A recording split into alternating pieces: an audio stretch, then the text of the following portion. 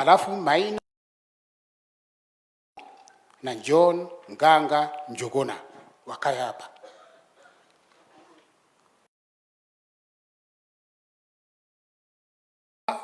Ni Chief Assistant Chief Sara Wangari Kimani. Ikizindi utaona nimesimama mama.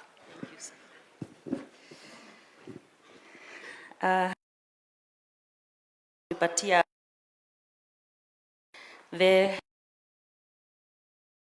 Ministry of Interior and Coordination of National Government, Honorable Kipchumba Murkomen, EGH, all protocols observed. Good afternoon. My name is Sara Wangari Gitau, kama vile mkubwa wangu amesema. I'm the Senior Assistant Chief in Muricho Sublocation in Nyandarua.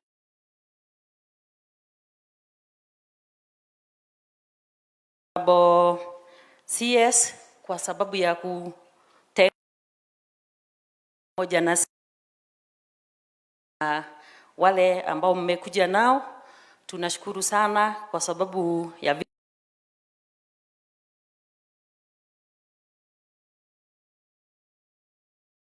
pia ningependa kuchukua nafasi hii mambo mengi ambayo imetufanyia. Tumekuwa supported kama the ngao, tunaona complaining, mishahara yetu inakuja in good time, na ya kuhusu mishahara tunashukuru sana so far. Ya mambo area zetu sana toka Nyandarua North, kuna barabara zimejengwa. Kuna barabara ya Maidonya Kalamton imekuwa tarmacked. We thank the government for that. Kuna barabara inaendelea road imetoka pale na kwa yale. So tumeshukuru sana kwa hayo. Ngao offices. Mheshimiwa, ningependa kujulisha hawa machifu hawana ofisi. Hata kama sio wote, kuna wengine ambao hata saa hii ukiingia kwa mifuko yao utapata mihuri ndani ofisi.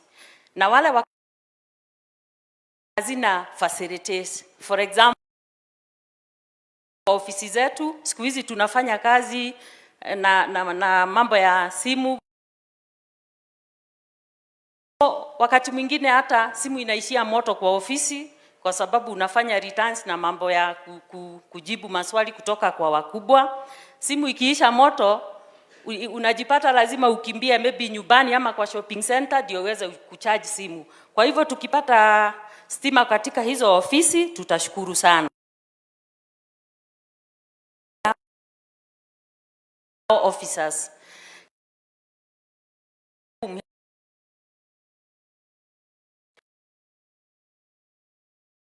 saidia wengine chiefs wako na motorbikes kana nimekuwa nikikufuata katika zile jukwaa umetembelea, umekuwa unakaa bila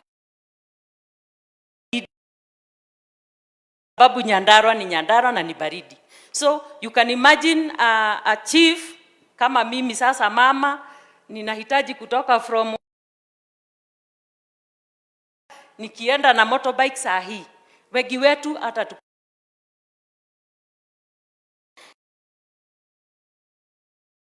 kama inaweza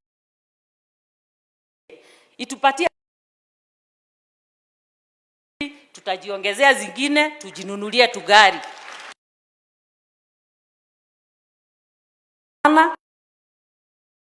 Tutashukuru sana mheshimiwa. Kushukuru na shukuru. Mambo ya uniforms ilikuwa nikiendelea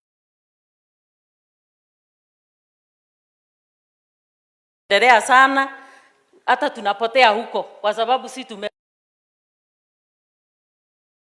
tumesikia ya kwamba uniforms zimeletwa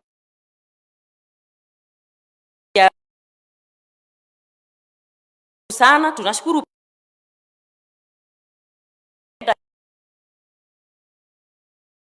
induction training wamepata nafasi that.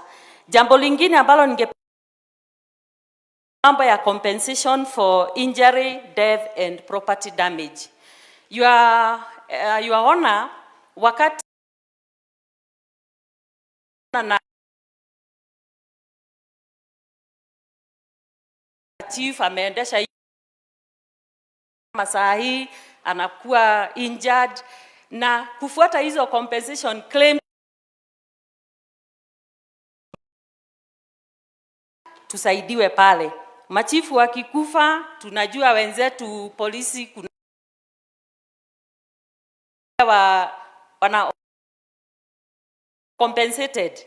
Sisi chifu akikufa kwa kazi na inakuwa ni hivyo. Wengine wetu wanaacha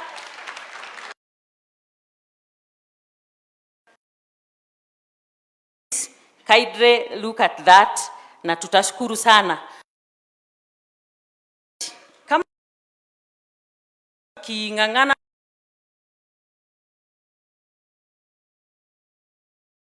angi na uzaji wa hizo vitu katika vijiji kwa biashara, wakati tunawafuata sana na tunafuatilia so what happens, unapata wakati mwingine chief hata buzi zake zina imechomwa. Kwa mfano huku tu Nyandarua ambaye boma lake lilichomwa na watu ambao hawajulikani. Mambo yake anajaribu lakini naomba kitu kama hiyo ikitoka,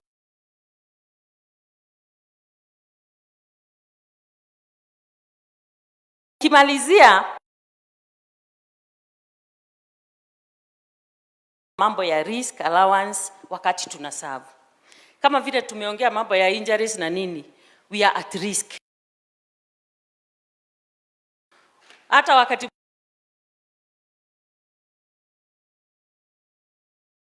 nataka kusikiza ni nani amekuja, labda ni yule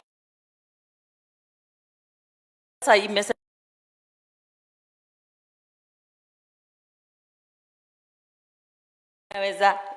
itawezekana. It is our prayer kama tungeweza kupewa risk allowance pia tungeshukuru sana. Tumeshukuru sana sana sana, na ukienda umpelekee rais wetu salamu, mwambie tu. Asante sana Sara. Sasa nataka kumuita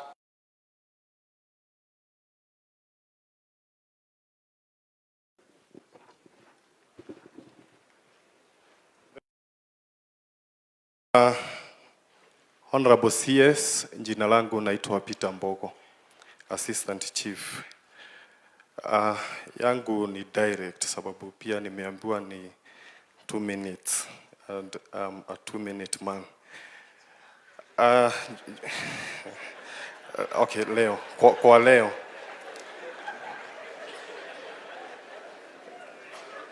kuna vile, okay, my point number 1, kuna vile sisi kama chiefs and assistant chiefs huwa tunaogopa sana kuongea mambo ya maendeleo mashinani sababu ya political influence. Kuna vile labda naenda kusema barabara imetengenezwa, hiyo ofisi imetengenezwa or anything, lakini sababu labda huyo politician hayuko mlengo ya serikali, ninakuwa victimized. Hiyo tunaomba tuangaliliwe, sisi tupewe freedom, kazi yetu tufanye vile inastahili, sababu kama ni maendeleo inayofanywa tupewe nafasi. Hospitali imejengwa, lakini sababu huyo governor labda hayuko hiyo line, inasemekana chief anapiga campaign. Sisi sio campaign, tunatetea kazi ile serikali inafanya. Kwa hivyo kwa solution tunaomba tupewe nafasi yetu. Kuna wale wazee tumeacha, hiyo ni point number 2. Sasa hivi vile ma chiefs na assistant chiefs tuko hapa si sote. Kuna village elders, wazee wetu wa nyumba 10 wako huko mashinani wanafanya shughuli, ile kitu peke yake hawafanyi ni kuandika barua, sababu hawana hiyo letterhead ama stamp. Lakini mambo na conflict resolution, crisis management, wanafanya guiding and counseling, everything wanatufanyia huko mashinani na wanafanya vizuri sana. Lakini huwa wanatupea reports hizo zote za intelligence wakitumia pesa zao mashinani, sababu ya kuamkiwa na wateja huko, ati nimepigwa na bwana, nimepigwa na bibi, hawana hata shilingi moja. Hii kitu imekuwa tukisikia kwa televisheni hivi, tunasikia kwa redio, pia wanasikia, wanatuuliza inakuaje. Kuna mwenye aliniambia siku nyingine ati imekuwa kama machozi ya wanaume. Hii pesa yao hawajui, chunguzwe na wasaidiwe. Number 3, tuko na issue ya AIE. Sisi chiefs na assistant chiefs, AIE ni pesa ya kusaidia kulana ofisi zetu, sio mambo na ati shopping ama nini. Hii pesa, the first month of every quarter, hii pesa ifike na iache kupunguzwa. Hii pesa kama naomba kama inaweza ongezwa na ifike on time, itusaidie. Ikikuwa ni ngumu sana kufanya hivyo, iwekwe kwa payslip. Acha ikuje hata kama itakuwa taxed, lakini ikuje kila mwezi, tutajipanga naye. Sisi bora AIE tupewe on time. Issue ya mwisho ndio nikae chini.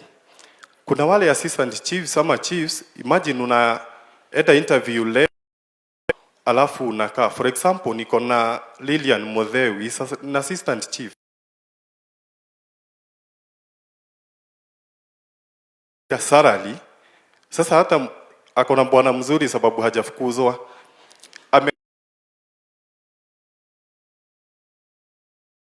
Akona kirauni, akona stamp, ako kwa ofisi, hana mshahara for 17 months and still counting. Hajui ni mpaka lini.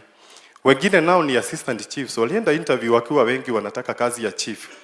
Wakafaulu, wakapewa appointment letters. Walienda interview in the year 2022 September. 2024 October ndio walipata barua ya appointment after 2 years. Na mpaka saa hii payslip yao bado inasoma wao ni assistant chiefs. Kwa hivyo walifanya interview 2020, tuko 2025, hakuna kitu imebadilika, hadi wanashindwa kama bado wamekuwa kwenye hizo positions ama shida iko wapi. Na ni mambo sisi wenyewe hatuwezi jisaidia. Mwisho, kuna jamaa aliingia kwa payslip yetu anaitwa Union of Kenya Civil Servants. Sisi chiefs bana. Sisi tuko sawa. Sasa huyu mtu sijui alitoka wapi akakuja akaingia kwa payslips akatukata pesa na tunalianga kama ambulance. Tuna story ati za kutetewa.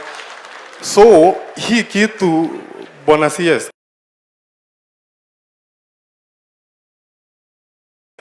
wataki, hawatusaidii na hata hatuwajui, hawatutembelei, yani wako tu hapo wakitunyonya tu.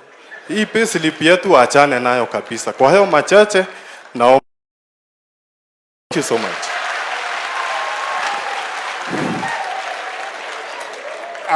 Asante sana au wakilishi kitengo cha assistant chiefs.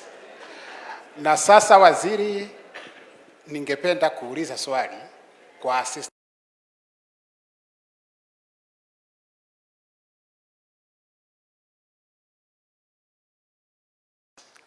Na tunaanza na chief anaitwa John Nganga Njuguna na Maina Kimani ndiye atafuata. Karibu. Thank you, sir. Our Honorable CS Interior, riding on all protocols. Good afternoon. My name is John Nganga Njuguna. There is that apostrophe pale juu. Chief Magum location in South Kinangop Sub-County, Nyandarua County. First and foremost, I would like to congratulate you for having found time to come to Nyandarua County, county number 018. To start with, this is one of the most royal counties south of Sahara, north of Limpopo. Nyandarua County is known for its compliance. In voter registration, we score 90%. In voter turnout, we score, they have the answer, 99%. In every government projects and programs, we start number 1 and others follow. Therefore, we are very much grateful because every other issue that will be discussed here will be taken as issue number 1. First, I'm here to talk about 4 issues. First, job stagnation. I know this issue of job stagnation has been discussed in the prior that one counties, but specifically today, in pursuit of giving a solution to ourselves and to the people of Kenya and to the chiefs and assistant chiefs of this republic, we would wish, because we have stagnated enough, we request for mass promotion. Mass promotion will first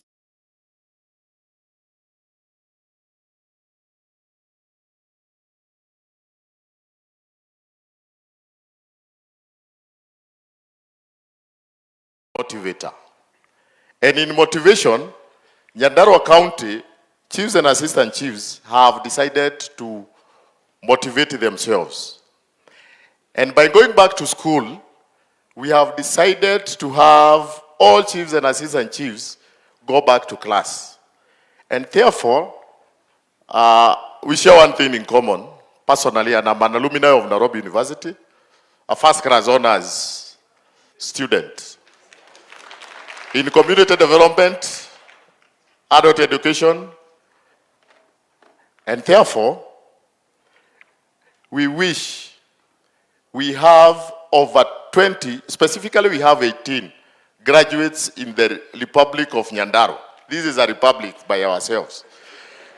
The 18 graduates have done different courses, ranging from technical courses, social courses, and in line with that, we would request our chair, NCF, will present that list because we have given all those folders, all those lists in one folder.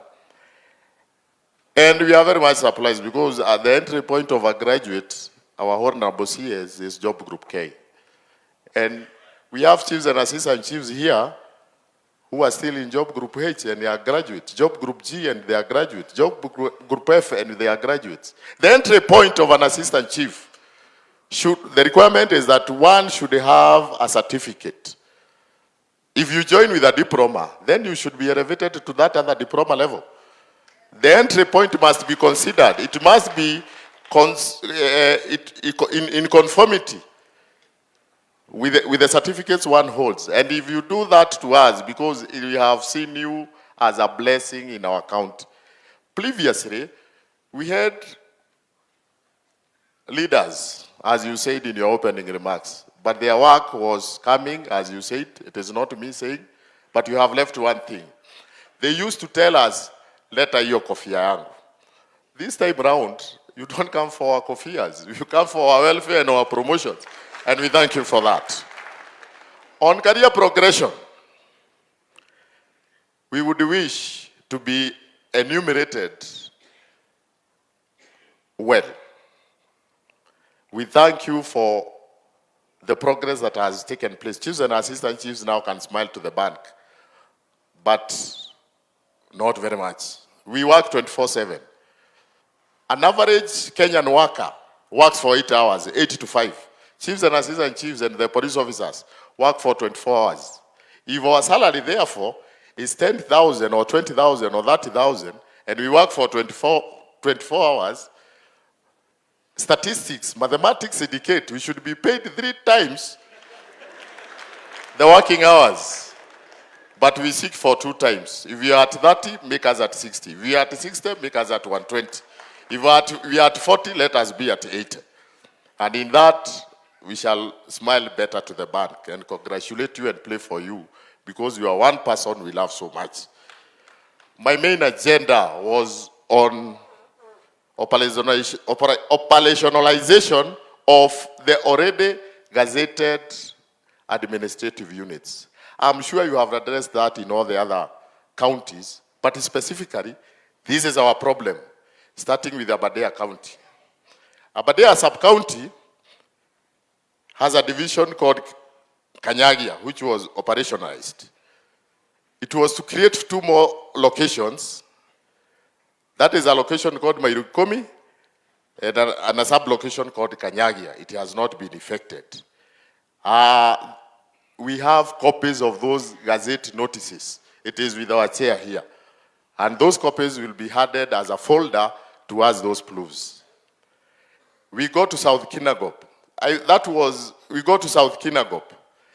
This is where the case study is, in the 5 division in South Kinangop sub-county. We have a location, we have a division with a substantive ACC, but without a location. The ACC supervises 4 assistant chiefs, but has no chief. The acting chief who has been there has been acting illegally. Because without a gazetted location, I believe it is illegal. It is only that our people have not gone to the courts. And probably a solution has come. That is in South Kinangop sub-county. In South Kinangop, 1 chief supervises more than 7 assistant chiefs. And to be practical and fair in that, Nyakio location, we have the chief there. Nyakio location, the chief has 7 assistant chiefs behind or below him. The division, the location is a division. The location is a division. The ACC supervises 1 chief. The chief supervises 7 assistant chiefs. The same case in Magumu where I come from. I'm the chief Magumu, supervising 6 assistant chiefs with 1 division. My ACC, my supervisor has 1 division, has 1 chief, 6 sublocations. We go to South Kinangop, which is Jabini. The chief there has 6 sublocations, supervises 6 assistant chiefs. Our friend Mr. Obati, the ACC, covers the same jurisdiction area with the area chief. That is the abnormality in South Kinangop sub-county. We go to now the north side, the north Kinangop, which is part of Kinangop constituency. This is where, this is a recent gazettement. It was done in the year 2024. Actually, it was done during the tenure of this government, which we love so much. We have non-operationalized sublocations, which are 10 in number, 4 locations, and 2 divisions. In Kipipili, we have a division which was operationalized as Kipipili, but has no chiefs. Therefore, in summary, because I don't want to be pinched at the back, in summary, I would wish to table those gazettement notices because we have them here for references, and in so doing, God will grant us a lot of way out because we now have our CS with us. Thank you very much, and God bless you, and God bless the CS for coming to Nyandarua County. Thank you, sir. Thank you so much, Chief Kimani. Mahali nimesikia tu umekosea kidogo ni kusema uko na republic hapa. Hii ni county. Haya, chief mwenzako kuja hapa. Anaitwa Senior Chief John Ng'ang'a Njuguna. Kimani, yes.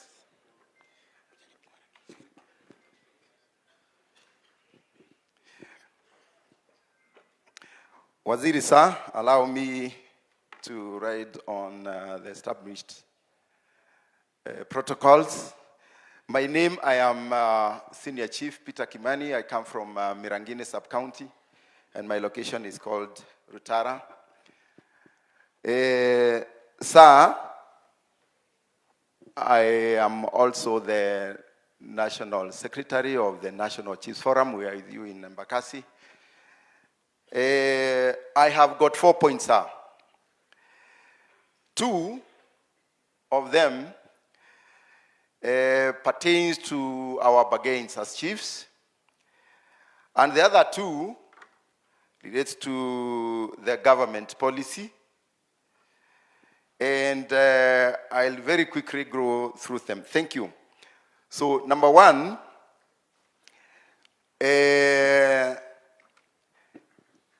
we are asking the government, on behalf of the chiefs, that we may have a state-funded legal service in every county.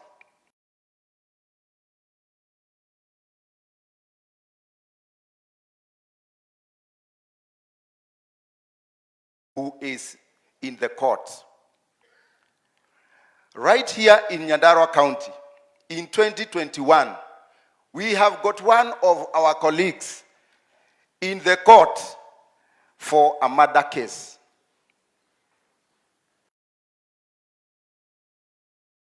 And I'm grateful that we enlisted all the cases from across the Republic, and we gave out to Madam Beverly Opora, and she promised him in Bakassi that she's following them up.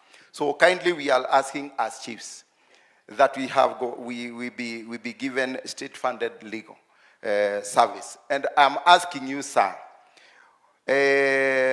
you start with one of our own, Joseph Mboro from Kipipiri.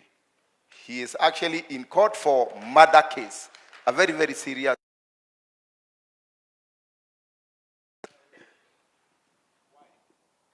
Okay, thank you, sir. He was prosecuted. He had gone for a raid together with some other police officers.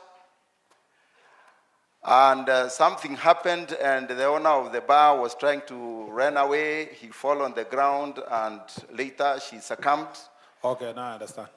Yeah, you did not explain. Exactly. You see, if a chief goes and murders his wife, we cannot help him. Exactly. Thank you. Thank you, Waziri. Unfortunately, he was taken to court alone, and the police officers are just as free. So you can see how serious we need legal services that are funded by the government. Number 2, sir, there is the issue of fertilizer. We know that the national government used a lot of money to subsidize for fertilizers, and that brought down the prices of fertilizer from 6,000 to 2,500. Here in Nyandarua, sir, we are having the challenge, a very, very serious challenge, because we have on about 3 depots from where distribution can be made. So why should the national government use a lot of money only to fail at the tail end to give the real gains to the common man who was actually supposed to have benefited? So kindly, we were proposing as Nyandaruans that in every ward, I know with the collaboration of governors or our governor, that can be made to happen, so that in every ward there can be these distribution centers. We are also asking you kindly, every month, every end of the month, me as a chief, I'm required to submit returns of alcohol, drugs, and substance abuse.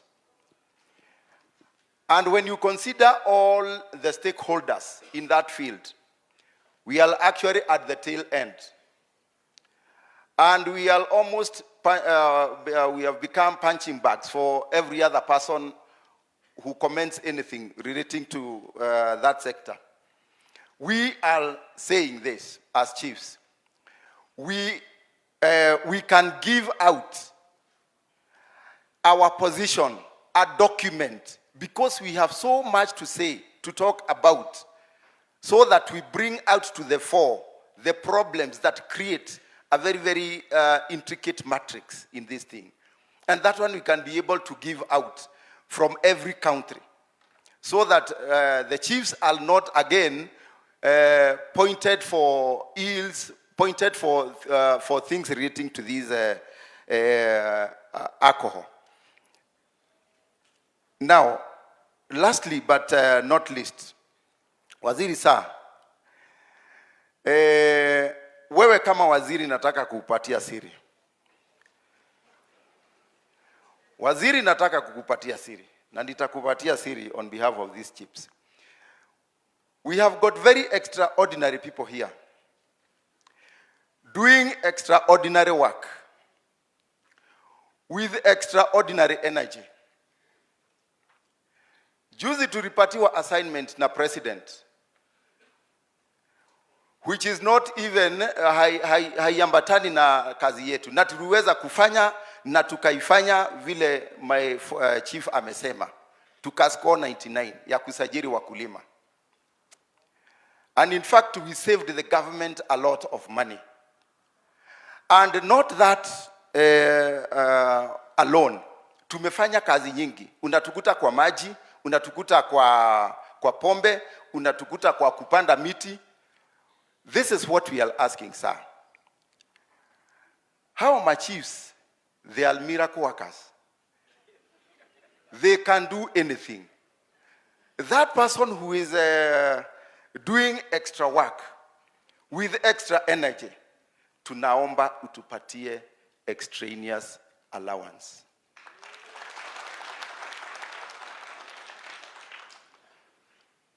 We were salivating so much because we thought the president, by virtue of saving a lot of money in registration of the farmers, he could say something. And we are still waiting. And with you, I know the point is driven home. Kindly offer us extraneous allowance, na tutakushukuru. Thank you, sir.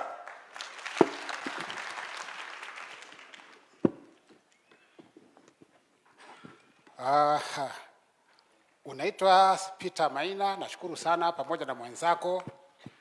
Uongo ya pili, ambaye ni maneno ambaye sio ya ukweli kabisa, ni kuwa kuna kazi tunaweza pewa na serikali yetu ambaye sio kazi yetu. Kazi yote ni yetu.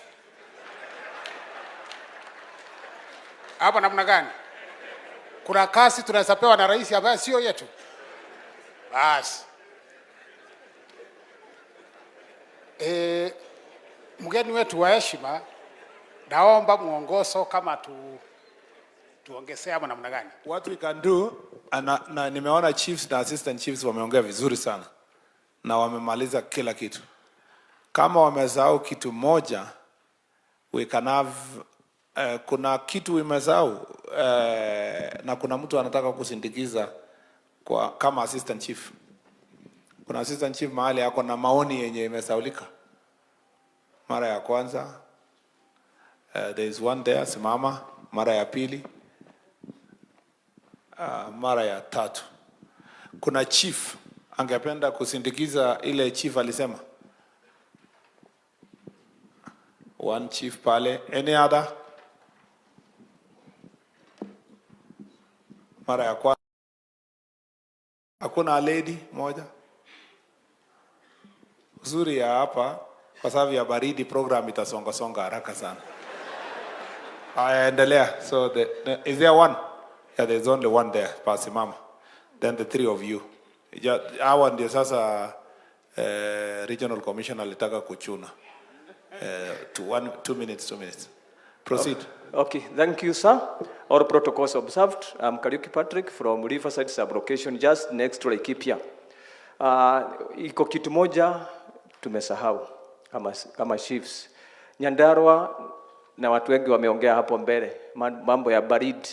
When we talk about the hardship, Nyandarua should be as a hardship area, because watu wengi hapa wako na shinda sana ya magonjwa ya baridi, na kwa hivyo wasisahau, if only you include this county as a hardship area, we shall thank you, sir. Thank you very much, sir.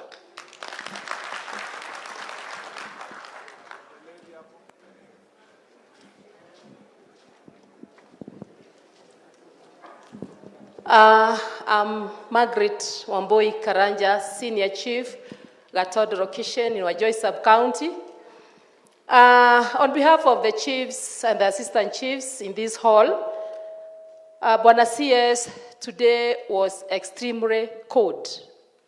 We shivered. We looked for something to drink. There wasn't. It's not only today or days. Bwana CS, Nyandarua should be a risk place, so we need at least some risk allowance to be visiting the hospitals for pneumonia. And Bwana CS, when there are problems in our jurisdictions, we have problems with social life, we interfere with these people during late and what have you. Most of the times, askaris wanaenda transfer. We are left behind without even therapy. We stress a lot. Some of us even go hang themselves. So we need therapy, we need counseling, we need people to come close to us, and by so doing, work will be well done. I remember, and if I recommend our president, he gave our Harambee Stars a lot of money. And they were able to push and win their match. If you also pat at the back, sir, will you do others? Thank you. Ya mwisho pale. Na nyinyi hamkusema mambo ya raia, mmesema yenu peke yenu. Yeah? Kwani nyinyi mnasimamia nani huko? Na nani atapatia hawa hardship allowance? I proceed. I wanted to hear also from you chiefs, progress kwa mambo ya pombe, progress kwa mambo ya femicide, homicide, mambo yenye inahusikana na alcohol abuse and so forth. Niseme tu yenu peke yenu. Yeah. Our chief guest, Honorable Cabinet Secretary, Minister of Interior and National Administration, I'm riding on all protocol established. My name is Shadrach Murage Mwangi, Senior Chief 1 in Gadhanji location, Gadhanji Division, Gadhanji Sub-County, in Oljoro constituency. Sir, I want to, first of all, I'm the chairman of the Welfare National Chiefs Forum Nyandarua chapter, and it would be very wrong for me to go home and not introduce my team. Very first, my team, stand up and salute. Thank you very much. Some of the members of my team are the ones who are presenting our case there. So I want to tell you this because this is very important for the chiefs and the entire Ngao leadership. I want to say this, that we have caliber of people, of officers that are in position and working in this county, and that they hold various positions, and that is why that have been given or bestowed this position of a chief, of the chairman of the chiefs, to say that I have been declared as the best administration section with the established 5,000. A tree nursery with over 5,000 tree seedlings, in line with His Excellency the President clarion call of planting 15 billion trees by the year 2032. Hiyo nursery nimeanza kwa sababu iko pale kwa ofisi yangu, na nimeanza kwa sababu ya wananchi wetu. Wakati tunafika wakupanda miti, wananchi wanakuja pale, wanachukua miti na wanaenda kupanda katika mashamba yao, ndiposa tuweze kufikisha malengo ya rais ya bilioni 15. Sir, I've also been recognized by Food Agriculture Organization of the United Nations as the best administrator in enhancement of food security in the whole of Joro constituency. And this and other chief who are here have the same caliber. Kwa hivyo hata kama watapata nafasi ya kuongea, tuko na officers kama hao. Nikimalizia nataka kusema hivi sasa. Kwa mambo ya principal chiefs, nashukuru sana kwa ile jukwaa la usalama umeenda. Umesema kutakuwa na principal chief wawili katika kila county. Na hapa kwetu Nyandarua, ule ambaye aliweza kuretire, na kwa sasa hivi hatuna principal chief. Kwa hivyo tungeomba kwamba wakati unaangalia hayo maneno uweze kutuangalia. Mwisho saa mambo ya GBV ni kwamba kama county tumekuwa na hata county commissioner wetu ametupeleka some of the seminars, kwa sababu mambo ya GBV katika county kweli iko hali ya juu. Na unapata ya kwamba ni mizozo ambayo inatokea kule nyumbani, bibi na bwana pengine wanapigana, ama baba wanapigana na vijana, na mengi yanatokea kwa sababu ya mashamba. Na kwa hivyo tungeomba kama serikali na kupitia kwa county commissioner wetu na DCC wetu tuwe na zile seminars na tuweze kuita wale wananchi pale ndiposa tuweze kuaddress hiyo issue ya GBV. Na wananchi wetu wind up. Wananchi wetu pia tunashukuru kwa sababu ya kusupport serikali kule mashinani. Katika baraza zetu wananchi wameweza kutusupport sana kwa kuweza kuleta malengo yao kule kwetu na kuweza kuyapitisha juu na ndiposa iweze kukufikia. Asante sana na Mungu akubariki. Asante sana Chief, I wish wengi wangeongea namna hiyo. Thank you so much. Nataka kuomba wengine wafuatao wakuja hapa. Jonas Savimbi, ACC, and ACC Judith Atieno Onyango. Sasa nyinyi dakika ni 2. Stick to the point ndio tusonge mbele. Thank you so much. Savimbi, tuanze na wewe. Asante sana sir. Our honorable CS, all leaders present. My name is Jonas Savimbi. I'm the ACC Mawengo Division in Nyandarua Central Sub-County. Sir, on behalf of all ACC in Nyandarua County, we welcome you to this beautiful county. Sir, I have only 3 points, and I'll go straight to the point. Number 1, sir, is about the promotion of the ACC. The ACC, we really appreciate our CS for initiating the trainings that led to our promotion. May God bless you, sir. On that point, sir, there is also another group of ACCs called the 2021 cohort. They are here, and there are so many. Kindly, sir, we know the other group point there. There is a vacant job group. Sisi tunaomba tusukume hapo, tujaze hapo isikuwe na nafasi. Kwa sababu our promotion, kindly consider us on that. Another one, sir, is about hardship allowance. Sir, hapa Nyandarua ni baridi sana, especially for the officers who are coming outside the Nyandarua County. Hapa sasa kuna kitu moja lazima officer akuwe nayo kwa nyumba, inaitwa heater.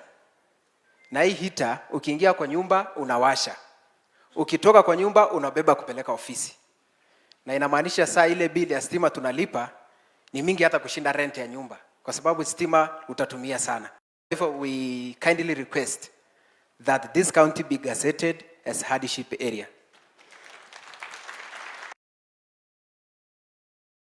Is the mobility for the ACCs. Sasa sisi ACCs hatuna magari. Tunaomba, if we can get a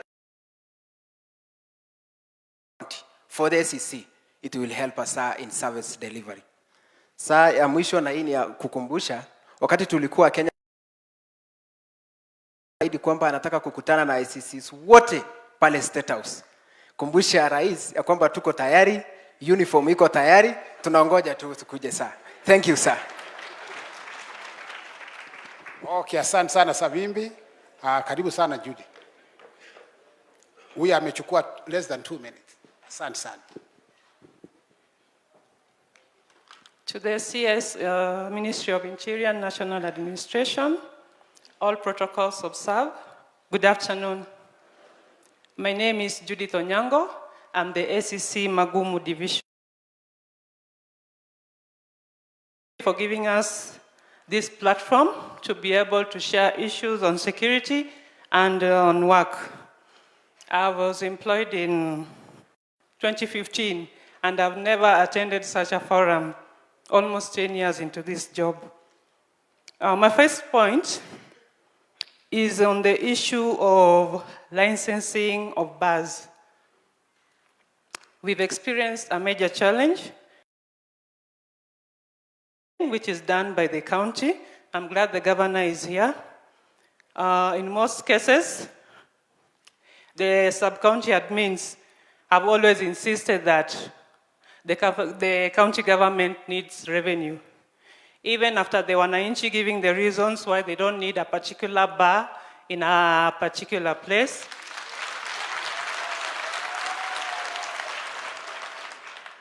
they will go ahead and issue the licenses, claiming that the county government needs revenue. So kindly look into that. Also, we deal with land issues, and in Nyandarua County,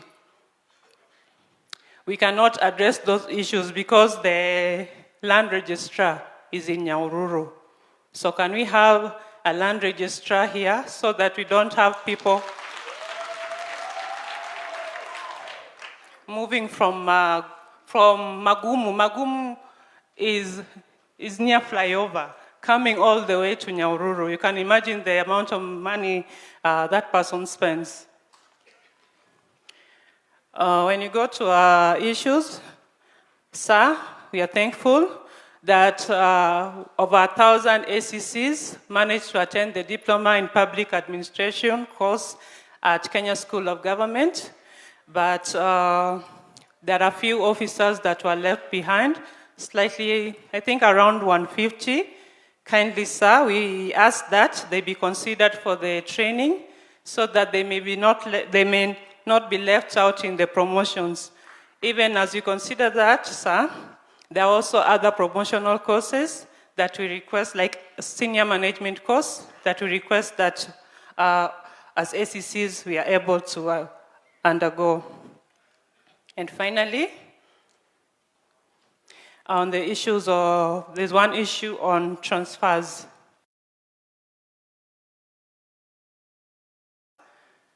Be done at the beginning. Most of us are parents. And it's fun when you transfer your child to a new school in January, and then when it gets to March, you are transferred. And now you have to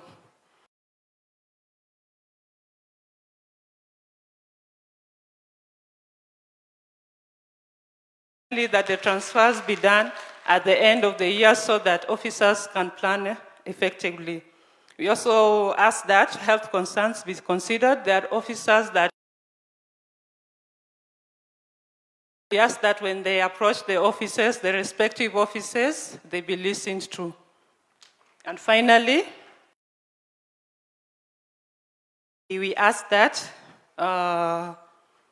you kindly enhance, if possible, the AIEs so that it can aid us in operation. And we also ask that we have AOs and ACC ones that are in the headquarters. We pray that, we ask that if they can get some airtime to help them in running their offices, we'll really be grateful. Thank you, sir.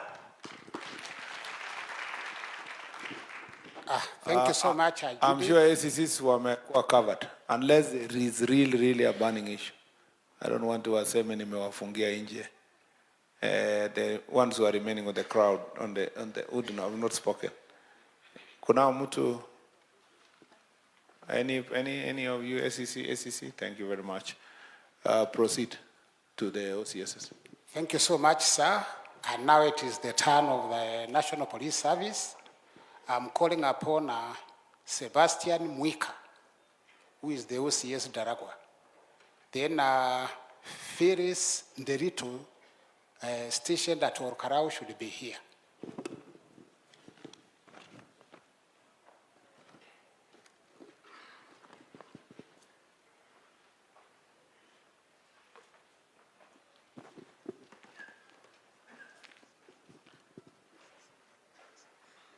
Our CS, Interior and Coordination of National Government, or other senior leaders and government leaders, good morning. Good afternoon. Thank you, sir. Let me say that we are humbled as Nyandaruans to have you here today, and more so, sir, for your initiative to bring this platform. For the many years that I have served in this service, approximately 34 years, this is an historic, where we have an arena to air our issues to the service of the Mwananchi. Thank you very much, sir.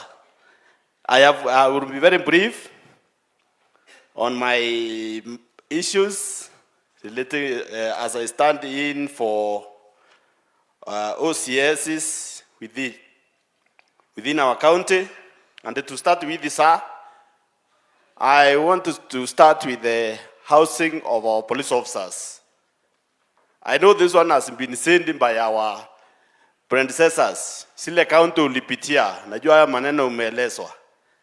Saa kazi ya polisi ni 24 hours. Mimi nalanga na hii simu yangu ikiwa kwa masikio hapa. Ikiwa kwa masikio hapa tu napigiwa na wananchi, kwa sababu tukienda katika mkutano kama hii ya wananchi tunaambiwa ya kwamba OCS mpeana namba yenu ya simu. Tunapeana. So usiku saa 8 unasikia kuna mwisi ya kuku. So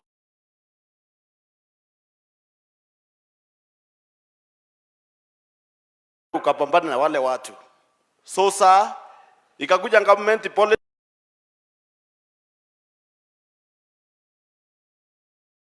the public. Kwa hivyo tunaomba tukiamuka sisi kama OCS mpaka upate ile askari ambaye utaweza amuka twende. So askari kitambo uende kuamsha yule ambaye ako kwa plot huko na yule mwingine imekuwa ngumu. So tunaomba saa askari wetu wakae karibu na mimi and reach.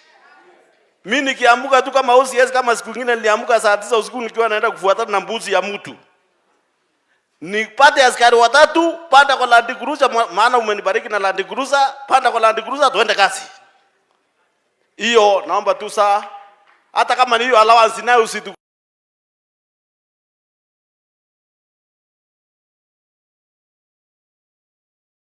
tutalipa naye, lakini askari yetu wakae and reach.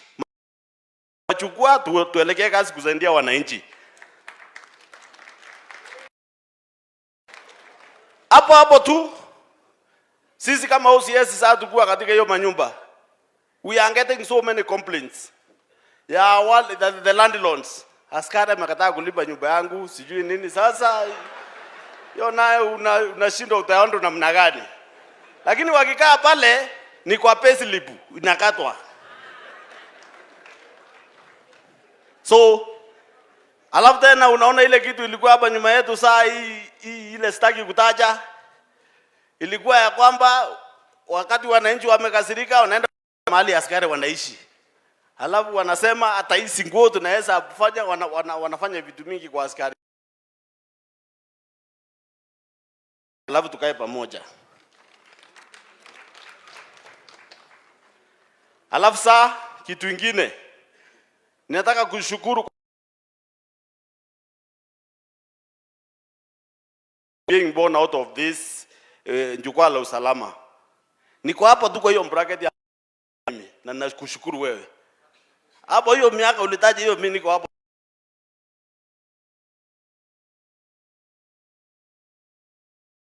Tukua katika hiyo training and promotions. Askari yetu saa wale ambaye tunaongoza, ukisikia seminars, trainings and what have you,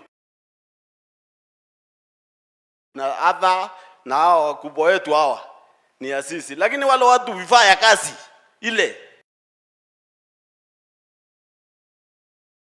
courses za kuwa promote, kuwa motivate. Aende hiyo tu courses, ndiye akikuja anakuja akiwa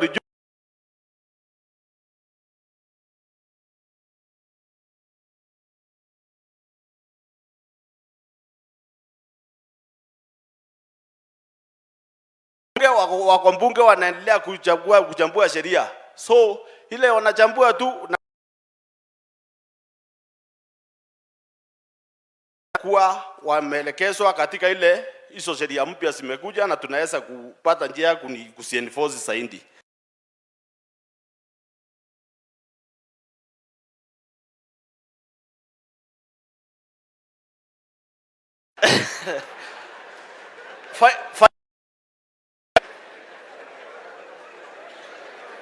Hapana cheka. Finally sir. Niongee tu. Ulisema tutaje maneno ya wananchi wetu wale ambaye tunahudumia.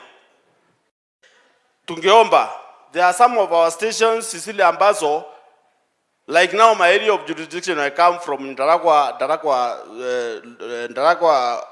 station, which is within Nyandarua sub-county. That is, I walk huko area ya Nyeri huko. So ikiangaliwa hii mipaka tunaweza kupata posti zingine siweko karibu. Wananchi yule anatumia around 500 or 600 anaweza pata huduma karibu saa. Otherwise, thank you.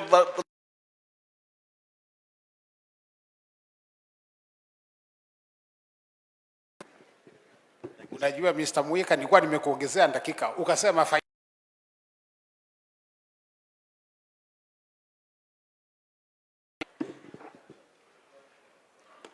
Our chief guest, CS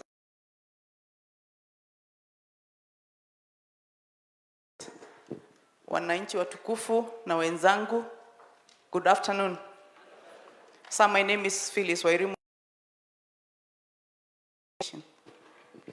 I've been asked to address by my colleagues a few issues that are affecting us where we work. Some, but they said, say it anyway. Inaweza semekana nyinyi mkusema. First issue that they will pray that it be addressed is the issue of the newly gazetted stations that are not able to operate fully kwa sababu hawana vifaa za kazi. Most of them don't have vehicles, and the officers have prayed wapewe AIE so that they can deal with administrative issues. Our second item is mobility. I know you've had issues of motor vehicles, but I specifically want to highlight what we are facing as Nyandarua County. We have 23 police stations, and we have only 8 motor vehicles. 2 are not functional, so you only have 6. And it's really giving us a lot of challenge because we cannot serve this the way we're supposed to serve them. My station has 8 posts that are served by only 1 motor vehicle that mimi ndio niko nayo. And it's becoming very, very difficult for me to operate. So sir, we pray that you look into that. We also want to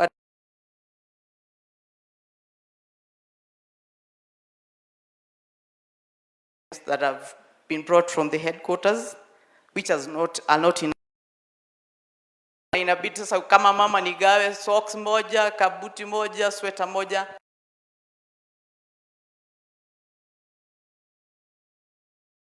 Nyandarua vile imesemekana ni mahali ya baridi. Na hii uniform yetu hii ya kawaida ile inatumika na mtu mwenye amefanya mahali nyingine kwa baridi. And unapata officers wetu, they've been forced to go and borrow items, buy items from the market because wana baridi hii nguo yetu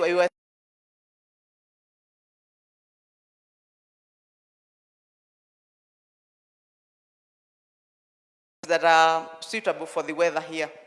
Shoes that probably are padded, Marvins that buti yenye iko na nini kidogo, warmer clothes for this weather, so that we become wawache kuumia morning collapse. And I checked on the weather patterns, it's like 700 degrees, and it's really not even fair for the people who are working outside. They also asked me to highlight the issue of utility bills, electricity bills and water, and meals prisoners. That officers are facing challenges when wale watu wanata supply na chakula, when their payments delay, they come to us. They assume that it's the OCS who's not pushing for the payments. So they act that if they're paid in time, so that they don't tusiwe na vita na wenye watu supply. There's the issue of stationaries, pia ni issue kubwa. When most of us are forced to, when you don't get enough, wakubwa wetu wanapata kidogo, na saa zingine you're tempted to think, if I go to Nairobi, nitapata mingi kidogo. And have these stationaries brought to nearer to us, even or the county level, where we access them more easily. We'll appreciate that.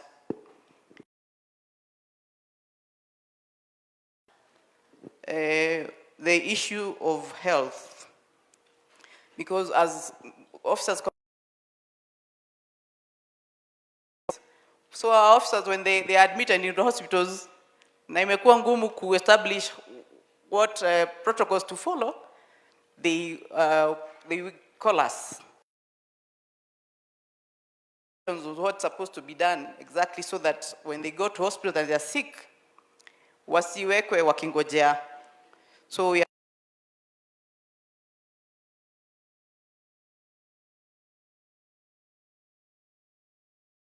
what their rights are. Sisi na wananchi hatuna shida. We are serving them, they give us information.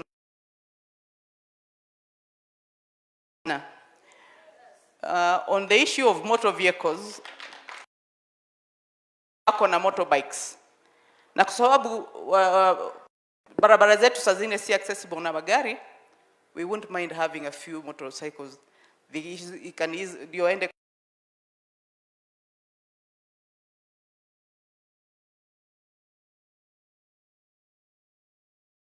Say thank you.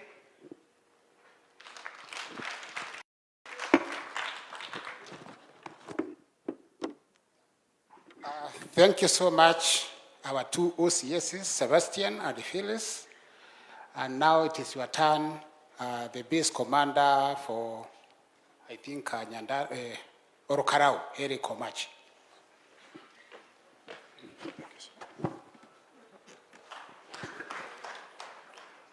Thank you for this opportunity. The CS Interior, Mr. Kipchumba Murkomen, other government officials, all protocols observed. Good afternoon. I'm standing here as the base commander of Kalau and the acting CTO, Nyandarua County. So first of all, we have to tell you thank you very much for giving us this opportunity to air out our challenges and grievances so that we may be able to serve this Mwananchi well. Before I tell you the challenges, I want to start by telling you that the people of Nyandarua are very good people. I've worked there for a while now. And especially, we've been teamed up with the county government. We've worked with them so far. And for the last 2 years, we've been having trainings with the drivers from the county government. We even issued them with certificates. And they are working very hard, and they're working very well nowadays. And again, I want to take this opportunity to tell you that the menace that we see in other towns of the border people in Nyandarua, it's no longer there. These people are very organized. We talk to them, and then we work very well with them. Hatujai kuwa na shida na wao.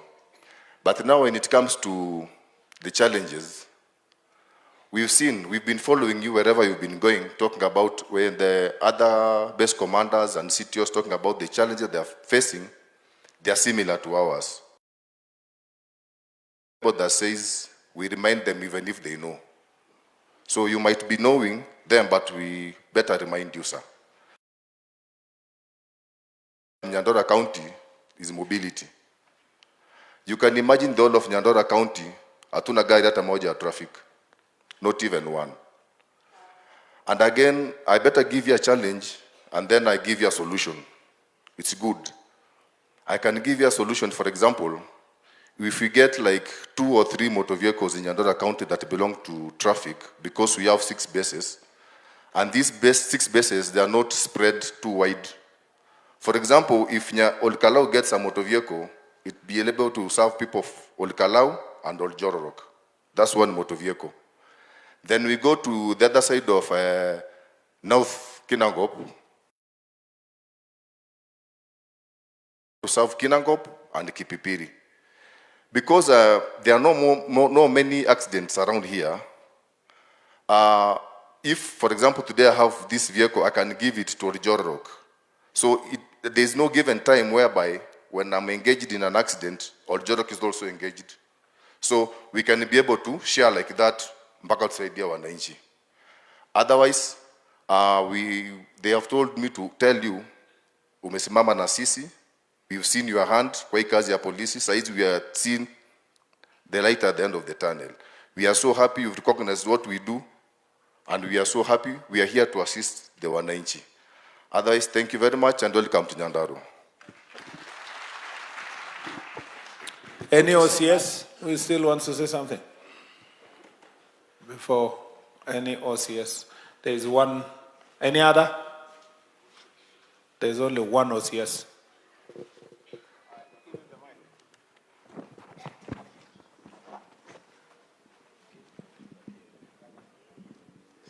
Good afternoon, sir. My name is Inspector Leonard Omuse Juma, the Deputy OCS, Haraka Police Station in South Kinangop. There are only 2 things which I think is necessary for me to add. One is about deployment. Sir, in this county, one of the biggest crime here is stock theft. And in one instance or another, wananchi have been complaining about that maybe some police officers have been accomplices to the stock theft. We have a problem here of whereby we have officers who have really overstayed here, and we really request that they be redeployed to other areas. And on the same issue of redeployment, we have officers, especially NCOs, who are transferred to come here, but they don't report. So at the station level, we have a big problem because we have OCS working at the station as the OCS, Deputy OCS, OC Crime, the Sergeant in charge of Amari. We have a problem with the stations. Then on the posts that are far end, that cover other counties like Nakuru and Kiambu, we have posts that the only junior officers are there. We don't have NCOs manning those posts. So it becomes a problem to OCS to man those posts. Secondly, I thank that the governor is here. In this county, we have a problem with gender-based violence.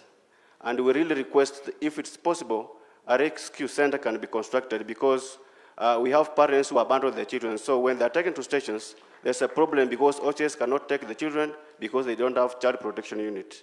So we really request that if it's possible, let rescue centers be constructed in this county. Thank you, sir.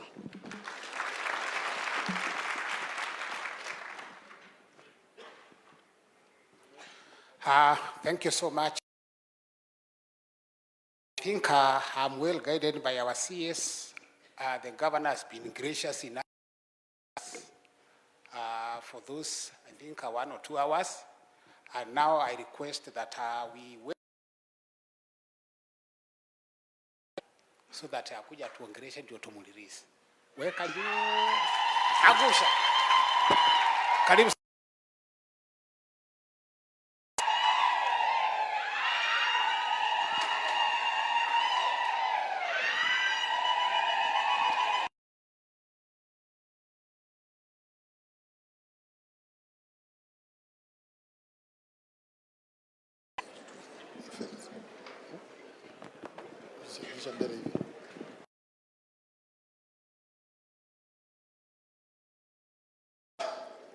Our CS Interior, DIG,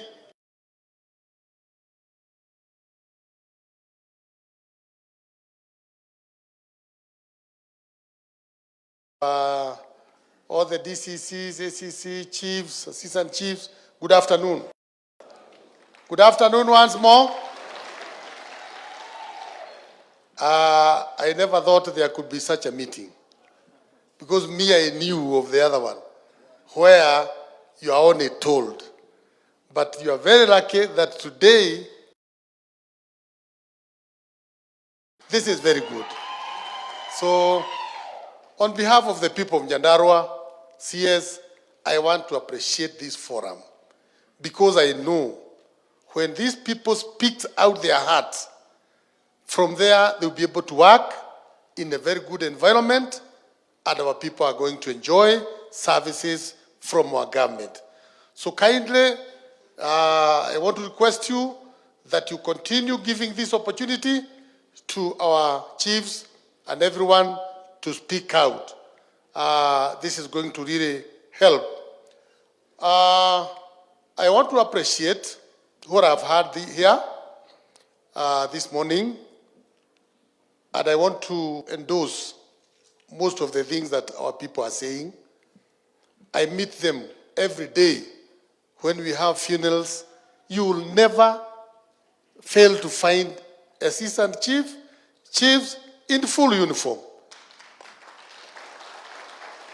Whenever there is even to the smallest function, they are always there. In fact, I was telling my ward administrators and sub-county administrators to emulate what the national government is doing. At least hapo mmetushinda kidogo, si ndio? So kindly continue that way. Sometimes even we use them. Like one assistant chief was talking about registration of farmers. In fact, the way that our constitution is, we have the president up there. You have the minister of education or CS agriculture up there. So that means agriculture, whatever happens in agriculture, it is both in the county and at the national level. It's all our work. I want to maybe answer or comment about the person who talked about fertilizer. Yes, fertilizer, with the support of the national government, the fertilizer is brought around here. What we are doing as a county, we are encouraging that every ward to have a cooperative, and not just a cooperative, but that cooperative should also have the facilities, the infrastructure where the fertilizer can be kept. We are encouraging our cooperatives to build stores, and once that is done, every ward is going to receive their fertilizer at that far end. So that is work in progress, and we are going to achieve that. Issues to do with alcohol, and I want to appreciate little correction there. CS was the first to register issues to do with, which is now being used as a sample for all the other counties in this country. In fact, we decided to delegate this responsibility so that with the national government. We have the sub-county committees which are called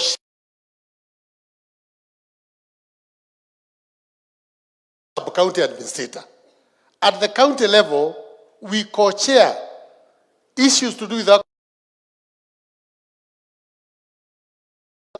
So, I want to dispute that we are licensing. We do what we are advised by the teams down there, which are co-chaired between the DC. In fact, this year, all those bars that were zoned off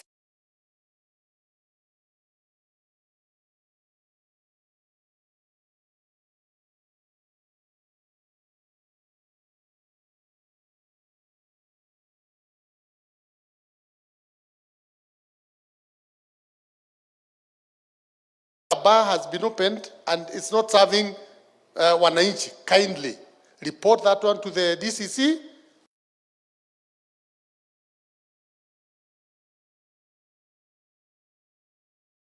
People or to do things unnecessary. And the last thing is about the request of a rescue center. The whole of this county, we don't have. And the OCS who was there reported to me the other day, institution at Demi. They are already looking at it.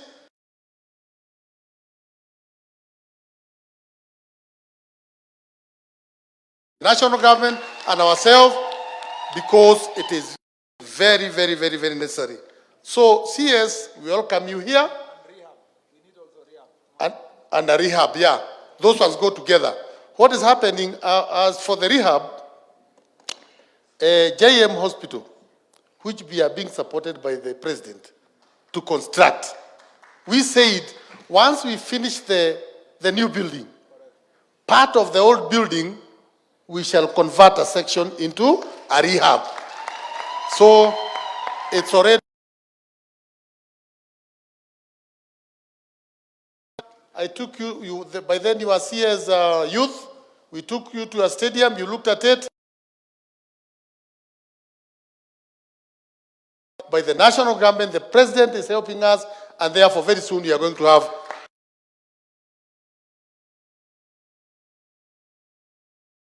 been working well, very well with the security team. In fact, we have scheduled meetings so that we exchange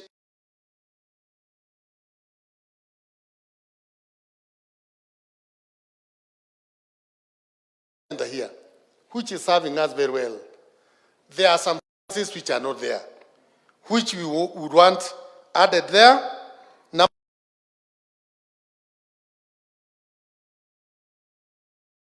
At Ijinia. This county is very expansive, and as some of them are saying, coming all the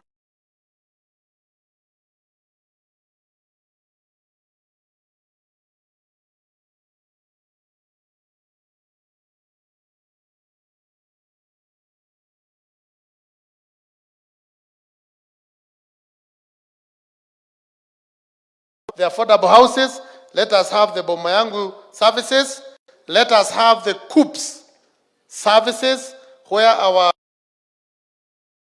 check their registration and admission in the university.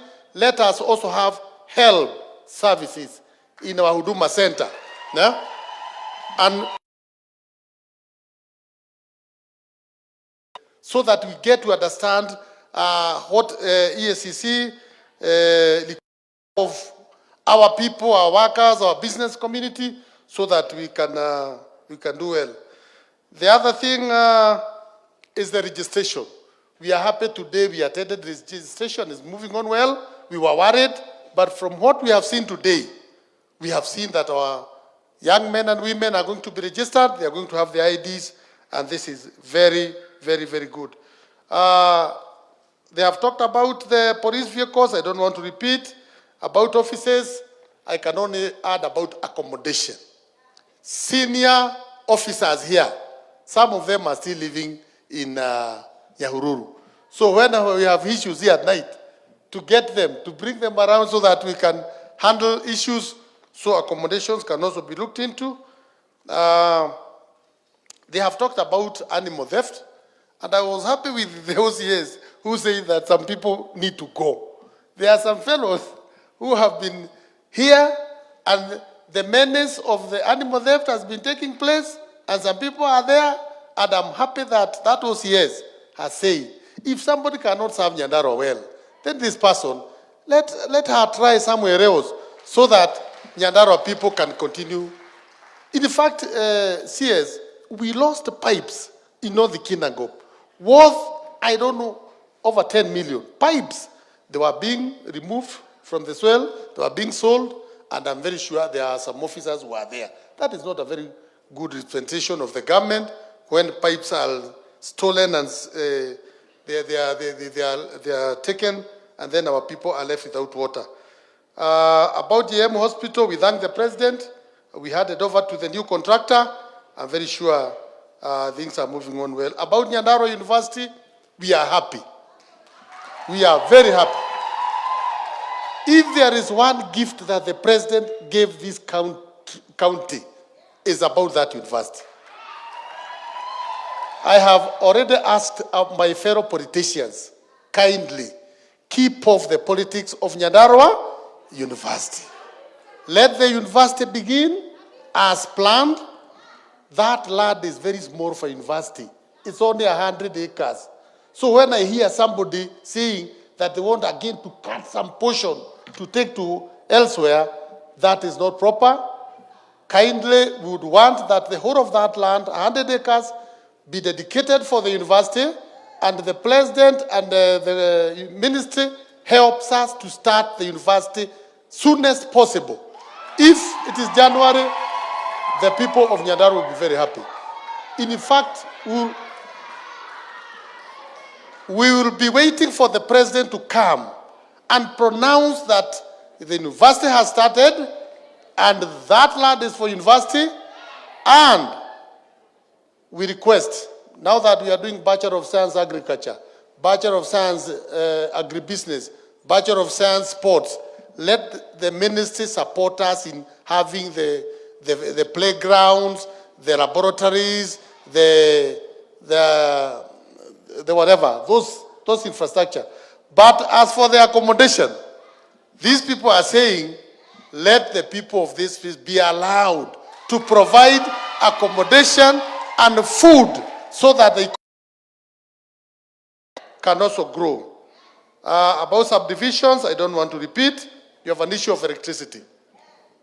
Morongaro area stayed for 3 weeks without electricity. In fact, there was a protest the other day. So Kenya Power should be quick to, because a whole sub-county without electricity for 2 weeks is not fair. So that is something that they need to.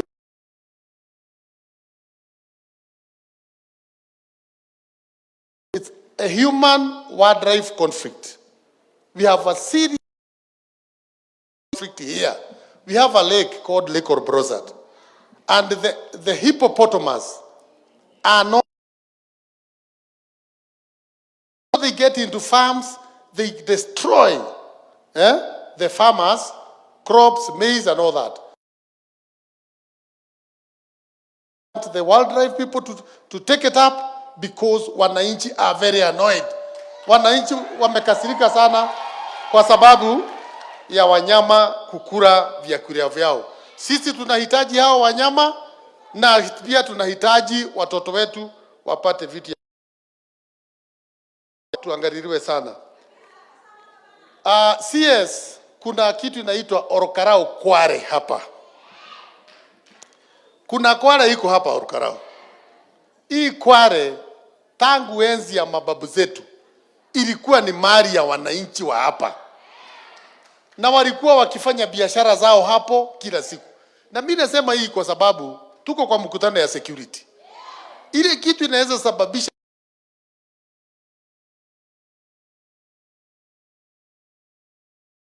na waziri wa mashamba anaitwa Alice. Hii kware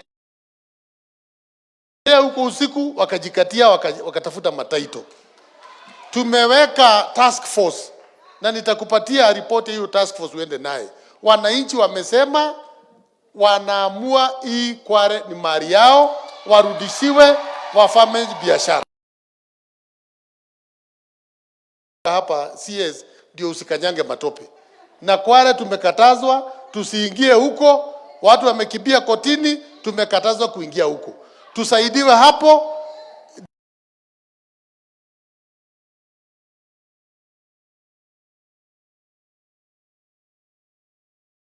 Tunasikia sasa wanaanza kuiba, wanaanza kujinyonga kwa sababu ya kukosa pesa, sababu mahali walikuwa wanatafuta pesa imechukuliwa. Na tulikuwa na shida hapa wakati ya ile ya Gen Z protest. Nafikiri Nyandarua ndio ilipata shida tukapoteza maofisi, tukapoteza library, tukapoteza mali nyingi sana. CS, nilikuandikia barua, nafikiri iko kwa ofisi yako hapo, nikiomba katika ile emergency ama special program, kama unaweza tusaidia kidogo, tuweze kurudisha angarau ofisi kidogo, kama ile ya ofisi yako ya ID ilichomeka, ile yangu ya education ilichomeka, library ilichomeka. Kwa hivyo hiyo tunaomba, na pia tukiomba kwamba wale ambao wanafanya investigation hii ya wale ambao waliharibu mali hiyo, tafadhali wakamilishe, kwa sababu tungependa kujua ni akina nani wafanye walifanya hiyo, ili sheria ichukue mkondo wake. Mimi nataka tu nikwamie hapo, na nishukuru wale watu wetu wote wanatoa roho zao na mnaongea vizuri. Hii ni serikali yenu na imekuja, ongeeni yote, ingawa leo ni kama mmesahau mimi ni gavana wenu.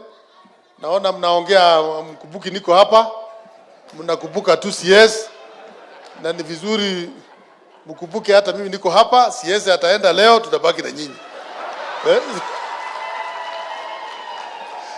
Sasa lazima CS akija tunakumbuka ni mgeni wetu, yule mgeni wa heshima, lakini gavana pia hako, si ndio? Sababu tutabaki na nyinyi. Asanteni kwa kazi mzuri mnafanya mashinani. Muendelee kusaidia wananchi wetu. God bless you. Haya, pigia makofi gavana. Haya, tumeshukuru wa mama, lakini leo ni security. Pole pole. Unaona hawa machiefs wanapiga makofi kwa roho.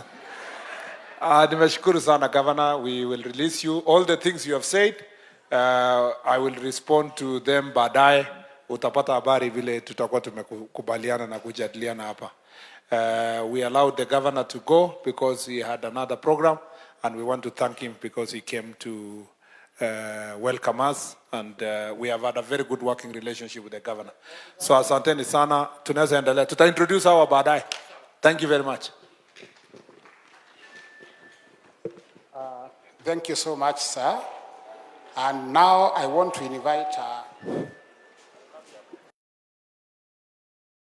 invite the following.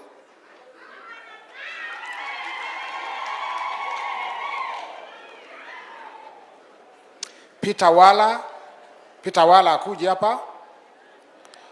Wingat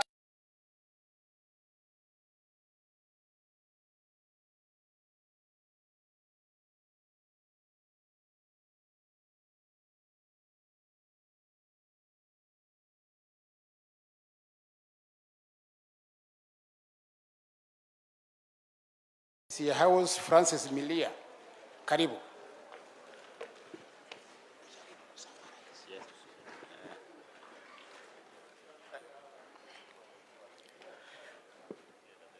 CS for Interior and National Administration. DCI, sir. Honorable Kipchumba Murkomen, all protocol observed. Good afternoon. My name is Francis Milia. I'm Assistant Superintendent of Police. Currently, tafadhali wale wanaenda nje, ukienda unarudi tu saa hizi. Mkutano inaendelea, msiende kukaa nje. Asante. Currently, sir, I'm the Sub-County Criminal Investigating Officer, Nyandarua Central. Here, sir, I'm on behalf of all Sub-County DCI within Nyandarua County, and sir, they are all before you, sir. Sir, I'll be very brief because almost everything has been covered.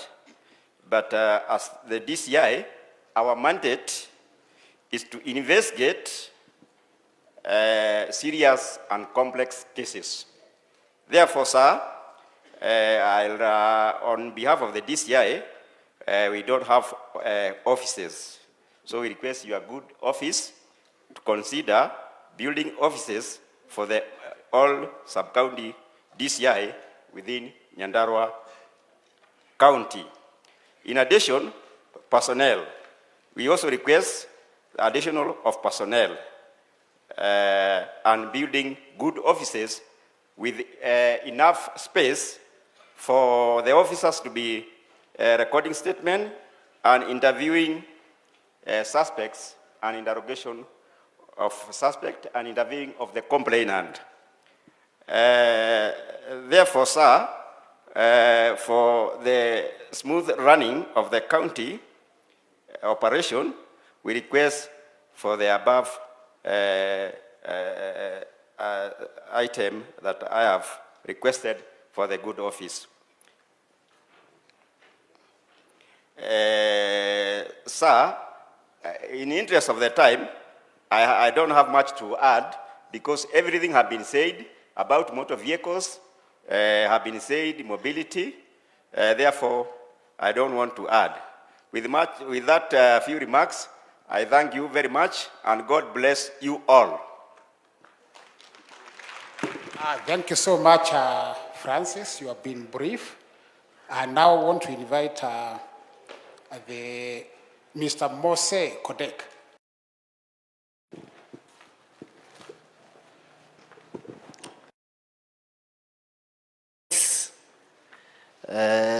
Senior officers present, the Ngao team, ladies and gentlemen, good afternoon.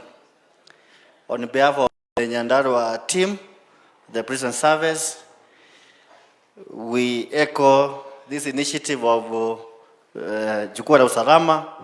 It's a very good initiative for us to interact with the leadership of the Minister of Interior and our bosses, plus the Wanainji. As Nyandarua Prison, we are committed to our mandate of safe custody of our prisoners and the rehabilitation of our prisoners. Indeed, it's a task which is given to us by the government of Kenya and the laws of Kenya to ensure they are safe and the community is safe.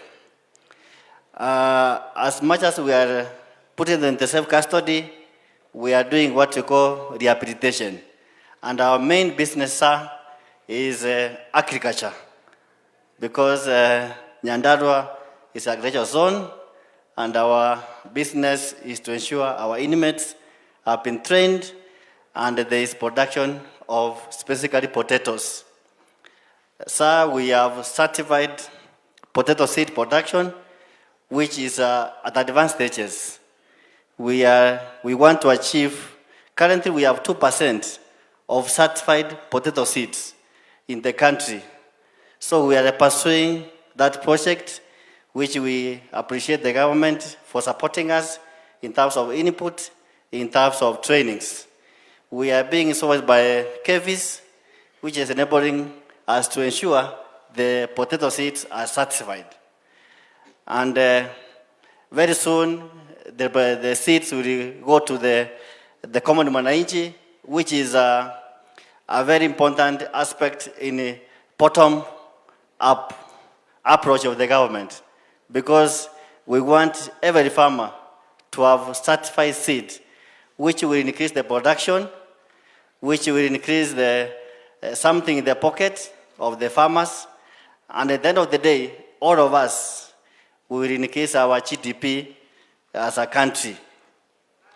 We also appreciate, sir, for the effort the government has put in our officers and the inmates in terms of the welfare, in terms of ensuring our salaries are being reviewed every year, at least there's something going to the pockets of the officers in terms of welfare. However, we face a number of challenges in terms of transportation. We share the same experience with the police and other government agencies. Like in our station, for the last 2 years, we don't have a serviceable vehicle. So we depend on multi-agency approach. We request our our brothers in the police to support us and other ministries to support us in terms of transport, which is a big challenge for us to transport inmates and the staff in terms of escorts and even to the hospital. Number two, we have challenge of housing. We share the same challenge of housing. Our officers are staying 3 kilometers is where we can get a house to rent, sir. So which means we have a challenge in terms of service delivery and the welfare of our staff. Therefore, we really appreciate for your coming. Even the road to the prison, it is impossible. We appreciate the county government, sir, for the work which you have done to us in terms of sometimes doing some repairs in the road. And we request the county government, if you can still do something from Kifati Primary to the prison, the road is immotorable, so you cannot move with your vehicle to the prison. So the county government, sir, we request you can do something to it. We appreciate the county government. We have been working very close in terms of medical services. We really appreciate. And the writing system. We appreciate the Murkomen, which you have put in our prison. Also, we appreciate on behalf of the prison, appreciate the governor for the good work. Thank you, sir. Thank you so much, Mose. I want to make an observation that I don't know what has happened, because I can see so many seats empty. Kuna watu wengi wameenda nje sana. Tunataka watu wakienda waende kwa mpango. Na hatuna ruhusa ya kwenda kupiga masimu nje. Kama wale wamekaa hapa your supervisors na hawaendi kupiga simu, hata nyinyi msiende kupiga simu huko. Ukitoka unaenda unarudi, sio kuacha vacant spaces like those ones. So I want everybody who is outside na anapaswa kuwa ndani hapa kindly aingie. Mkutano inaendelea. Thank you so much, sir. I now want to invite the officer who is representing the APS, Wingate Mukami.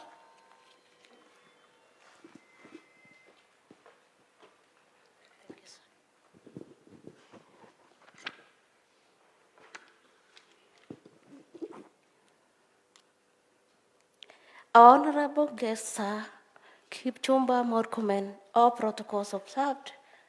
Good afternoon. This Nyandarua County APS fraternity presenting on Jukwaa la Usalama. I am Chief Inspector Wingate Mukami, the Sub-County Administration Police Commander, South Kinangop, Sub-County, sir. Sir, today, it's a remarkable Wednesday, the 20th day of August 2025.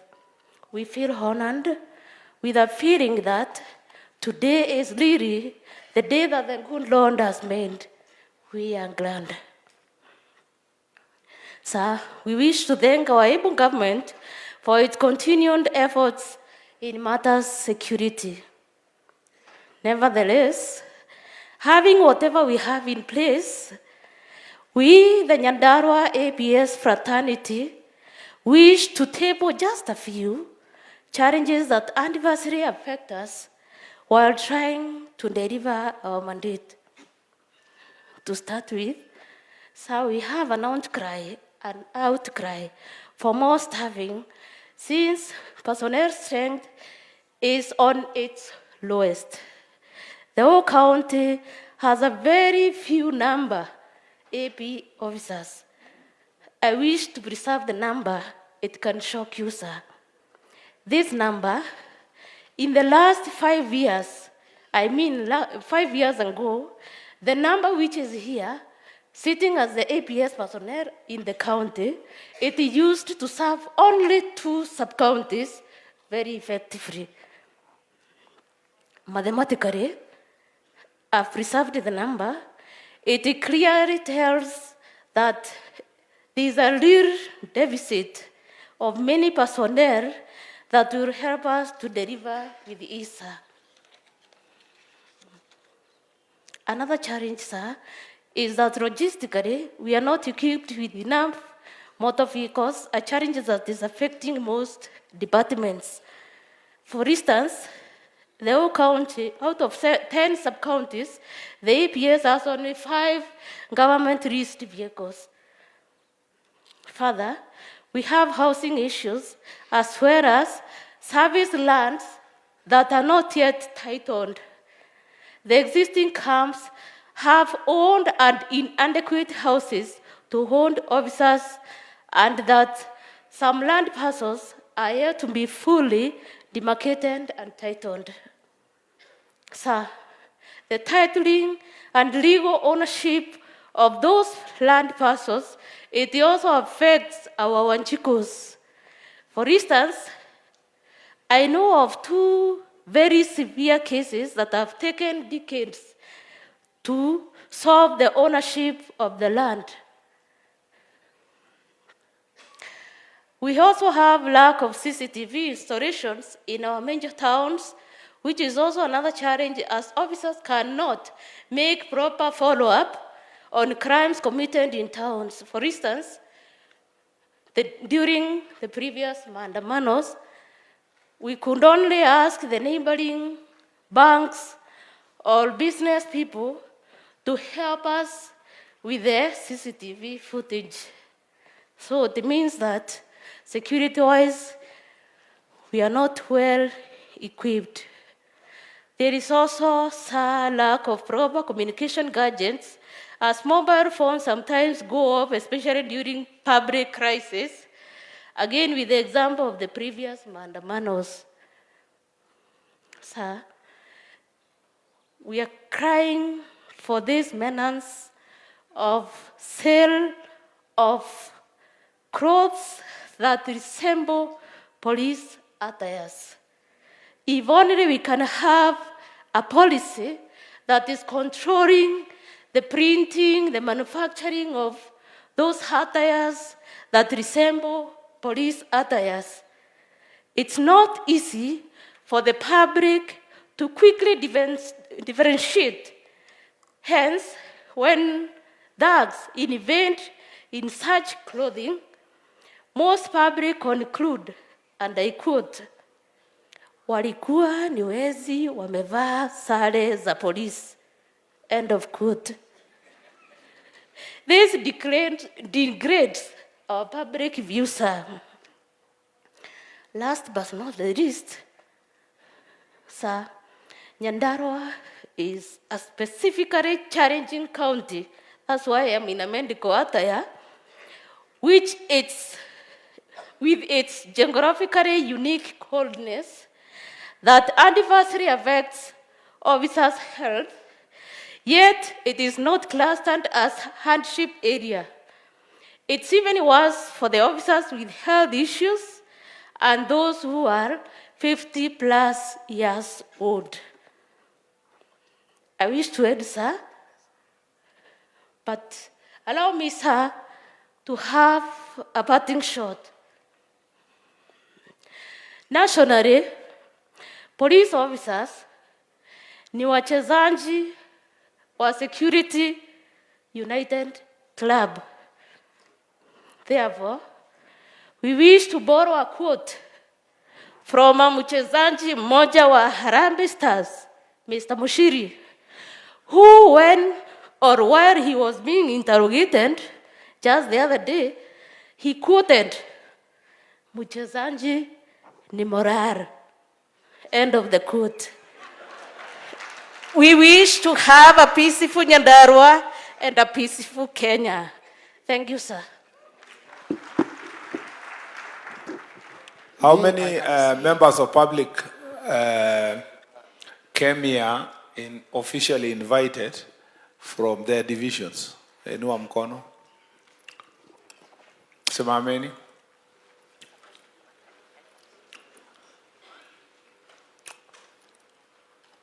So you can see they are not even 40 here. Not even 30. I know they're supposed to be 100 and something, but I cannot see 100 up. Okay? So when you walienda market, ndio wapitia hapa waende na deputy county commissioner. Should not be part of our record for other reasons. And that should be confirmed by the relevant officers. The chiefs and the assistant chiefs and the OCSs, when you mekaa nyuma, you can move forward to occupy these vacant seats so that we can, please ketini, wananchi, to get here, asante sana. All of you, everybody, you can move. There are many spaces hapa katikati wapi. Let's come closer, we become closer to each other, kuliko tukue scattered. Just occupy the next seat.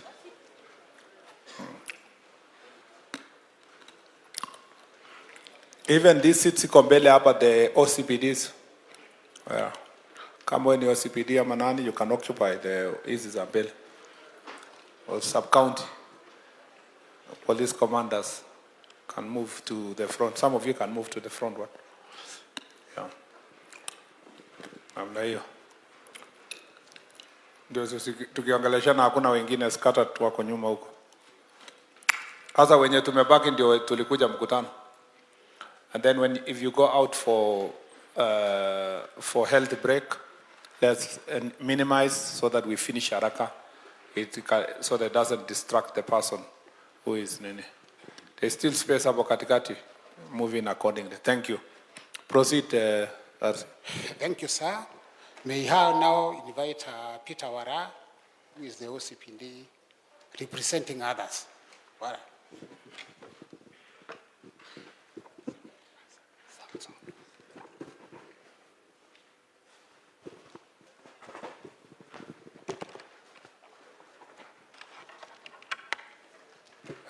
Thank you, sir. Our chief guest. Here is Peter Alekowala, Sub-County Commander Mirangini. I have a few things, although the officers have said, and I wish to stress the same so that what is affecting the sub-counties and officers at large. We have a problem of personnel, and we know the ministry is doing something, and soon we are going to have more officers. The problem we have in Nyandarua is officers are being transferred and no replacement. And we are asking that when some officers are transferred from this county to other areas, if you take a driver, give us a driver. If you take a technician, please give us a technician. We have so many police stations we have around here do not have the OCS in charge, the chief inspectors. So we are lacking full structure of the same. We have a chief inspector, no any other inspector to assist. Akitaka kwenda nyumbani, it is a problem. We start moving around. So please, in staffing, consider us. Also, we ask the training of our personnel. These junior officers, we used to have traffic courses, investigation courses. These courses, we need them because it will enhance our investigation. And we need our officers to undergo these courses, and we know our Inspector General and the administration, they are doing so much in that field, but we ask to enhance for the junior officers. The issue of transport has been talked about. We have a problem, and we know you are addressing. And we ask that you increase us fuel, because, for example, one vehicle that is there, serving around 5, and their allocation. So we ask, when you go back, please think about to increase the allocation of fuel. We shall be very happy. Sub-county commanders do not have vehicles. We are asking we be assisted with more so that our mobility and our work within can be so smooth. Another thing is like in Nyandarua County, we don't have a county lorry. It's the only county that we don't have a lorry that can assist in mobility of officers in a large number. So we are asking to be considered for the same, and also we have had a problem. Drivers have not been trained. If we did not march, because the most drivers we have, we caught them after the march, and they are now, most of them are retiring. So we are asking another course to be assembled for drivers so that they can get permits to drive government vehicles. On welfare of the officers, I know much has been talked about transport and now welfare. The morale of a police officer is when officers are seen, when they have a problem like sickness, a death of officers, there is a movement and there's a way. We are seeking a good, I don't know which language to use, but these officers, since when we were employed and we have been in this service for quite a long time, we used to go and bury our own. We used to give the families confidence when they see officers accompanying their own. But we have pending bids of deceased officers that we cannot afford. We use transport to Likopa, to Kaenda, to Kazika, hatujawai lipwa, haijawahi lipwa. So we are wondering that welfare inafanya polisi wanakuwa, and our beloved CS, you know, you have been with us, you know all this. Please come with us. We are begging you on the welfare. Ya hii officers, uniform, transport, sickness, when they go, insurance yetu ile ya polisi, tukienda, tunashughulikiwa. Hiyo tu vitu ndio inafanya tukitembea, tunacheka, and you know a proud officer and a smart officer is a confident officer, and the country is secure with such persons. The other thing is, when we are serving members of public, we have CAPS, we have government chemists. When we have arrested some of these items, we want them tested for prosecution. They take too long. Until wananchi wanaanza kufikiria, tunaweka tukingojea pesa hongo. Na hiyo inafanya we lack a lot of confidence with the members of public, because it has not been processed for quite a long time. So we are asking to get experts even at county level so that we can process some of these things fast. The other thing, as people have said, is hardship allowance. Hapa iko baridi. Na so many have said, na hii baridi inakonga sisi wasee.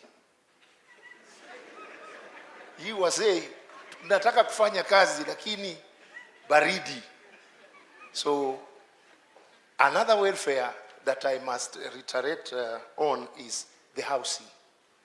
We have a problem with the security of our police stations. We have a problem with the land title deed of our police stations. Some of them were carved from DC's offices, or some were camps before, and they are not well demarcated. Lastly, national government, CDF, it is supposed to facilitate security and education. We are asking and seeking that that board that facilitates the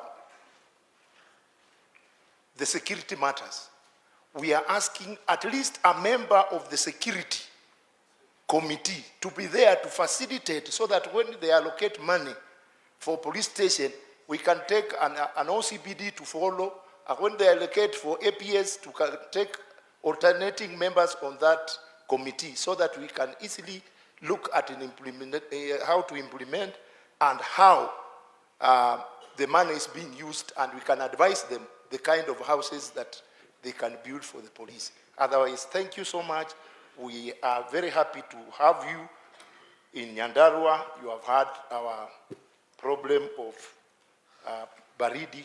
Please remember us. Thank you so much. Na umejua wewe ndio wa kwanza kuchuna. Do the chiefs sit kwa CDF? NGCDF? They are not there. Who is in NGCDF? DCC peke yake. Na kwa nini kange pesa police station? Wapi DCC? Ukikuja mwenye under present useme what usually happens. The person who will come later to present. Thank you sir. Wa mwisho kabisa kutumalizia katika kitengo hicho cha wafanyikazi wa serikali ni DCC Mike Ororutua. Maariza ndio tuingie kitengo cha wananchi.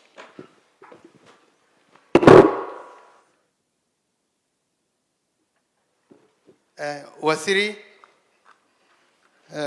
the Deputy Governor of Nyandarua, and all protocol observed. My name is Michael Ololtua, Deputy County Commissioner, Nyandarua Central, and Chairman, DCC's Welfare, Nyandarua County. Without further ado, sir, on behalf of the DCCs, from the onset, we welcome you to Nyandarua and sincerely thank you for making us visible once again. Sometimes we are visible by wananchi for the wrong reasons, and sometimes we are visible for good reasons. This is a good reason, and once again, we can raise our heads up. You have made us proud. Thank you very much, Wasiri. Secondly, before I continue, Wasiri, just a clarification. We just realized that we had the first lot of promotion, as was said by our past, that the first post, we were promoted last year through interviews. The two DCCs were mentioned, and today there was another lot who were promoted 2025, so we were in the first lot. Just a clarification, we apologize, maybe with this us, we did not hear the question well, and thank you so much for these promotions. I'm going to take just a few minutes, 1.5 minutes as I sit down. Without repeating what the other officers have said, for the interest of time, we welcome the introduction of NGAPU to the National Government Administration. And we really hope that these NGAPU officers will be trained very soon and deployed to all over the country. We really welcome and we are waiting for it. Secondly, we remain grateful for the ministry for training us in the recent promotions. And the other very important issue, we continue to face numerous land-related challenges, especially on historical double allocation, ancestral land disputes, and so many issues concerning land. We submit that there is a great need for a multi-agency coordinated approach for an alternative dispute resolution, like mediation and arbitration in all land-related cases. We really need a policy on this, because so many people are going to courts and they spend a lot of money, and yet we are in a position as a multi-agency to solve all land cases in this country without going to court.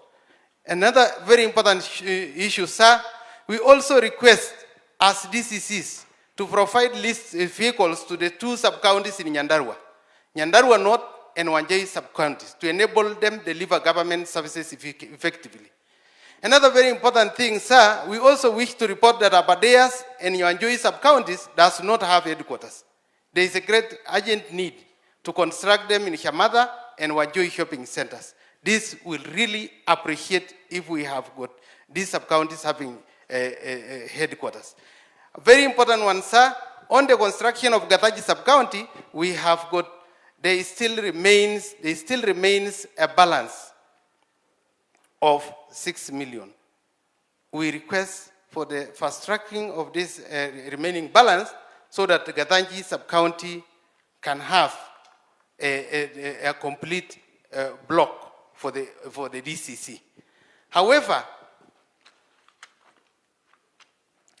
we also submit that the time for transportation of meat in Nyandarua, there are so many theft reported on stock theft. so many cows are slaughtered, goats, sheep, and we submit that the time, it becomes a policy that the time for transporting meat in Nyandarua becomes 6 a.m. to 6 p.m. in the evening. We also humbly request the removal of foreheads in AIEs. Let it just become security operations. So easy implementation. And finally, sir, we request that electricity bills be paid in time to avoid disruption of service delivery. So many times the electricity are cut in the area. And finally, our CC resides in Nyahururu. It is the feeling of the DCCs that Nyahururu is too far. If we can have a resident for DCC, for our CC in Nyandarua, there is an allotment of 4 acres just up here for our CC to be in Nyandarua in Orkalau. We will be very grateful on this. And finally, sir, on the issue of the CDF, we are members of the CDF, sir, and there's a lot of work being done concerning the police stations, concerning the chief's offices. So I believe this is an issue, sir, that we are doing together with the NGCDF because we are members of CDF. So there should not be any problem, any point of alarm on this, sir. With that, we thank you very much, sir, on behalf of the DCC's Nyandarua. Thank you. Afande, kufikia hapo tumetamatisha maoni kuhusu wafanyikazi wale unasimamia, na tumewashukuru nyote kwa ile kazi mmefanya. Yale maoni mmetoa yamesikizwa na waziri. Sasa kutoka hapo nataka tuingie kitengo cha wananchi. Na kwa ile kazi mzuri tumefanya, tuinue mkono, tujipigie makofi moja. Asante sana. Waziri kutuanzishia kitengo cha wananchi, na naomba ni dakika 2. Kuna kiongozi ya kina mama. She's a leader, I think, of women groups. Anaitwa Njeri Kulet. Alafu tunataka hapa akuje Geoffrey Ndungu Moko akaya hapa. Tunataka Joyce Wanja Kimondio akuja akaya hapa. Wako wapi? Tuanze na women group.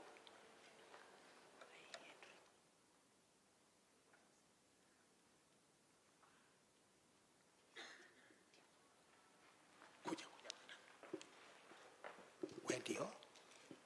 Women group. Dakika 2. Honorable Cabinet Secretary Kipchumba Murkomen, our Deputy Governor, all protocol observed. Mimi ni leader ya wamama. Mimi nimetoka pande ya Milangine. Na masaibu ya wamama ni mingi. Na wakati niliambiwa nitakuja kuongea habari ya wamama, lazima ningefanya lobbying, nijue masaibu yao ni gani. Na wakaniambia sasa, nikawaambia sasa mimi naenda kuona Secretary wa Interior. Wakasema sasa, kama ni Secretary wa Interior, mwenye anasimamia security, ile mambo tutakupatia, hapo mwisho unaandika security. Kila jambo unaandika security. Sasa wakaniambia, wako na mashida ya maji na light. Nikawauliza hapo security inakujia wapi? Wakasema inakujia kwa sababu tunaendea maji mbali, tunatuma watoto, kwa sababu wataweza patana na nini? Na wahalifu. Habari ya light wakasema wanatumia mafuta ya taa na wanatuma watoto jioni kwenda kutafuta nini? Hiyo mafuta watakutana na nini? Watakutana na majambazi. Sasa hiyo ni masaibu ya wamama. Wakarudi wakasema ni kuambia habari ya pombe, especially zile nini ziko kwa karibu na manyumbani. Although our governor kusema ukweli amejaribu sana kurevoke zile licenses ziko karibu na manyumbani, lakini kukosi wale wanajificha, hawajafungua baa lakini wanajificha pali fulani. Tuangaliliwe hao vizuri kabisa. Na iko hii kazi ya vijana, kazi kwa vijana. Wakati wanachagua hawa watu wakuwe wanaingia mashinani kabisa, kwa sababu unakuta kwamba wanaenda kwa centers, hapo ndio wanachagua nini vijana. Unajua kwa centers vijana ni wengi. Sasa wanaenda kwa centers, wanasahau kule mashina. Kule unakuta huko mashinani kuna vijana wengi ambao hawana kazi, na wakiwa hawana kazi sikutakuwa na usalama wenye hakuna. Sasa tafadhali tuongezewe hao vijana na wachukuliwe hata huko mashinani. Wakasema tena habari ya financial. Nikamwambia sasa financial na security, wakasema wewe hujui iko kitu mama Georgina inaitwa financial security. Nikamwambia kweli iko, na sisi hatutaki handouts. Sisi tunataka, kwa sababu governor wetu ametuongelesha, ametupeleka maseminars ya kulima, tumefungua ma-cooperatives nyingi mashinani na masakos. Serikali tutafutie pesa, ituwekee huko kwa sako. Hiyo sako, hiyo pesa ikuwe security ya loans ya kulima. Ndio ule mkulima mdogo, ule mama mdogo kabisa, wakiwa kwa groups zao watakuwa wanaulizana, wewe unahitaji fertilizer kiasi gani? Gunia moja. Mimi nataka 2. Mimi nataka dawa ya viazi. Mimi nataka nini? Farm inputs. Wakiandika wataenda huko kwa sako, wachukue loan, si wako na security. Waweze kufanya waweze kulima. Walete hizo input zao, walime, wapate pesa, waongeze ile pesa waliwekewa security ili waweze kulima hata zaidi. Lakini wakiwa hawana kitu chochote, wacha niwaambie kitu moja. Mama wa huko mashinani, I'm talking about that, ule mama mdogo kabisa wa huko mashinani. Yule mwalimu alikuwa hapo mkubwa, amewacha deni kubwa sana hapo. Na tunaomba mtusaidie, kwa sababu hiyo shule itafungwa tu. Na watoto wetu sijui wataenda wapi. Na nilisema tu nikikuja hapa sitasahau kusema hivyo. Secretary wetu, tafadhali utuangalilie hiyo mambo. Asante sana. Asante mama.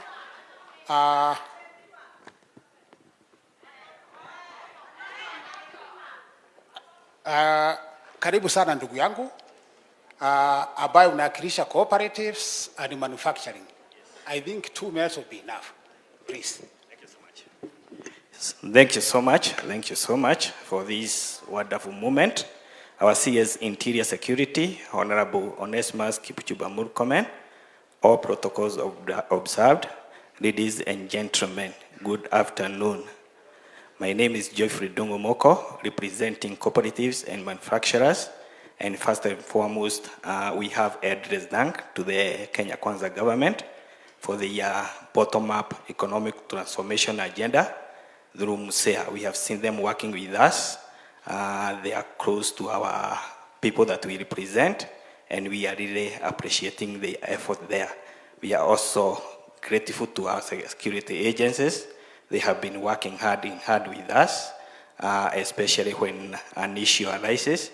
They are always there to do some of the things that are required to be done. But nevertheless, I would like to address some of the challenges that we are facing, we as people who are representing some of our colleagues out there. And there is this issue that have been addressed, and I really feel that it wasn't addressed with the seriousness that it deserved. There is this issue of cattle theft. It is a very serious thing that is really affecting the institutions that we represent, simply because, for instance, we operate the credit and saving cooperative societies, where sometimes we are forced or we are required to give some loans to our members to go and buy the daily animals, only to wake up in the morning and you find ng'ombe yako imeibiwa kwako, imechijiwa kwako, umeachiwa kichwa, ngozi na miguu. Mtu anaamka asubuhi na maji na bucket, unaenda kukamua, unakuta ng'ombe haiko, unaanza kuitafuta mpaka kwa mfuko, unaenda kwa bedroom, unaikosa, only to find out imechijiwa hapo nyuma yako. Sio ni madharau? Your issue should be addressed with the seriousness it really deserved. We are really feeling that the job that you are doing is at threat, simply because kuna hii issue ya illicit brewing and gambling, and also the abuse of drugs among our youth. We are expecting them to take lead as we are aging, and we are feeling tuko na wasiwasi kwa sababu tukiwaangalia hatuwaoni most of the times. Wako kwa centers, kazi yao ni kuomba kifao, tunaitaga 20 bob, nipe 20 bob, na ukimpea anakibia kwa muguka, anapigibia kwa hizo pombe zingine, na hiyo inaleta threat mpaka kwa food security, kwa sababu tunawagojea tuone wakifanya kazi na sisi ili tuweze kuachia hii kazi tunafanya. Tunaomba serikali kuu kama kuna kuwa na uwezekano, hawa vijana wapewe civic education, they be empowered, wapewe education, waelimishwe moso mambo ya kilimo biashara, so that wakuje tufanye kazi tukiwa pamoja, and together we assure the food security to our people and to the nation. We are also feeling that we are not comfortable as we are articulating our normal daily routines in manufacturing, simply because our main thing ni mambo ya maziwa. Na wakati tunaenda kwa soko, tunakuta kuna a lot of imported milk, either from neighboring countries, nyingine zinatoka mpaka all the way from European country. Na having done all it takes, having invested a lot, and making sure that we are producing enough for local and export, tukienda kwa soko tunakuta soko iko saturated with an imported milk. So with those very few remarks, I would like to add there, niseme Mungu awabariki na watende mema. Asanteni sana. Thank you so much, Geoffrey. I want to invite Kiiru Kimani, representing institutions, and the person to represent the business community is Stephen Maina Akujapa, and youth rep Anita Apiundu Watoro Akujapa.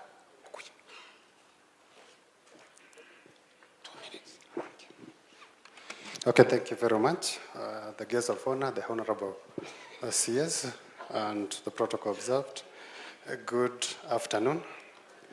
My name is Kiiru Kimani, Deputy Principal at the Nyandarua National Polytechnic, representing institutions of higher learning, and more so the TVET fraternity. Honorable CS, our work normally is to skill the youth, to give them the skill they require, so that they can vent for themselves into legal and dignified work. We also have a job to change the attitude of the youth so that they become the job creators and they become the engine in which the country needs for development. In this endeavor, we have worked in collaboration with NGAOs, with the security teams and the prison service, so that we can be in a position to do our work. And I would like us to get the picture of Banasias, what we had during the Gen Z issues. Those are the trainees we normally live in on a daily basis. I know they gave us a lot of headache, but we have managed to stay with them peacefully.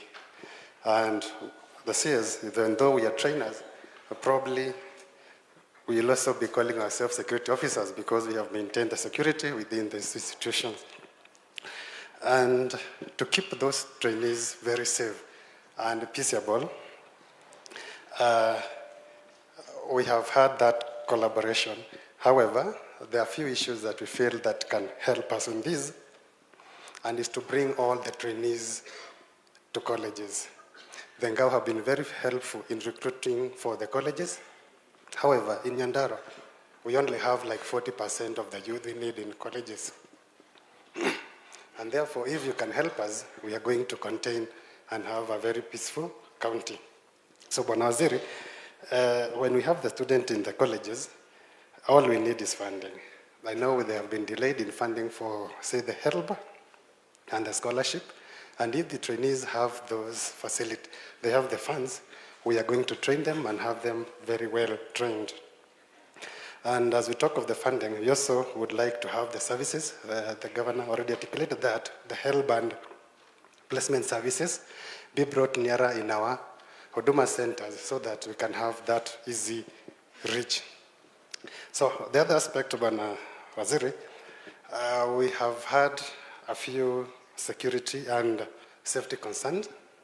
Also, our institutions are along the roads, so majority of these roads are not marked. We would like the rambles and maybe bumps to help us with the safety, and also in collaboration with the county government, if we have mulikamwizis and pavements whereby our trainees can be walking around, feel that can go a long way.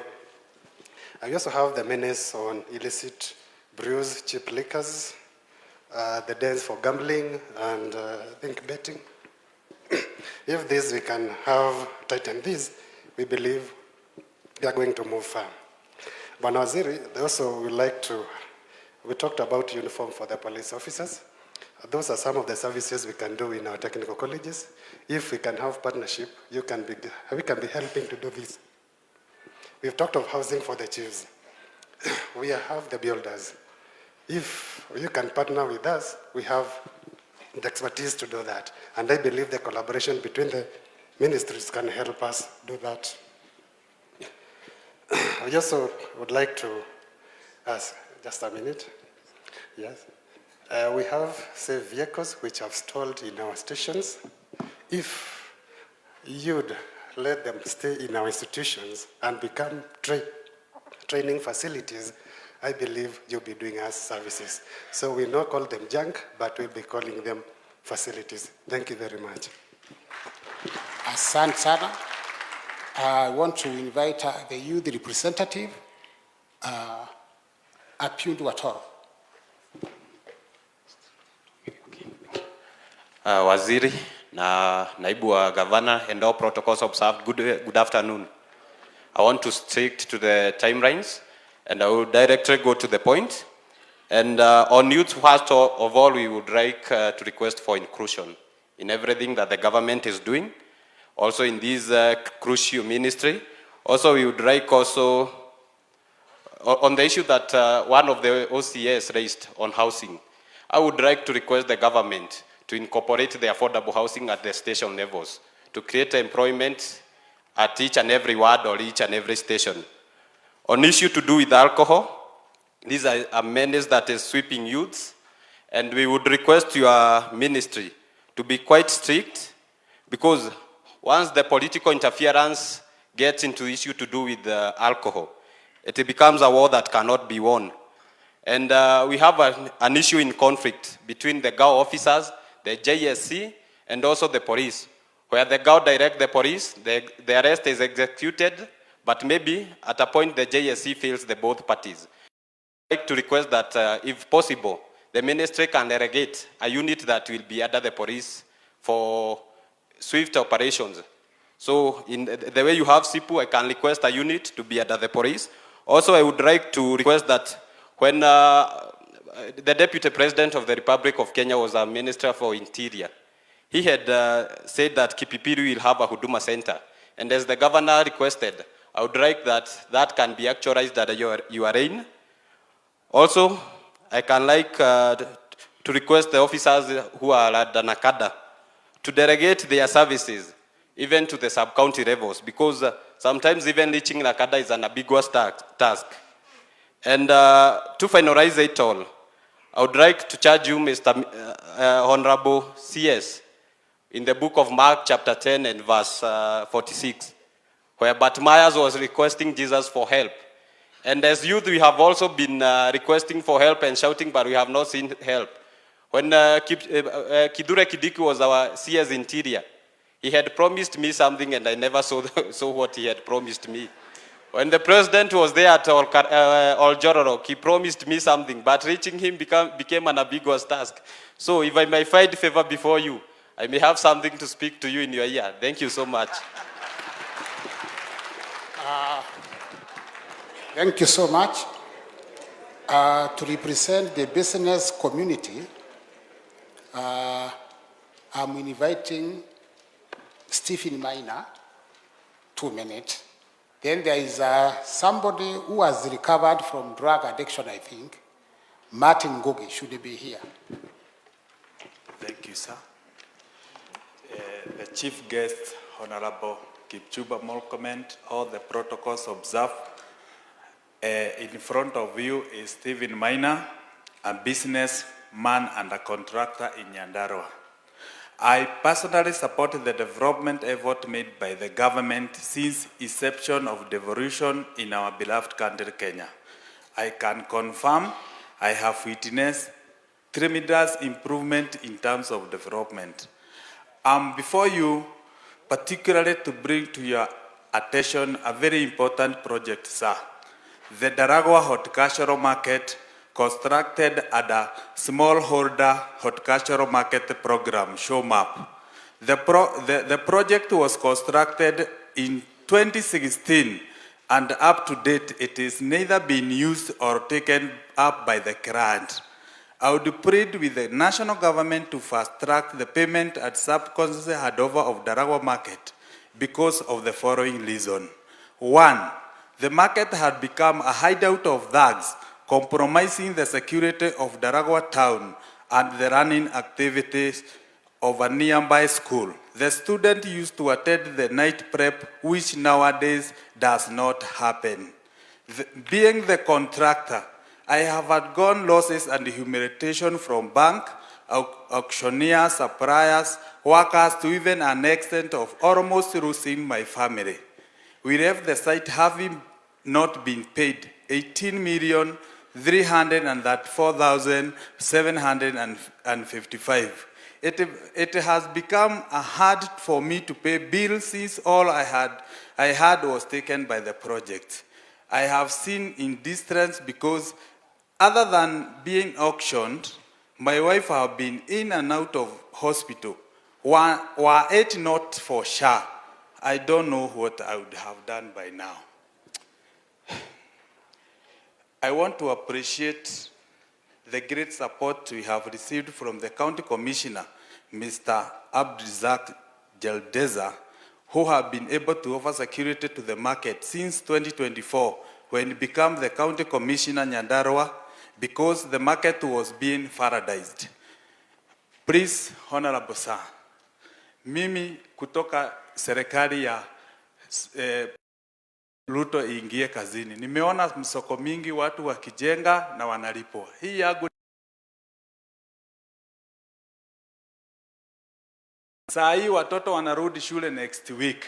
Wameniambia baba, kama sitarudi secondary school na uliniambia niende national school na jinyonga. My girl alikutwa akienda kwa mtoni kujirusha juu hawakusoma second term. Sir, have mercy on us. Thank you. Asante.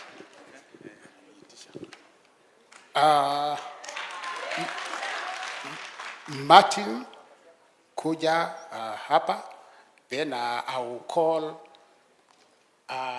Third Lindi na nimalizie kwa Bishop.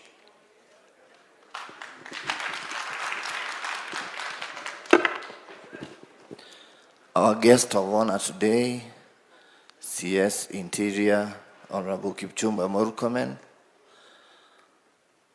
All protocols observed.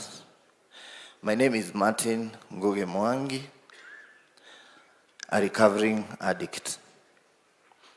Bwana CS, today as we speak, I am 1,607 days free of any substance. And I've talked about the days because I live a day at a time. Every recovering addict lives a day at a time. Bwana CS, it is very unfortunate that none of our security officers has talked about the consumption of illicit brews across Nyandarua County. It really hurts me. I say this because when I was in rehabilitation, I went to a rehabilitation that you know so well, Bwana CS. I know you know a rehab at Red Hill called the Retreat Center. You visited that place out of your passion. Akiwa MP, waziri wetu alitembea mahali nilikuwa rehab just to visit and see what goes on there.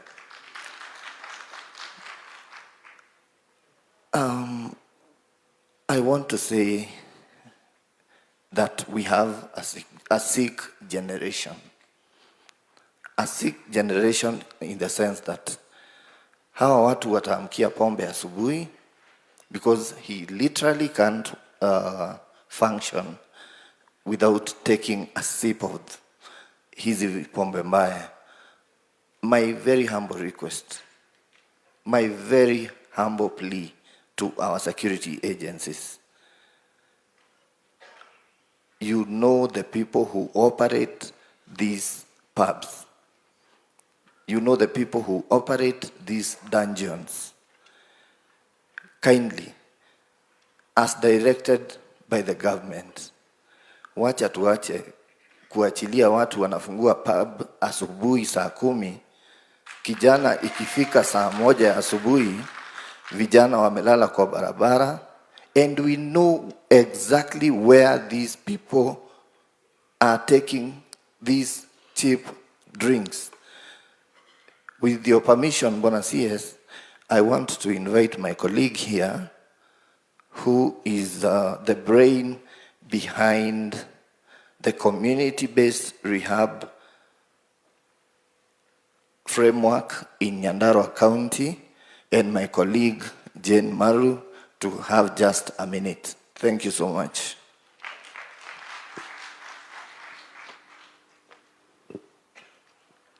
The Honorable CS, our Deputy Governor, I wish to ride on the protocol established already. Good afternoon, everybody. I am Jane Maru. I work with the County Government of Nyandarua as the head of Staff Counseling Unit. I wish to stick to the timelines, and I wish to state the following: that when an alcohol addict or drug addict dies, then you know who they belong to. And if you know who they belong to, then the fight against alcohol and addiction of drugs must start from among them. And the frontliners of the fight against drug addiction, which is community-based, is the family and the church. When somebody has died, it doesn't matter what the cause was, but the clergy and the family are the frontliners. And therefore, the fight against addiction should leave the boardrooms. It should go to the community.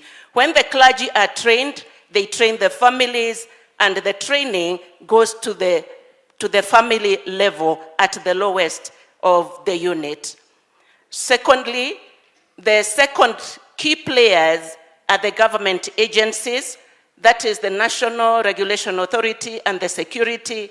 And finally, the third aspect is the counselors and psychologists, because from where we sit as counselors is that addiction is a disease. So when we come to the community and we incorporate the three, then we shall overcome this menace. Thank you, sir. Thank you so much. Bishop, come up. Then there is the student leader, and the last one will be that lead over there. Student leader attending.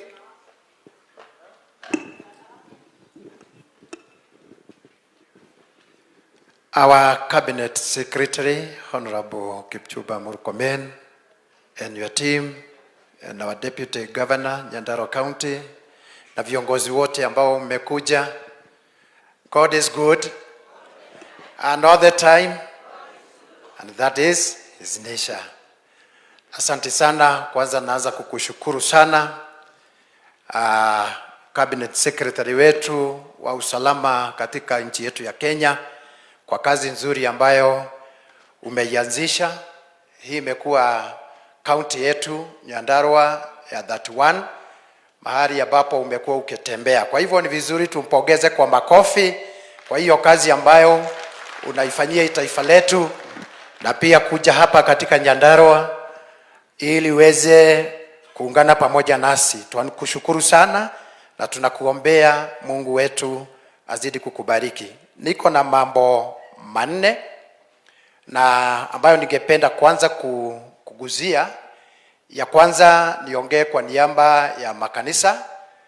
Mimi ni chairman wa makanisa nchini Kenya na pia ni chairman wa wachungaji hapa Nyandarua, na ningependa kushukuru sana kwa upande wa security kwa sababu tumekuwa hapa, niongee kwa hapa Nyandarua tukiongozwa na sisi wetu Jardisa.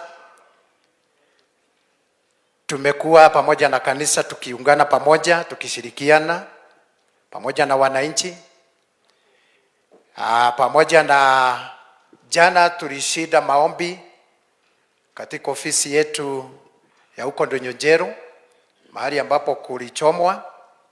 Tukaomba na tumeungana sisi kama community na kanisa na administration. Tumechanga pesa, tuliomba jana na kazi imeendelea. Tunafanya installment ya kurudisha hiyo ofisi. Kwa hivyo nashukuru sana sisi wetu na pia ACC wetu Bwana Kinyua Churchill. Jana tulishida na yeye kwa maombi na tukaanza kurekebisha ofisi zetu za maofisa wetu.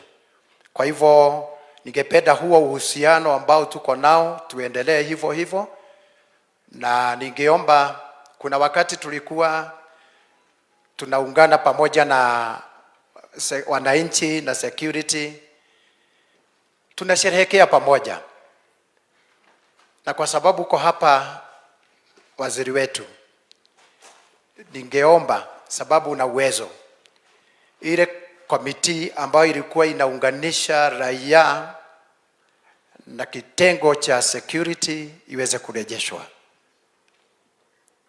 ili tuweze kuwa tunapata amani na ripoti kutoka chini. Jambo lingine ningependa kuongea ni kuhusu na chiefs wetu. Kuna wakati walikuwa wanafanya kazi vizuri na walikuwa wanapewa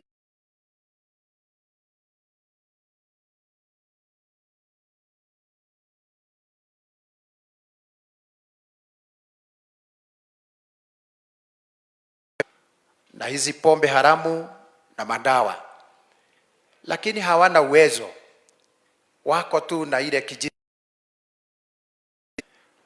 na hiyo haiwezi kafanya chochote. Hiyo si security, hawana security. Hizo pombe haramu ambazo zinaharibu watoto wetu uhai. Sasa hiyo ni ya biguni, lakini ya hapa bado hatujafurahia. Namaliza. Tukipenda pia tanasi tufurahia katika ulimwengu, hiyo itakuwa juu na juu. Kila mmoja nawaombea, kila mmoja aende juu, tufurahie sisi wote. Hata hapa, hata sisi wachungaji tufurahie pamoja. Kwa hivyo ningeomba ya mwisho tuletewe magari, sababu hatuna magari katika ofisi zetu za security. Kama huko Ndonyo naita Kinangop, hatuna gari za patrol. Ningeomba tuweze kusaidiwa na hizo magari, na zikija hata nasi tuletewe tuna wachungaji wako hapa, hata yangu ndege yukireho. Na kuna neno la mwisho kiko katika kitabu cha Wakorintho wa kwanza aya ya kwanza mstari wa 10, yasema tuweke amani na tupendane sisi wote bila mgawanyiko, na tukiweka amani Mungu atatubariki. Tuwe na nchi iliyo na amani, taifa iliyo na amani, na tuombee taifa letu la Kenya, tuombee viongozi wetu. God bless you so much. Nimebakisha watu wawili tu, Tende Otieno Wisas amongst us. Na umeona si ma-Gen Z ni watu wa kusumbua sana, si ni ukweli? Lakini tunasumbua, lakini tunataka pia maendeleo ikue. Na bwana CS niliona juzi CS wa education alitoa capitation, help and scholarship for our students, for the universities, and we appreciate that. But there is a mistake. We know that Nyandarua National Polytechnic is a TVET and the leading institution in Nyandarua County. Mbona hakutupea ya TVET? Amepea universities, akaacha TVET. And that one inafanya sluggishness in terms of peace. Juu watu university wakipata tukose kupata, hapo hakuna amani.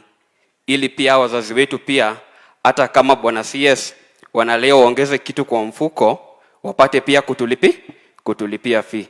Msituongeze karo, lakini amtupee scholarship. Ama aje wazazi wetu. Sinyi bado ni wazazi wetu. Sini ukweli? Hata kama CS anarudisha fee ya university chini, yetu ya TVET pia arudishe ili we kama mzazi wangu na CS pia hakikisha amekuongeza kitu kidogo kwa mfuko, ukuje unilipie fee. Bwana CS nakuomba tu, mimi kama mtoto wa mama kwa hapa ama baba kwa hapa, hiyo kitu kidogo wanaomba waongeze ili wakuje watusaidie pale. Hata tuliona pia na nimegundua Kenya, if you appreciate somebody, you can do it better. Si ni ukweli? Ona venye Harambee Stars wanafanya. Ona venye wanafanya. Na mimi pale penye naishi pale Oljororok constituency penye hiyo nini iko, wanafunzi wengi sana kuongea ukweli, they are using drugs. Na I think Madam Chief wangu nilimuona, acha hivyo. Tunasaidiananga na yeye. Na ni ngumu, kuna wakati naweza mpigia simu, inamchukua karibu 2 hours ndio afike. Simu hizi ametoroka. Sasa ile gari yenye walikuwa naomba kama unaweza watafutia pia, ili nikimuita anakuja kwa haraka, ili tuzidi pia kupromote hii amani na tusaidiane pamoja. Me as a student leader, I'm willing to work hand in hand with the security personnel to ensure that Nyandarua County, not only Nyandarua County, but Kenya at large, we have peace amongst us, si wote. Na bwana CS, I'll thank you for everything, and we thank you for your presence, and we believe that your presence will not only leave a gap again, but it will fill the gaps that we have in Nyandarua County in terms of security and peace promotion. Just give me 1 minute to give my CS Finance also to say hi. Yes, a word, tafadhali. Nimeomba tu. Tafadhali, nimeomba. Haya. Oh, CS Finance kuja. Taka moja. Thank you, Bwana CS, and the distinguished leaders and guests present. Good evening. I'm Zakayo Karanja Moreu, CS Finance, Nyandarua National Polytechnic. And we, as students, leaders, I would like to present some issues that have been so urgent to be addressed. One, as our Deputy Principal said earlier, our institution is located along the Nyahururu or Kalau Highway.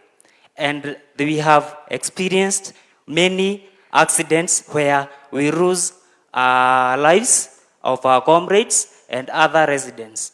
So we would wish to be us so that we can have a movement far from the traffic. we'll appreciate a lot. Another thing is, we would wish tuwekewe street rights pia pale. Pale hostels mali tunaishi, tuko na insecurities mingi sana. 1 year earlier, we lost our internal auditor wa shule, who was attacked by thugs because there was no street rights, there was no that clear of the incidents where ingeonekana hiyo issue ikifanyika.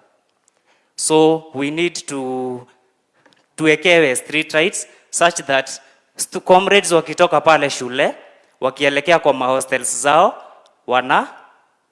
waende wakuwe safe. And thank you very much. Asante sana waziri wa fedha, na hakuna kitu amewaachia. So finally, good. Kaa hapo tu hata ukiongea ukiwa hapo. CS Interior, all protocols observed. I'm Evelyn Gadhieri, representing persons with disability. People with disability confront a range of handicapping situations depending on the extent of their disabilities. Number 1, accessibility. Accessibility to facilities, specifically police stations, police posts, chief's offices, washrooms in those facilities not being accessible. What do I mean by accessible? Most of our chief's offices ziko na stairs kwa milango. I have no access to that office. Not only me being on a wheelchair, even other categories of disability. Washrooms to those facilities, milango ni kidogo. So, with my problems nijipange. So, we need each and every facility in our police stations, police posts, chief's offices, zikuwe na milango pana na zikuwe accessible. Number 2, policies. Policies and strategies in security sector have impact on the rights of persons with disability. Mostly, they are ignored, especially when it comes to matters GBV and SGBV. Our chiefs are very good. They do their work when any person with disability is affected. But an issue inafika, kama pocket ya the affected person iko sawa, hiyo kesi ipelekwe mbele ama irudi. Kangaroo courts are working. Simply because most of the persons with disabilities are not financially stable. Hiyo kesi inapotelea. But the affected person ana remain kuwa mentally challenged na mentally tortured. The other thing is inclusion. The ongoing affordable housing projects, we need to be included there. Don't look at disability as the lesser thing to consider. Disability is very wide. Disability is very large. There are those categories that can work. The deafs, they just need to be instructed and they will work it well.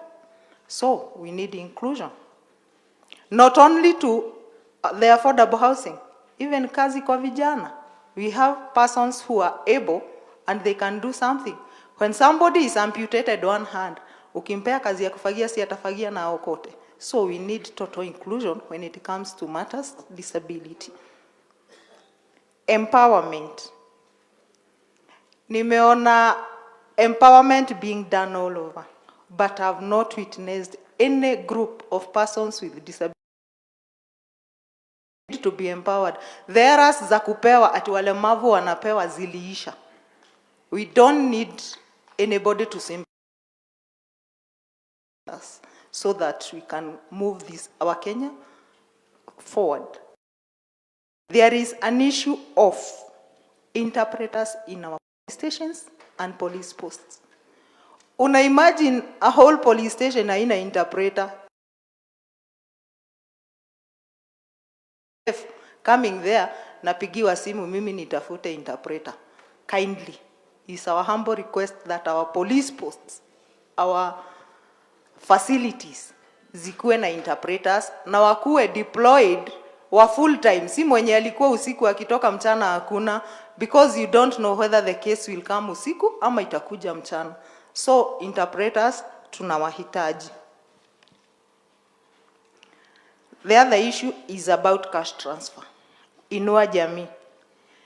Inua Jamii assessments and recruitment naona inafanywa na our chiefs through the county commissioner's office. But there is a big question here, Bwana CS. When it comes to plus 70, kila mtu ana qualify.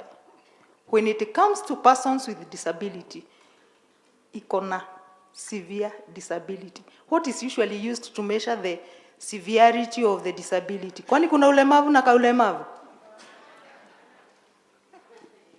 At least we need you people to look at that, because kuna watu wengine they are very severely affected, but since there is that severe disability, then huyo mtu anaenda up kuwa tu ameadhirika na ameishi kuwa yani hasaidiki na serikali. Disability is a club that's never full.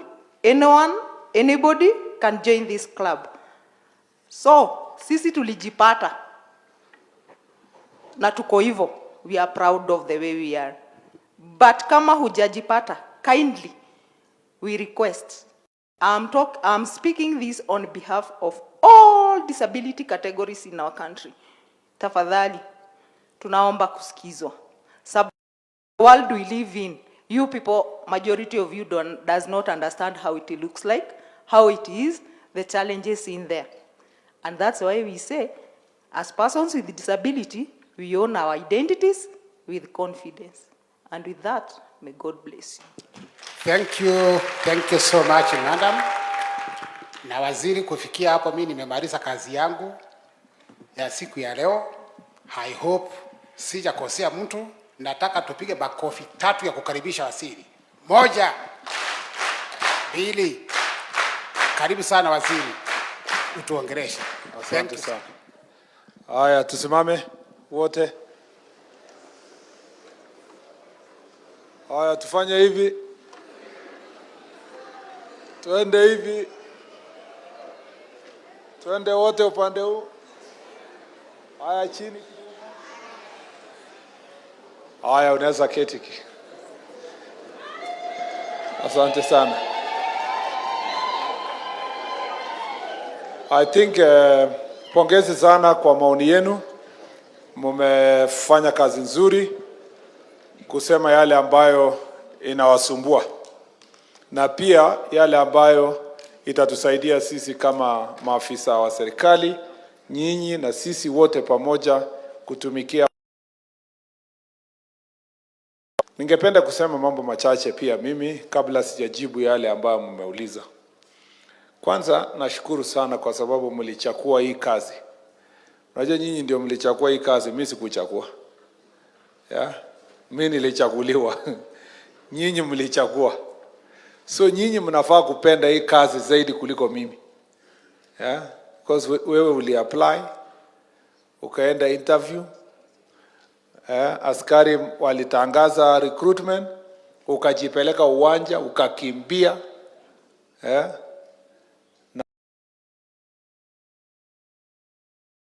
Askari. Vile vile nyinyi machifu mliomba hii kazi sana. Kwanza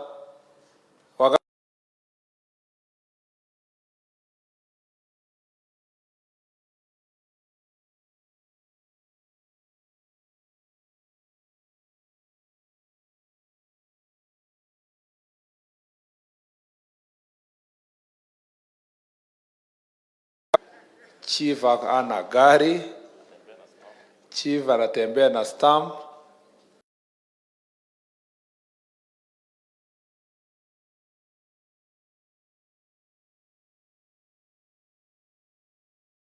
Watu namna gani na chief ana ofisi? Ukasema I am an innovative chief. I work under minimum supervision.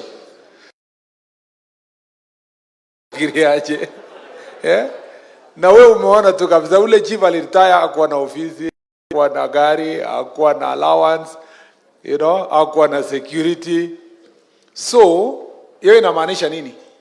Number one, kabla hatujashughulikia mambo hii yote shughulikia saa hizi, nyinyi wa Kenya na mliitikia mwito. I know some of you mlienda huko unasema mimi hata sio calling in me kuongoza watu. Saa hii mwenye alikupeleka interview angekuja kwa hii baraza atasema kumbe ulikuwa unataka pesa kiasi hiyo. So it's important for us to become diligent, tutumikie watu tukijua kwamba tumechukua nafasi hiyo ya kutumikia watu. Tumepata mwito, tulipewa nafasi. Na kwamba hata kama tuna complain kiasi gani, tuko na 13,000 chiefs na assistant chiefs out of 50 million people. Tuko na askari 1,100 out of 50 million people. So tukijisanya sisi wote, we are a very small fraction of Kenyan citizens. Many of them hawana makazi, na many of them would like to get a job like you do. And many of them would like to have something that keeps them busy, that exercises their mind, that keeps them also getting whatever small thing they get. Kuna wengine hata wakiambiwa tu the only thing you will get kwa hii kazi ni medical cover, watasema wacha nifanye for the sake of medical cover. So these things, it's important for us to first appreciate that even when we have challenges, that person in your location, your sub-location, in your division is looking up to you. Anakuangalia, anaona you are a privileged person and you are a solution to their problems. In fact, saizi wakiwa nyumbani huko, wanajua serikali imekutana wako Olkalau. Serikali yote iko Olkalau, shida zetu zitakwisha leo because they know we are here. So let's take this job very seriously. Number 2, lazima tupambane na mambo ya laziness, lack of knowledge. I hope kila mtu anaelewa kazi yake. Na kama hata hujaenda through training, unajaribu kusikiza. Hata usikie, hata upigie mtu simu unasema hii kitu inafanya namna gani. Saa zingine pia usikize government policy. Hata kama hujapata document ya bottom up economic transformation agenda, wakati serikali ikipita tu hivi baada ya uchaguzi na imepita, ni kazi yako. Unajua sasa nimependa ule ni nani alisema, was it a chief? Ni chief ama it was SEC? Ndiye alisema sisi ni kama ambulance. Ilikuwa assistant chief ama ilikuwa chief? Assistant chief, ndio? Ni chief, ndio? Assistant chief. Alisema sisi ni kama ambulance, tuna complain tukiendanga.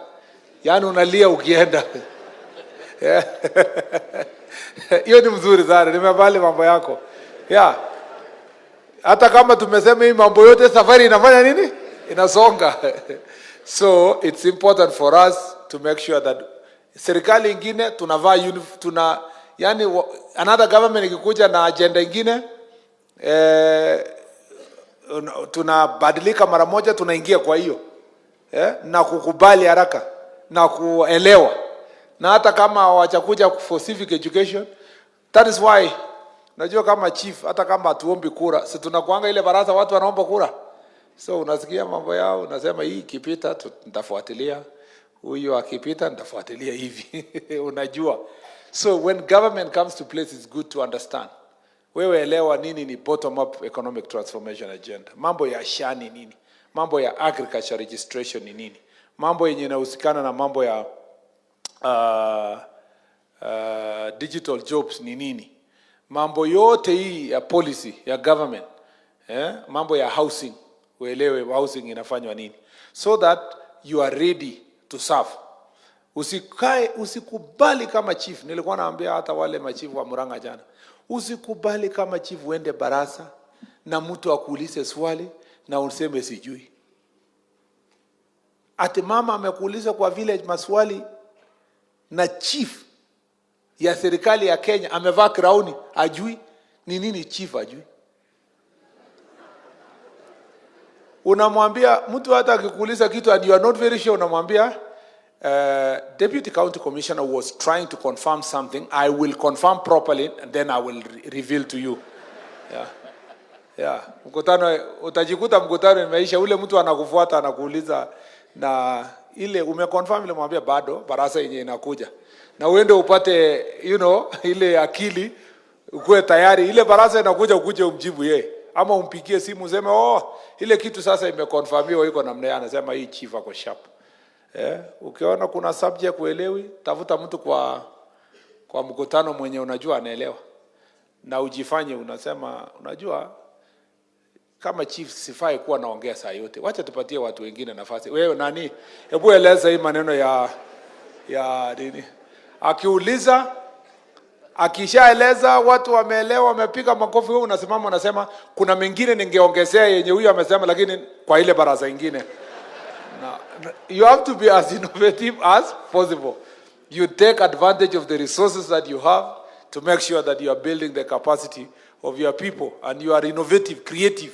Yeah. Wewe mtu chief, unajua kila kitu, you are supposed to be creative, you are supposed to be many things so that you can be able to move forward. So, be knowledgeable. Number 3, and that is the same for the police officers.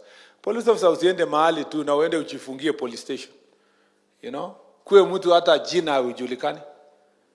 Hiyo division yako lazima ukitoka division watu wanakujua. Na sijasema uende kwa busaa na changati ndio watu wakujue. I'm just saying you must have good relationship with those people because that's where you go to church, you are going for social places, unaungana na watu wakiwa na shida ama wakiwa na furaha.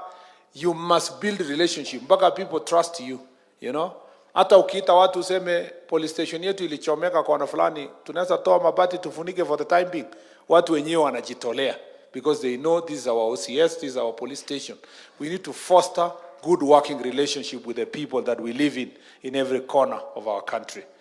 Number 3, we must fight this monster called corruption. Corruption ndio inatusumbua. Inatusumbua sana. Wewe chief, mtoto anakutaka recommendation ya mambo ya kwenda university ama ni wapi ama safari ama anataka documentation. Hii yenye inaumiza wananchi ni hii yenye unamwambia ni wino ya kalamu ilikuwa imeisha, sina kitu ya wino ya kalamu. Sasa mtu anatoa kalamu kutoka hapa anasema chief andikiange kalamu kama hiyo, kuna kalamu yake. Sasa kumbe unataka kitu kidogo, yenye natumaliza as police officers ni kitu kidogo. Yenye mtu to investigate lazima upeane kitu kidogo, ku charge lazima ikuwe kitu kidogo, and we should not lie about it. It's a cancer that has stayed with us for many years. I want to request as assistant chiefs, OCSs, police officers here, let's deal with this monster of corruption head on, Na sijui, unajua imekuwa normal in some cases. Kwanza ya traffic. Ule jamaa alisimama hapa wa traffic. Ule traffic, anaitwa traffic? Best commander, yeah. Ulisema mambo mazuri lakini ukusema hii ya kitu kidogo. Sijasema wewe, nimesema kwa traffic. Alma wewe unataka kukataa hata hakuna. Get it too, lakini unajua usema kweli. Unaona mtu amevaa crown mzuri kama hiyo, lakini anajifanya anaona insurance ya gari hivi.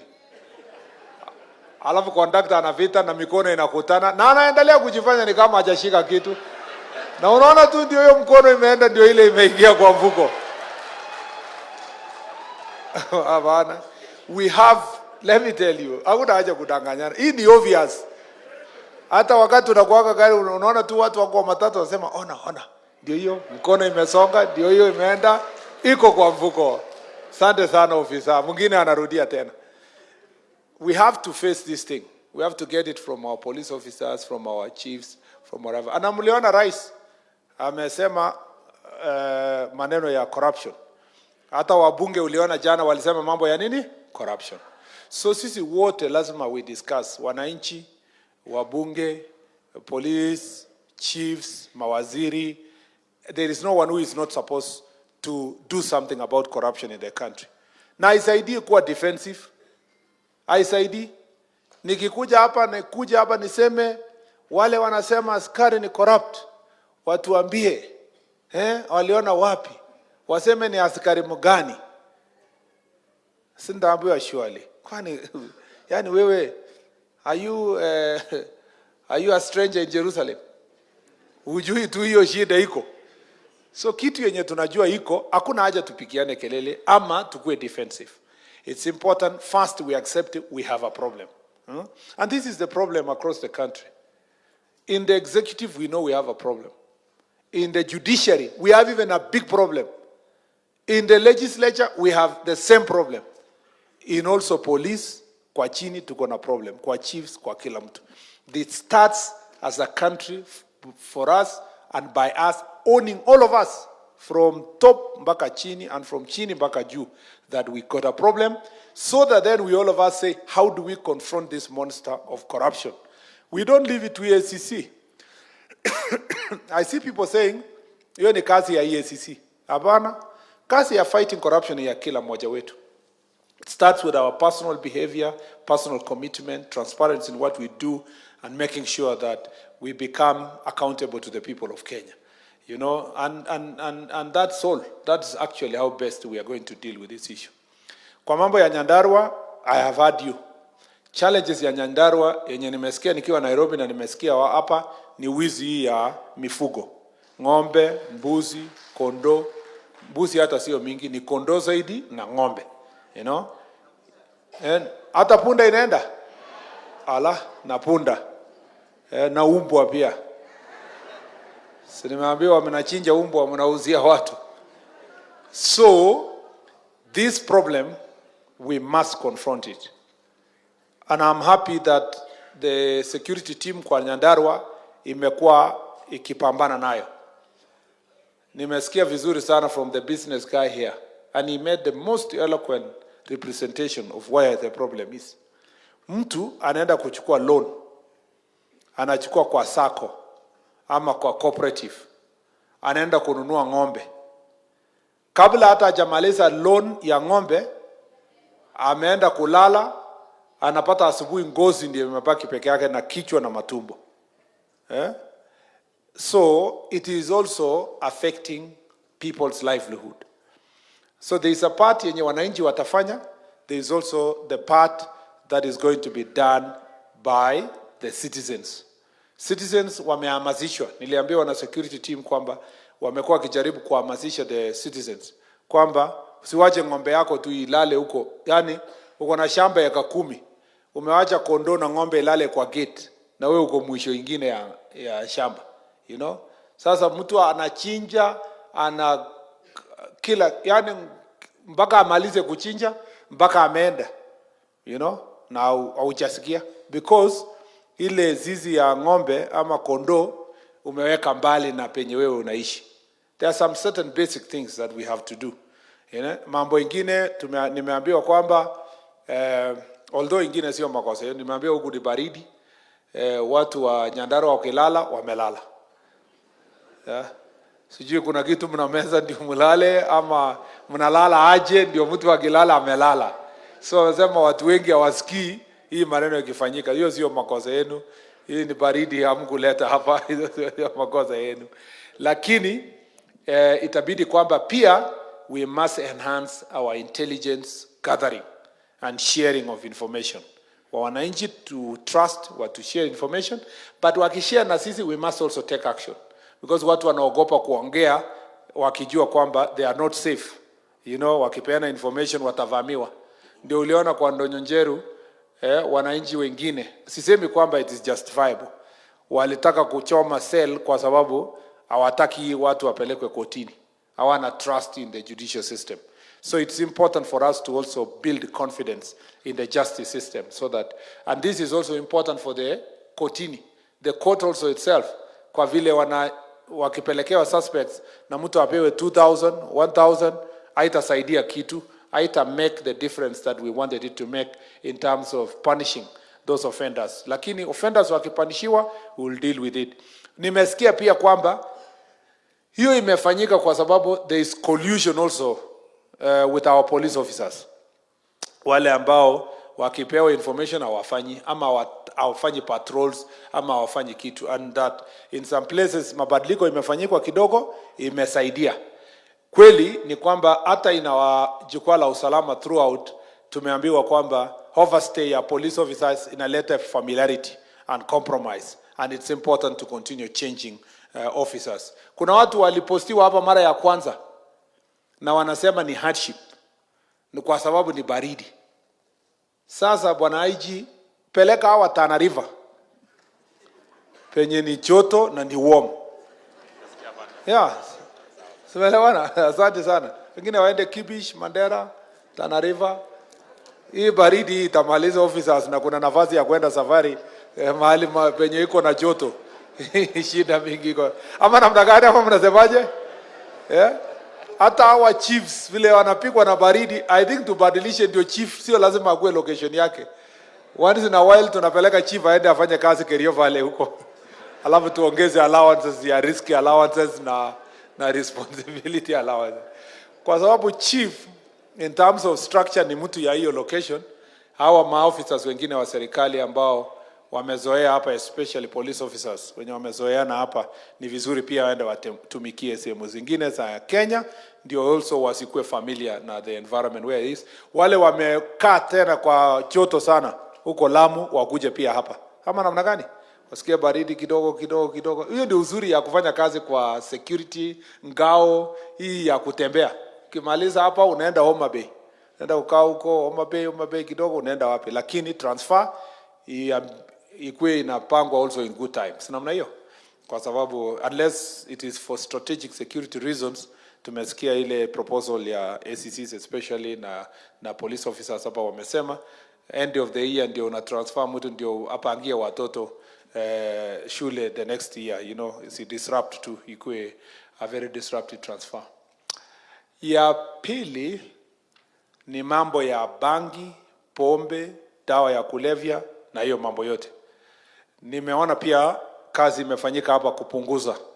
Na to be very honest, of many of the counties, this is a county I am convinced wako na better legal framework ya kupambana na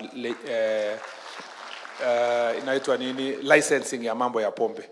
There is a greater involvement ya ngao kwa mambo ya licensing.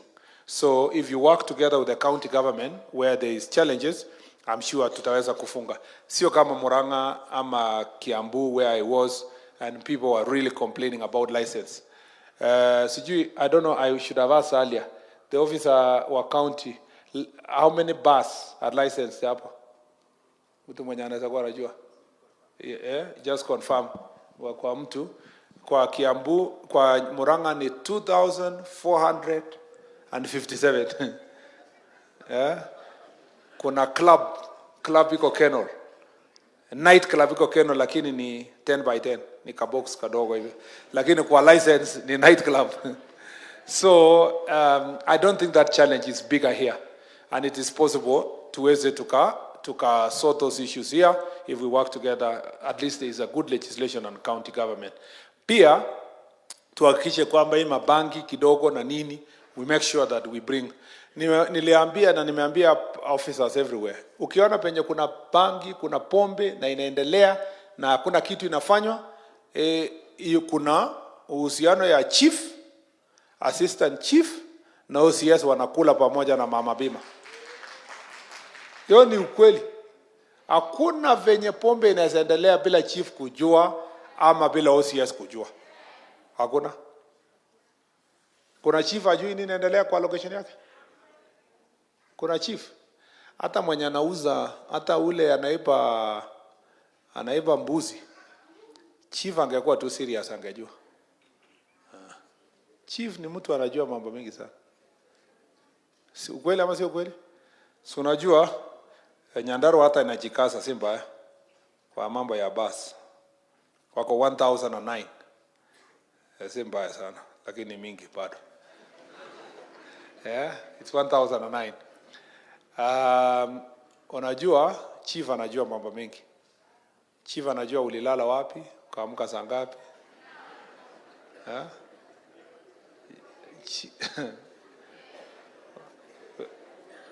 Ni ukweli?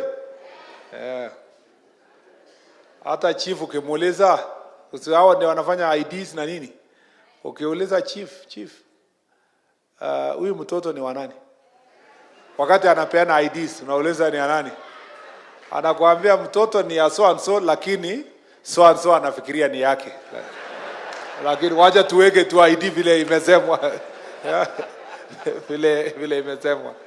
So kama chief anajua hiyo mambo yote, hakuna vile atakosa kujua ni nani anapiga pombe, ni nani anafanya mambo fulani. So nyinyi go back to your locations and do your job. Yeah, make sure that the information is being passed properly. Work with the OCSs. If that's where the problem is, escalate the situation to your SCC and DCC. Huyo DCC atajua through sub-county security committee how to recommend OCSs or police officers who don't do their job. The same for police officers. You know your job. If it's the chief who is giving you problems, you know how to pass the message to the necessary security team so that we can discipline the chiefs and assistant chiefs who are not doing their job. It's important for all of us to do our job. Ya tatu, mumesema ni shida ya homicide, femicide, and mental health. There are so many cases of suicide hapa that are coming from mental health.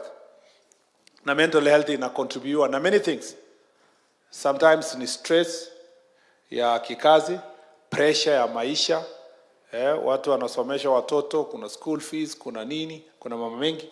Zingine zinatokana na societal problems. Watu wamefanya tu ati femicide ni normal.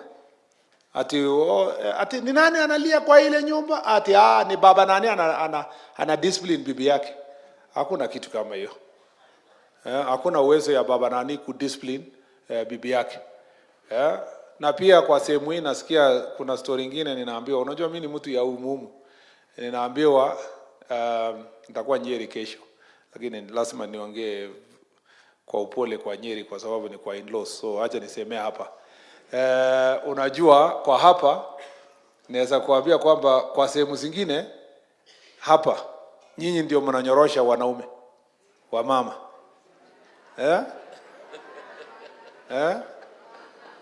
Ni uongo. Na hii wenye ati kwanza na OCS ati mzee akifika police station amekuja kusema nimechapwa na bibi, anaambia ati umechapwa na so unataka nikuandikia ati ulichapwa na wewe nani bwana, rudi nyumbani enda ujitetee. Yeah, because we don't believe kwamba men are also being beaten. There are a number of men wenye watandikwa kwa nyumba. Kwanza wale wenye walikuwa wanapiga bibi wakiwa bado strong, alafu akaanza kuingia pombe. Wakati sasa ameingia pombe amekuwa addicted, ni bibi ndiye anatan ndio ananyorosha bwana. So hata imejulikana kwa villages ati ni baba nani amerudi kwa ile pombe yake, mama Njeri ndio alikuwa anamtengenezea tu penye atalala chini ya kitanda. Yeah? Please, let us not normalize femicide, and let's not normalize homicides, and also gender-based violence. We have to deal with it. We have to deal with it. And even for mental health issues, chiefs na assistant chiefs, kwa baraza zenu, you need to give a lot of time to mental health issues. Kama kuna counselors wako kwa locality yenu, during your baraza, patia huyo counselor 10 minutes, aeleze watu mambo ya mental health. Kwa sababu kuna watu hawaamini, and you know some of these also pastors have been trained on counseling and mental health. Those ones who have been trained, give them a chance, waeleze watu kwamba mental health ni kama physical health. Ni kama tu vile uko na malaria, umepata homa, umepata diabetes. Mental health is a disease like any other disease.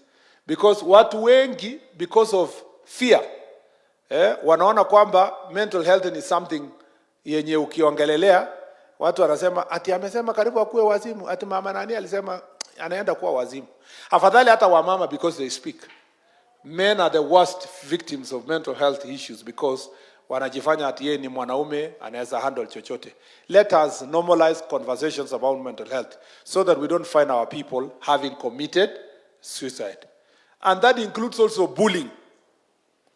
These are things we need to talk about. Bullying in schools, bullying in society, bullying in social media. Mliona Chief Justice jana akisema kwamba judiciary is being bullied. We are being bullied so that we make decisions in a particular manner. Ni ile tu hatujapata forum kama hii. Mimi nangojea forum yenye tutakaa wote na Chief Justice. Hakuna watu wanakuwa bullied kuliko wanasiasa. Hakuna mtu Kenya is bullied than the president. You know? Watu wana bullying is a very serious crime that we are abetting in Kenya.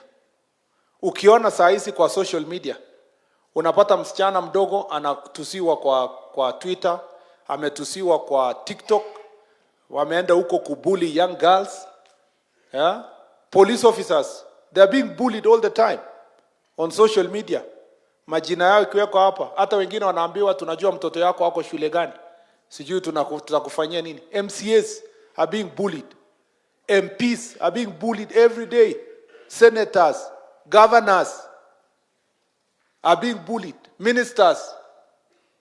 Sasa judiciary are saying they are being bullied. My message to the Chief Justice is that we are all being bullied.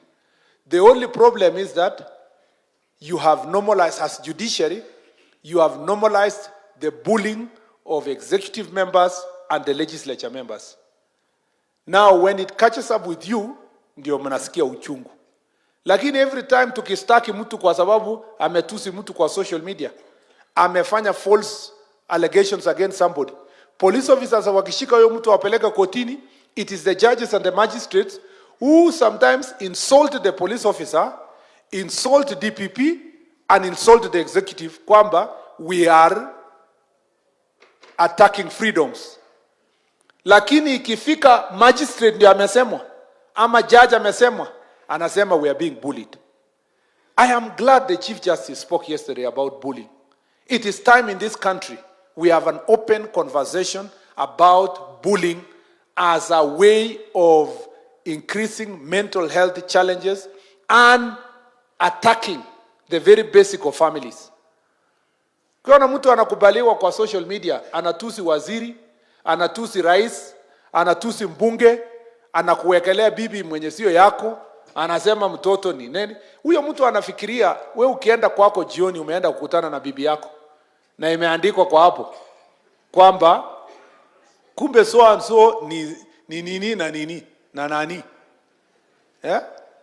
I even see sometimes how women leaders, especially women cabinet secretaries and women members of parliament, are bullied on social media. But when they report and we take legal action, who are the first people to release those people on bail? Sini judges. Sijawahi kuona watu ambao wanaogopa ile kitu wanatetea kuliko judges na journalists. Journalists ni wakali kama hawa, wakiwa kama hako nyuma ya kamera huko. Lakini yeye upendue kamera uweke yeye na uongee mambo yake. Anakwisha. Unapata amelala kwa nyumba anasema nitajinyonga. Yeah? Na sisi wenye anatuwekelea hii mambo kila siku, anafikiria tunaenda wapi? The same to judges. Hii mambo tunalimwa, sisi tunalimwa. Unasikia judge ameandika judgment ya how many pages? Akisema freedoms in Kenya must be protected. Wacha kamera sasa hiyo maneno inaandikwa kuhusu hizi waandikwe wao. We are being attacked, we are being finished. So we either agree as a country to deal with bullying, all of us, because if it is injustice to achieve justice to be bullied, it is also injustice for a small girl to be bullied on TikTok. It's also injustice for an MCA to be bullied on Facebook. It is also injustice for the president to be bullied on social media. This thing we must, and the conversation that the Chief Justice started yesterday must stop being about judiciary. They must not look about themselves. They must look about the well-being of the country. And if they are determined for us to deal with bullying, they must work with us to ensure that there is enforcement against bullying. And I'm telling you, in other countries, bullying in school is one of the top crimes. Your child is suspended immediately akionekana amebully mtu mwingine. In Kenya it is normal. Ati alikuambia nini? Ati hiyo tu matusi, kwani matusi nakufanyia nini? Wewe endelea tu kwa shule. You don't know how it affects people's mental health. I thought I should say this today here. So even as we are law enforcing agencies, we must take these things. Mental health, bullying, the things that are so subtle to us are the things that are leading to suicide yenye sisi tunang'ang'ana nayo. Number 3, nimeambiwa ya mwisho. I think I have said mambo ya pombe, I have said mambo ya drugs and alcohol, and I have said mambo ya homicide and femicide katika sehemu hii. Ya mwisho,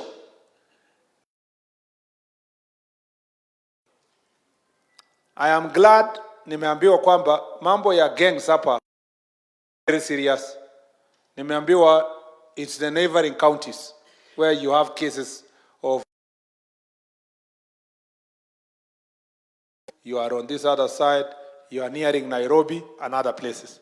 But we still have pockets of characters, yeah, who are involved in gang activities. Pia, hii maneno ya political gangs na maneno ya maandamano yenye tuliona kwa Olkalau yenye hatujaona before. Mimi nawaomba chiefs, wajana sasa OCSs kwanza, chiefs na mlesaliwa hapa, nyinyi ni wazee, wa mama na pia watoto wa hii county. You have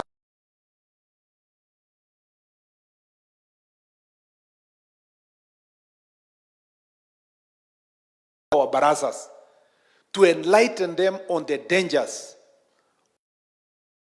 using gangs and radicalizing young people for political reasons. Wanawacha hao watoto na sisi, saa hizo wamekuwa organized gangs, wana terrorize wazazi, wana terrorize biashara. Hii uizi nyinyi mnasema mbuzi na kondoo. If we don't do something about radicalization of young people and being misused for political reason. Ile maneno tuliona at police station inachomwa, sijui magari inachomwa, sijui maandamano yenye iko na vita, ile mimi nimesema namna hii. Tulifanya kazi yetu, watu wakakuwa arrested. Tulifanya kazi yetu, wamepelekwa kotini. Tunashukuru judiciary where they support. We want to see that these criminals, especially the financiers and the organizers of violence, wale tumecharge for terror, we want to see them convicted and stay kwa cell for 30-40 years. Ndio watu wajue kwamba it does not pay to misuse other people and to burn other people's properties, to burn other people's cars, to burn other people's supermarkets. Wewe unafikiria mtu ameng'ang'ana hivi na hii baridi mpaka amejenga nyumba hapa town, alafu mtu tu anakuja kuweka moto, na huyo mtu hati anasema anashindana na waziri Murkomen ni mtu wako Nairobi, anafanyia kazi, ofisi yake iko Nairobi. Sasa unaenda kuchoma nyumba ya jirani yako, mnaongea lugha moja, mlizaliwa pamoja mnaishi pamoja, hata mmeoana. Unaenda kuchoma your neighbor's property to make a statement to a cabinet secretary who is in Nairobi. So at the end of the day, what have you done? Inamaanisha ulikuwa na chuki kwa roho, ulikuwa na wivu kwa mali ya huyu mtu. Unadanganya tu, unataka kudanganya kutumia maandamano, ulitaka tu kuumiza huyu jirani yako. That is something we must deal with. Unajua, tukiwa na President Uhuru, because nilifanyia kazi President Uhuru, siku hizo tulikuwa tunaenjoy watu wa opposition.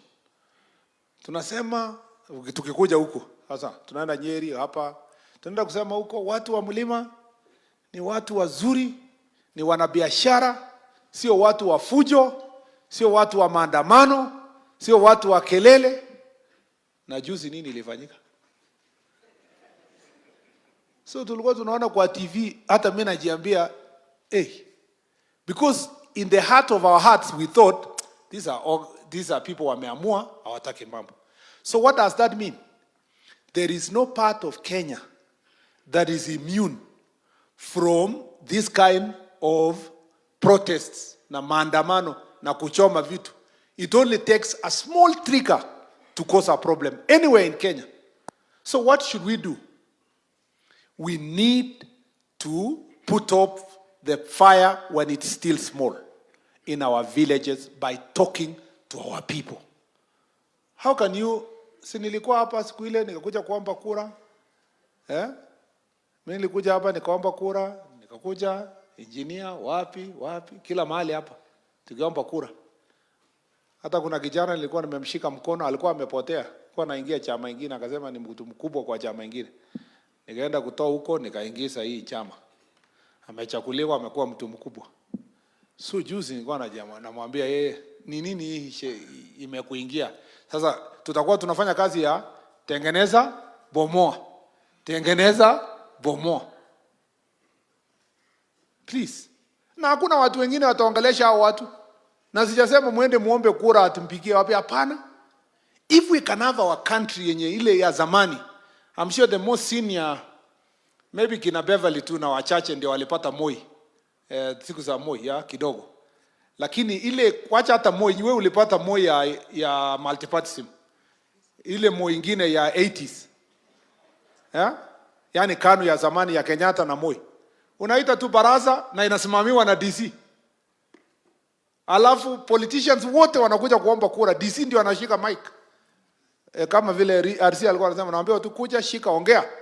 Wewe unaongea yako, wengine wanapiga makofi, unaenda kukaa, alafu watu wanaambiwa endeni nyumbani, mtaenda kupiga kura. We need that kind of politics. Where, of course I'm not saying come for one meeting, but where it doesn't matter what meeting you go to, people watapiga kura na kwenda nyumbani. Let me tell you something, because we may not have such a meeting before next elections. We may have it in different format. If we want to deliver successful, safe elections in Nyandarua, we must invest in you, the chiefs, you, the assistant chiefs, in talking to our people to observe law and order from now. Yeah, from now. We must also make sure that all the our aspirants nini wote, we recruit them to peace. And we must make sure that the troublemakers are arrested today, not tomorrow, today. Ndio ikuwe funzo kwa wale walikuwa na kwa akili yake kwamba atakuja kuchoma mali hapa Nyandarua, atakuja kuumiza mwenzake hapa Nyandarua. Like the lady spoke, you want us to have more disabled people here? But, by choice, by almost like a choice, because we are going out of our way to attack our people. We just need, na Nyandarua, na mimi, unajua kuna watu wengine niliongea mahali wakasema, wewe uko na haja gani? Wewe utoki huko? Mimi sio waziri ya village mwenye natoka. Mimi ni waziri ya Kenya. Olkalau kama waziri wa interior, mambo ya usalama, Olkalau ni nyumbani kwangu. This is my workstation. Just like Olkalau is my station, Lamu is my station. The well-being of every part of Kenya is my responsibility. And the well-being of Kenya is the responsibility of the government of Kenya. We cannot abdicate that responsibility to gangs, to sectarian people, and that is why we are government officials to make sure that. Now, there is no problem. If people tomorrow elect another person, there will be a government. These chiefs will still serve that government. Just like they served the other government. Ukweli ama si ukweli? Yeah, so our duty in this ministry is to maintain the sanctity of the state so that there is something still called government. And there is something safe this called Kenya. Kipata chief anasema sisi watu wa sisi tumesema kama watu ya sijui wapi. Wewe ni mtu ya unatoka hapa lakini wewe ni mtu ya Kenya, mtumishi ya Kenya. Wewe ni serikali, ofisi yako imeandikwa Office of the President, Chief's Office. Hata kama ni ambao umeona tu mahali imeandikwa Office of the President. Unajua kuna tourist mwingine alikuja huko kwetu. So akaona Chief's Office yenye imechakaa iko kona imeandikwa Office of the President. Those days I was still young, I was in the university. Akaniambia, oh, the President of Kenya, Kibaki, has his office here? So, don't forget, you have you have a high office. Please, let's do these things so that we can move our county mbele. Kwa yale mambo ya welfare yenye mmesema, truly we have recorded those issues and you have said a number of things. Number one, tumekubaliana kwamba the infrastructure yenye offices yenye sisi tunafanyia kazi iko na shida. Iko na shida kabisa. Chiefs wengine ofisi yao ni iko kwa mfuko. Anang'ang'ana na stamp. Wengine wako na ofisi kadogo. Na sio hapa peke yake, Kenya mzima. That's why ulisikia nikiuliza ulitoa mambo ya what you people are doing kwa CDF, because that's an area we really need to sit down. Hata saa hizi when there is a debate going on about CDF, na nimetangaza kwa Kenya mzima, mimi na support CDF.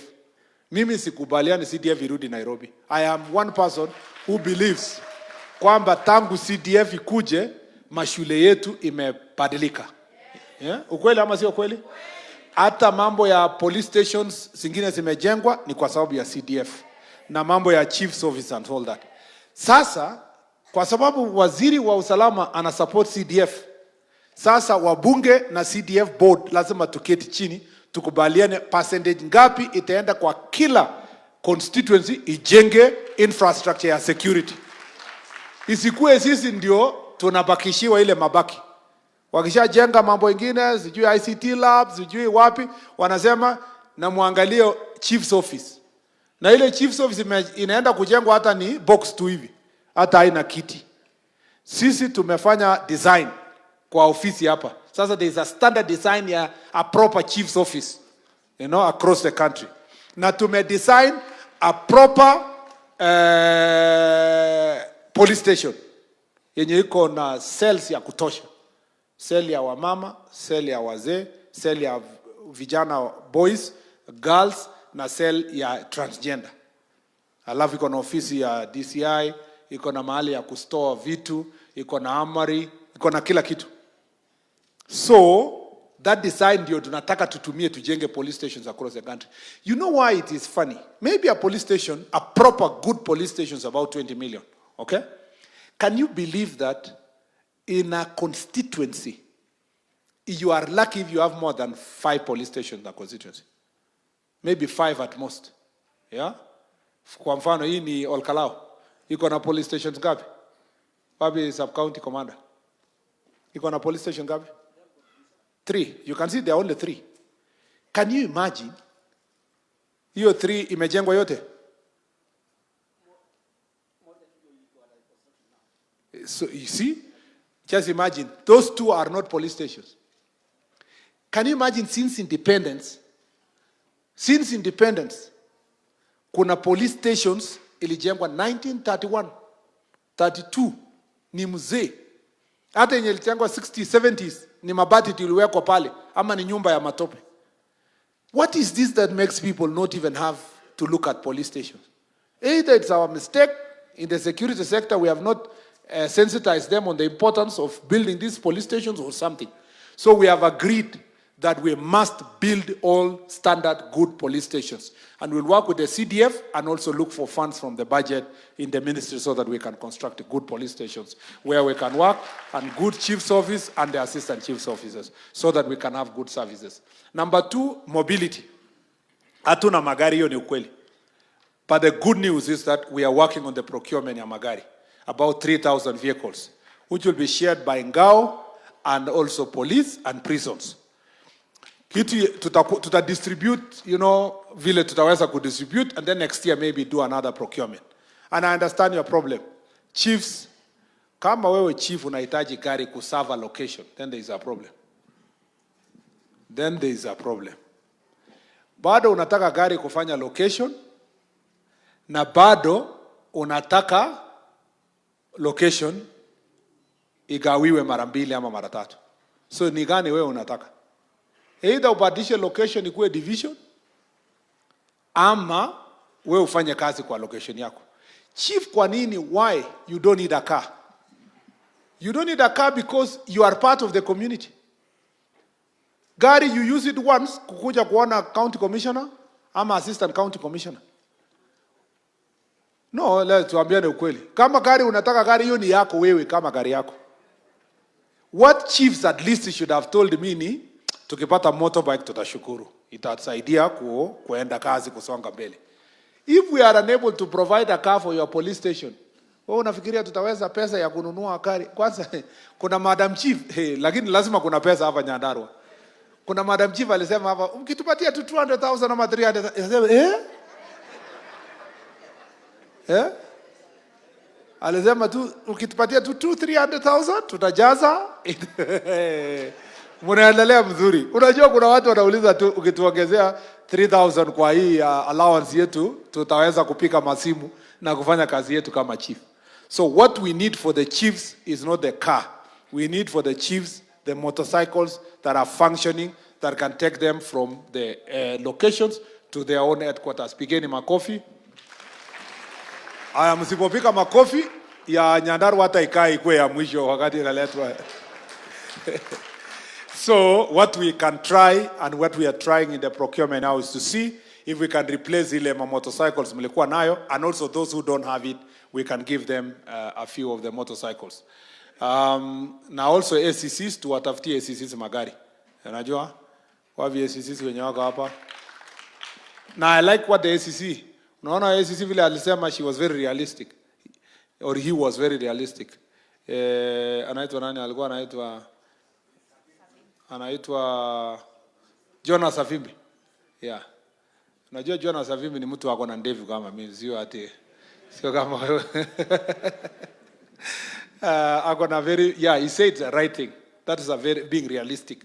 Amesema tukipata kwanza hata gari moja per sub county ya kushare kwanza as we do more procurement, and we will put that into consideration. That is already our plan, at least every nini. Yeah, unajua sasa Madam ACC anaitwa nimesahau jina. She said who? Judith. Yeah? Sasa hebu angalieni huyu Madam ACC kweli jameni. Apande nduthi. Alafu kale kamzee wa nduthi anamwambia shika vizuri. Please jikalia. So visa ya serikali anaumia ama namna gani? Unajua kuna mmoja alituambia huko Makueni. Makueni ama ilikuwa Kitui. Kwamba alienda, kuna ule wa Makueni kwanza alituambia alienda mtu wa nduthi akamwangusha, akaanguka na kofia ikapingirika. Ati mtu akasema serikali imeanguka. So we have to do something about ACCs. Unajua Dio wa zamani alikuwa ni Dio. Ama namna gani? Si nyinyi mnajua hata chiefs. Dio akifika nyinyi mmesikia Dio anakuja area leo, hata wananchi mnaona Land Rover ya white ama ya green. Lakini sasa mmekatakata divisions imekuwa dogo ndogo. Sasa Dio ako na nyinyi. Na vile ako na nyinyi, serikali imeshindwa kununua magari ya kutosha kusukuma. But we need a pool car yenye wakienda responsibilities yao wanaenda kazi kufika pale wafike at a good time. Kwa mambo ya responsibility allowance, security allowance, and not I think risk allowance, the only thing that makes sense hapa kwa watu hapa ni risk allowance. Yeah. Sahi ile watu wako Mandera, ukimwambia unaenda Nyandarua, hawezi hata kukuuliza transport, wapi transport ya kubeba mzigo. Atakuja himself kuja kuripoti hapa Nyandarua. Yeah? So hata kama tuko na baridi, tuvumilie tu baridi yetu, ni yetu ya hapa. The thing we can ask that makes sense hapa ni risk allowance. Kwa the chiefs who are functioning huko na nyinyi wenye mkienda operations and so forth. Otherwise, OCS akisema ati Nyandarua ni baridi sana, tunataka risk allowance. So tumsaidie tu OCS aende hapa Samburu, Sarolipi hapa chini, penye iko warm na ni mahali pa kutembea na mguu asiye mbali. I tell you, the thing, especially for you who are transferred to work in such places, maybe the period of time mtu anakaa hapa inakuwa too long. It's not necessary. Maybe 3 years, at most 5 years. You serve 2-3 years, you move. 2-3 years, 3 years, 5 years, you move. Sasa, chiefs wanasema ati wapewe hardship allowance at their own home. Yani kwa nyumbani upewe hardship allowance. Yes, yani uambie wewe mwenyewe uko na risk. Sasa watu watiati wataniambia hapa kuna bandits mingi na ni chief ya huko nyumbani. What you need is risk allowance and maybe extraneous allowance yenye unasema. Lakini ya hardship hiyo kidogo is not convincing. I'm not convinced with the hardship allowance. I'm convinced with the risk allowance. Kwa sababu wale wanapikwa, wanaumizwa, kazi yenu kufanya usiku. Na pia nimesema hii kitu ya kuweka checkpoint hata mkipewa motorcycle. Why should a chief awekewe checkpoint kwa motorcycle? Mtu mwenye anatembea usiku, mchana, anytime, why do you putting a checkpoint kwa vitu kama hizo? So the thing is, which is required, is na niliambia Beverly, muende mtoe hiyo checkpoint. There is no need for it. Hawa unajua hiyo motorbike unapatia chief, unafikiria ile mafuta tunampatia inatosha, tunaongezanga yake. Ndio aende wapi, na chief ako kazi throughout. Hata akienda kanisa ya mbali bado ako kazi tu. Please. Sasa ati chief aende aeleze kwa checkpoint kwamba kuna kazi naenda. Si kazi ya chief ni anytime. Hata kuuliza hii mtoto ni mwanani, huyu anaishi wapi. Saa hizo is collecting intelligence ya kikazi yake. Ama namna gani? Yeah, so we need to remove those things. And maybe now work on the risk allowance to make sure that when they go for operations. Jana tuliambiwa kwa Murang'a mambo ya uniform. Uniform, tulikubaliana uniform inaletwa kuja county. Since independence, thanks to jukwaa la usalama, sasa uniform inaletwa ikuja hapa county. Hakuna uniform itaenda kupeanwa huko nje. Na uniform mtu apimwe mzuri, ikae mzuri. Yeah? Si namna hiyo? Nilikutana na mwingine huko Makweni. Uniform yenye amevaa, sikujua ni mwanaume lakini sijui ni marinda ama ni loge. Because alirushiwa kwa dirisha. Akaambiwa, akasema initosha, akaambia chipange huko mbele. Na mwenye anasema anafunga mlango akienda huko. Huyo akafika, wakati anataka kujipanga kutafuta fundi, waziri akafika. So waziri alipofika sasa akavaa akakuja. So ikakuwa. So jana niliambiwa kwa Murang'a ati uniform sasa yenu ati sio mzuri sana kwa operation. Ati material sio strong. Wakati unafurutana na mtu ya chang'aa inasararuka. So nimeambia DIG mpange uniform yenye iko na good material. Ndio isaidie kazi nzuri, asante sana. Na for the first time nilisikia also jana kwamba officers na chiefs na assistant chiefs wa mama wanasema uniform yenye wanapewa wakati inakaribia maternity haikutoshi. Unakaa tu vile ulivyo. So naambia hawa mfikirie maternity dress ya chiefs na police officers. You know, these things you only learn these things kwa ground. Unamna hiyo? In fact it was a chief ndio alileta hiyo maneno. Nikajiuliza, wachana na chiefs wengi mnaandikwa 35, 38, 40. Yeah, pengine most of you mmefunga hiyo maneno. Na hawa police officers wanaandikwa 18, 19, 20. Hata hawajazaa mtoto ya kwanza. So they need to think about the uniform ya expected police officers na chiefs na so forth. Mambo ingine ambayo nimeambiwa ni let me just check. Elders. Mambo ya okay. Hiyo ya nini kwanza? Hiyo kweli umenikumbusha mambo ya village elders. Nimesign juzi the cab memo. Nitapeleka cabinet, ikishapitishwa na cabinet tujue how to support our village elders kusaidia hawa.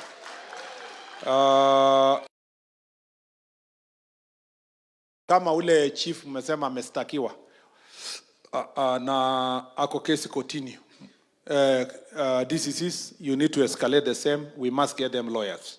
Lazima kuwe na lawyer for every person.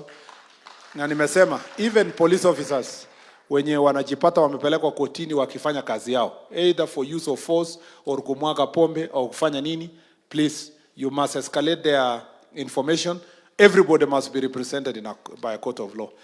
And we are pushing in the cabinet, Office of the Attorney General to be strengthened in every county, so that the person in charge of the Attorney General in a county ndio atafanya kazi na nyinyi kwa mambo kama haya.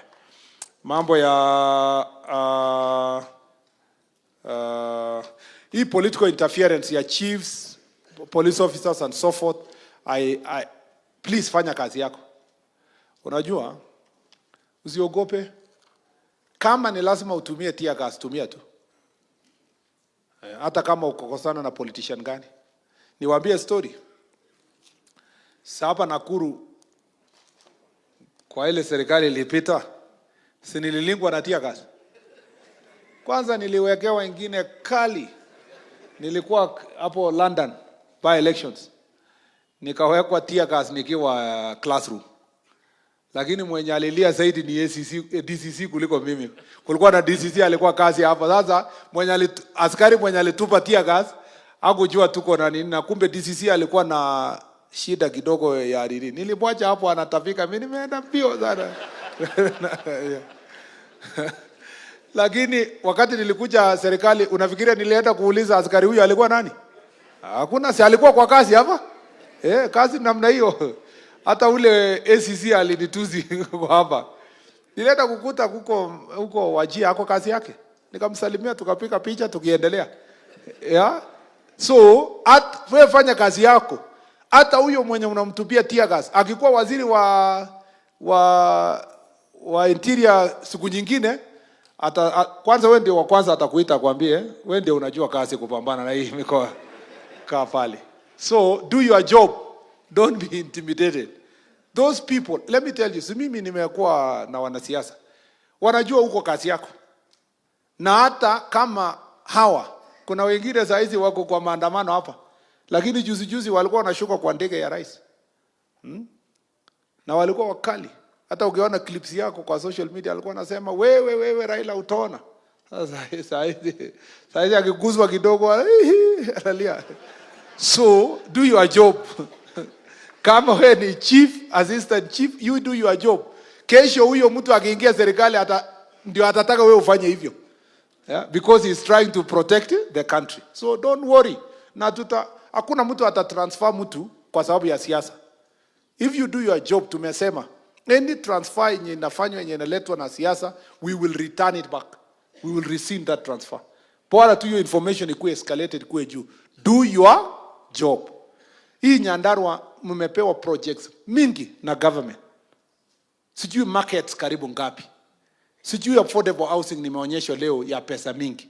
Mabarabara, mimi nilikuwa waziri wa barabara na PS Mbuko alikuwa PS yangu na anatoka hapa. Mabarabara mingi sasa inaendelea, contractors walilipwa juzi. So sasa wewe ni chief, ati kwa sababu mwanasiasa ako kwa siasa yake anataka kuzima ile inaendelea, unaenda kufunga mdomo utaki kusema. Unafika mkutano unasema serikali imefanya mingi, nitawaita siku nyingine kuja kuambia nyinyi. Ati kwa sababu unaogopa wanasiasa. Do your job, explain SHA, explain housing, explain all these things. Kwa sababu it's important. Hata mheshimiwa akikuongelesha unamwambia mheshimiwa, sikia, wewe ita baraza yako na ikuwe ya amani, sitakusumbua. Wewe ukimaliza wacha na mimi, wacha nipambane na kazi yangu. Usiniharibie yangu kwa sababu sitaharibu nini yako. You need to stand firm in the work you are doing to make sure that you are giving the people the right information.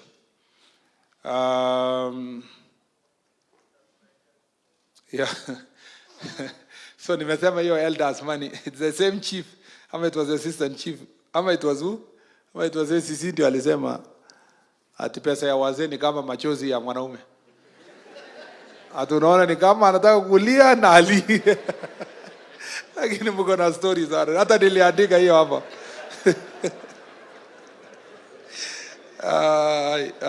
Hii jukwaa ni mzuri sana.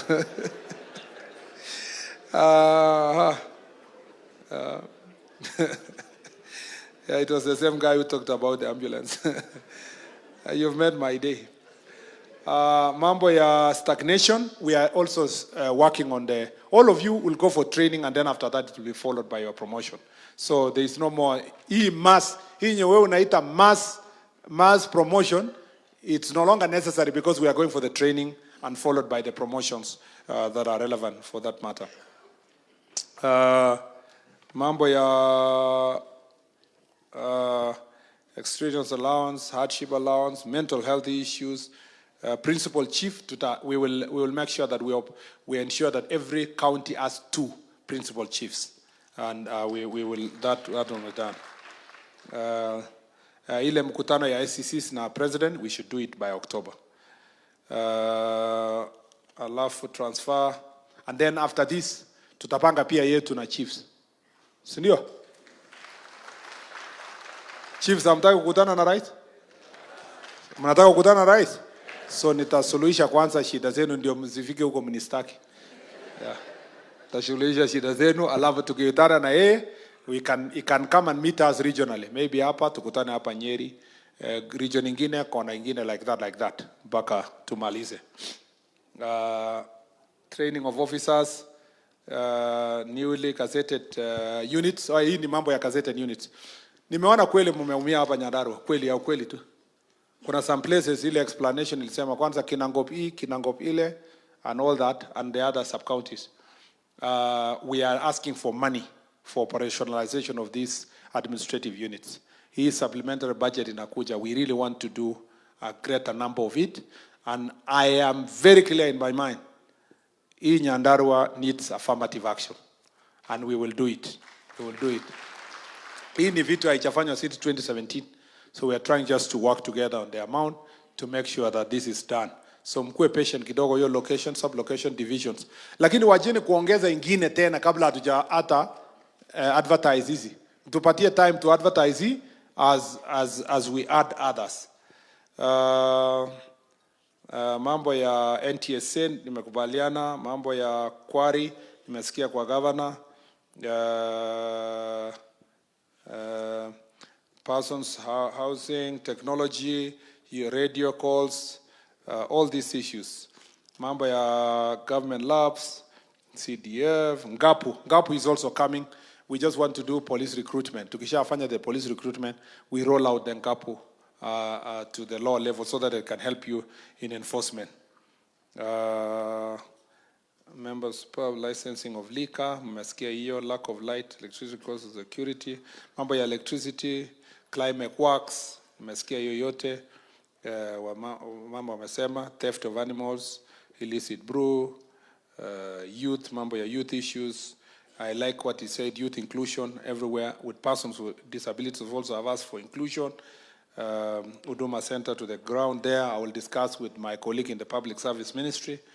Darakwa Agricultural Market, may pick all these things so that access to office by BWDs, sign language, Inua Jamii for them, and so forth. All these issues are important na imeandikwa. Kama sija highlight kwa hapa, haimaanishi kwamba we are not doing them, we are going to do them. So, tuko tayari kwenda kufanya kazi? Mjasema vizuri. Mko tayari kuenda kufanya kazi? Ya, si mbaya. Vile mmesema sasa hiyo nimeona iko na kidogo. Karibu nimwambie DIG, nilikuwa naenda kumwambia hii ya Nyandarua vile wanaongea wakifika kikanjo nyorosha hawa kidogo. Asante sana. Lakini hurumia wale wako 55 kwenda juu. Magoti. Nilipata mzee mmoja ana limp. Juzi nilipoenda ku launch that program yenu. Nikapata mzee anatembea ame limp. Nikamwambia but ulikuwa sawa juzi, kwa nini una limp? Akaniambia hii kitu inaitwa salute, kumbe ni ngumu sana. Ati huko mkono huko ati nimefanya tu hivi. So I look forward to seeing you when you are graduating. We will be there, and hopefully all of you will have been trained in good time so that we see all of you. Sorry, nimependa kuongea mambo mingi. Lakini kwani ni rahisi kuwa nakutana na waziri kila wakati? Sini once in a while namna hii kuwa kwa mkutano moja na waziri, hata nikiongea mingi zinaweza kukubaliwa. Ngojea kidogo Madam Chief. So tunaweza songa namna hiyo pamoja. Bas, kabla sijamaliza kabisa, wacha sasa nikaribishe wapi speaker, ama ni wewe Steve, on behalf of the MCS. Haya, pigia yeye makofi. Mnajua huyu Hasla. Yeah? Mpatie nafasi aseme, introduce MCAs na aseme neno moja, alafu akaribishe deputy governor. Yeah, deputy governor.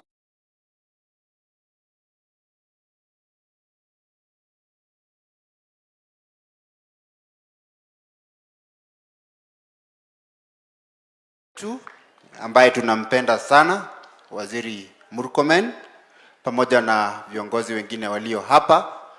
Allow me to still go with the protocol that was earlier followed. Let me take this opportunity to really thank you, Bwana Waziri. Najua nikiwa nimesimama hapa, wakati mmoja ulikuwa my boss, tukiwa pale Karen, ulinipanga mpaka nikapata hii kiti. So asante sana na kushukuru. One thing, Waziri, ningependa kukuomba, such a meeting is very rare. And I would humbly request, hata kama itawezekana tuweke kwa sheria, jukwaa la usalama iwe ni jambo ambalo tutakuwa tunafanya kila mwaka. Ndiposa tunakuja tunakaa chini na viongozi wetu katika ngao, mambo ambayo wanaongea tunasaidiana, ndiposa Kenya yetu iendelee na Nyandarua yetu iweze kuendelea. Siku ya leo nimeona chief ambao nimekaa sana bila kuwaona kwa muda, na ni jambo la muhimu sana. I would wish first of all to bring the apologies of our able speaker, Stephen Waiganjo. He really wanted to be together with us, Bwana CS leo, lakini mamake amekuwa mgonjwa kwa muda mrefu. And he's the only person who has that responsibility ya kuangalia mama yake kwa wakati huu. So kindly receive his apologies. Our deputy speaker ndiye amekuwa bunge siku ya leo, vile vile ndiposa hangeweza kufika. Waziri, utaniruhusu nipatie kiongozi mmoja tu ambaye wakati Mheshimiwa Kiarawa alikuwa anatoka hapa, alikuambia kwamba atakuwa na one of his representative ambaye ni CDF secretary. Na huyu ndio tunafaa kunyorosha kama chiefs wa hapa Olkalau constituency hawana zile ofisi umesema. Yeye ndio anafaa kutuambia kwa nini hawajajenga ama kama wamejenga. Wacha tumpatie dakika moja Bwana Kariuki aweze kutusalimia.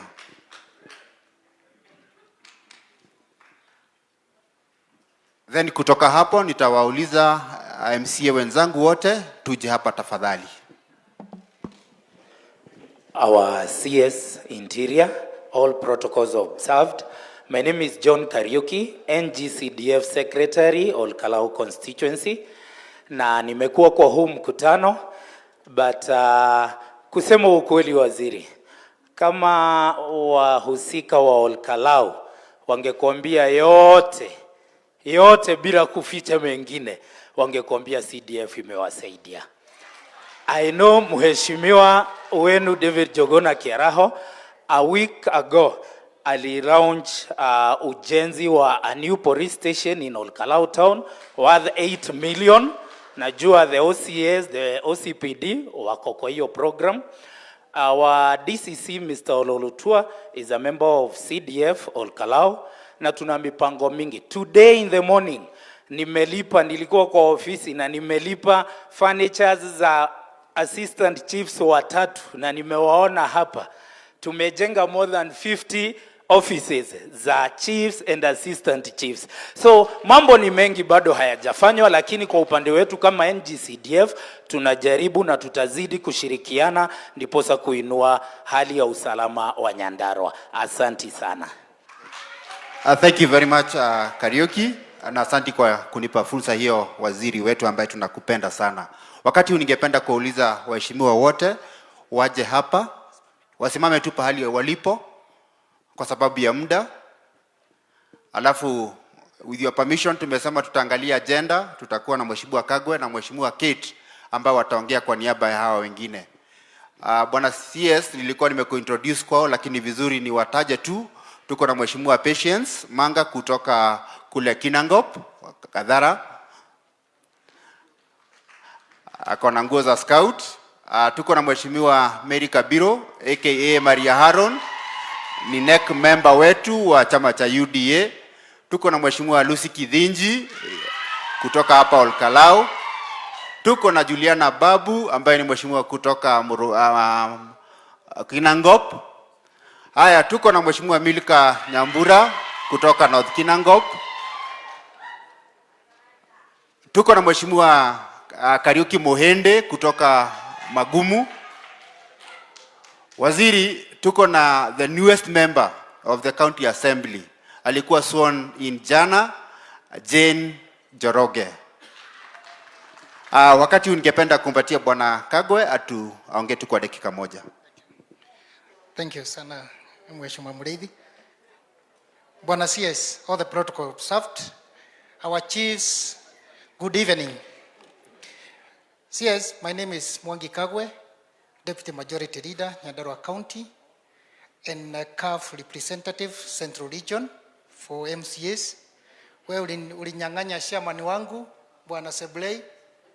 Tulifanya kazi mzuri na yeye, lakini unikanyang'anya. Kwa hivyo, kwa niaba ya County Assembly, tunashukuru ofisi yako. Uliona jamaa mshapakazi, ukabeba ukaenda na yeye. Kwa hivyo, bado ushoke, bado uko na washapakazi wengine, unaweza chukua ukafanya kazi na wao. Mimi sitaki kunena mengi, Bwana CS. Kwanza ni kuambia asanti kwa kuonyesha manifesto ya rais ya bottom up.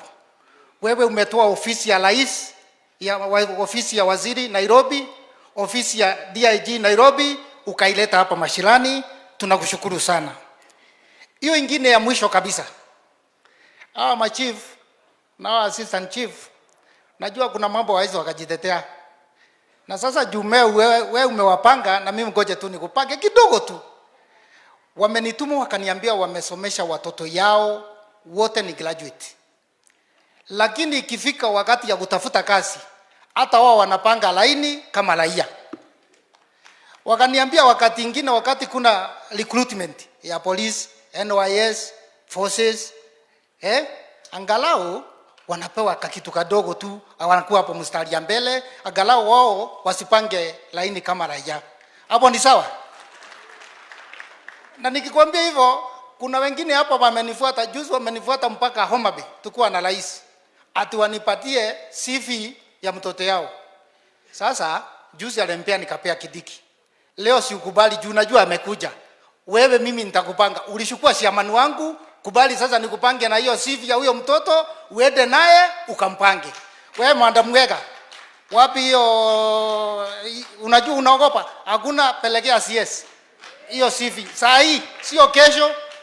Saa hii patia yeye akupange. Hiyo ni mimi. Wewe ukitaka kunishuna masikio, nishune nikifika Nairobi.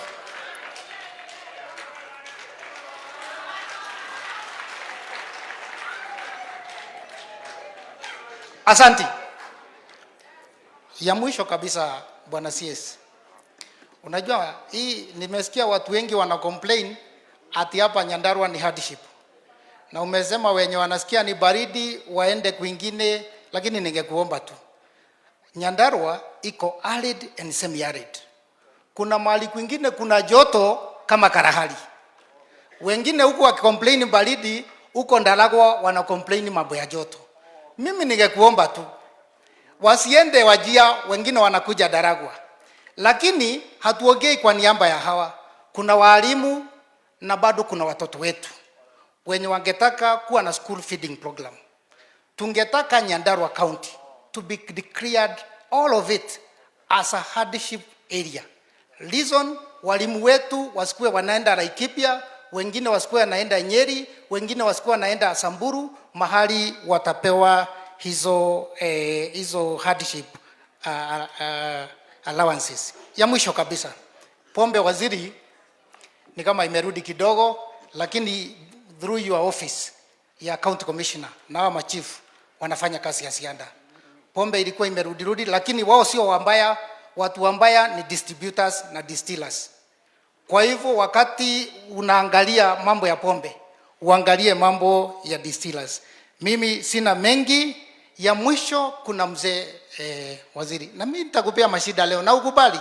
Juu wewe ulinipanga wakati ya siasa ukaniambia nitafute kula. Leo aliniambia nitafute kula ya UDA. Kuna mzee alisema yeye ni wa 2 minute. Mimi ni wa 2 term. Na hapo sibaduki. Hapo mimi sibaduki kwa 2 term. Hata wapande mlima ama mpande wa Munyoro, mimi ni wa 2 term. Yeah? Na sasa na huyu mwingine. Na sasa nitakupanga yule mzee wa Nyandarua Shoma Market. Huyo mzee nimelipia watoto wake school fees. Wakati amefungiwa nyumba juzi, nimelipia yeye nyumba. Waziri beba shida yake na mimi nitakufuata kwa ofisi. Hata leo alikuwa ameniambia ati nikipata kitu nimpatie, mimi nimemwambia shauri yake leo ajipange. So bwana DIG, na wewe karibu sana Nyandarua. Pale Nyandarua tuko na nyumba ya askari. Iko 75%. Wewe OCS mwenye ameongea vizuri hapa ni wangu.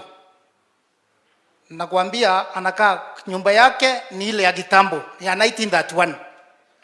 Ukimalizia hiyo nyumba, hao askari watakuwa sawa na maisha yao itaendelea. Asanteni sana, Mungu awabariki. Asante sana Mheshimiwa Kagwe. Waziri, wakati tulikuwa tumekaa na deputy governor pale, alisikia chief amesema yeye ni wa 2 minutes. Akaniuliza kila kitu ni 2 minutes.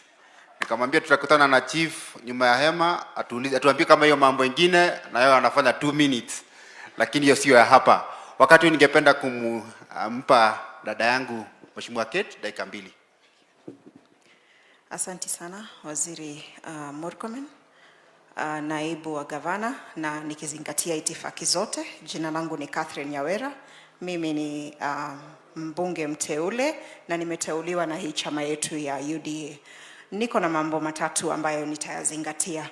Ya kwanza ni kukushukuru wewe CS kwa sababu ya kufika. Sijui kama kuna siku uliona wakati tuliandamana kwa police station pale Mairoinya na tukasema OCS afukuzwe. Lakini wakati hawa watu wamekuja hapa, nimesikia wamesema wenyewe wapigwe transfer kwa sababu ya kuzoea ile mji. Mtu anakaa, anaanza kunongoneza na wengine na wanafanya uhalifu. Tunashukuru kwa hiyo transfer. Pili, Bwana CS, sisi kama MCAs huwa tunaalikwa na ACCs na DCCs kwa mikutano ya security kwa sababu inatuhusu, kwa sababu watu wakiibiwa, wakiwa na uhalifu, sisi ndio tunawasaidia. Sijasikia wakitaja watu wanaitwa watu wa nyumba 10.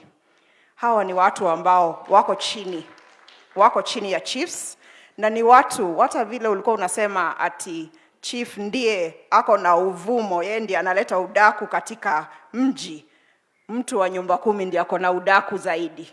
Yeye ndiye anajua nani ameingia saa hiyo na nani anatoka na nani alipiga mayowe jana.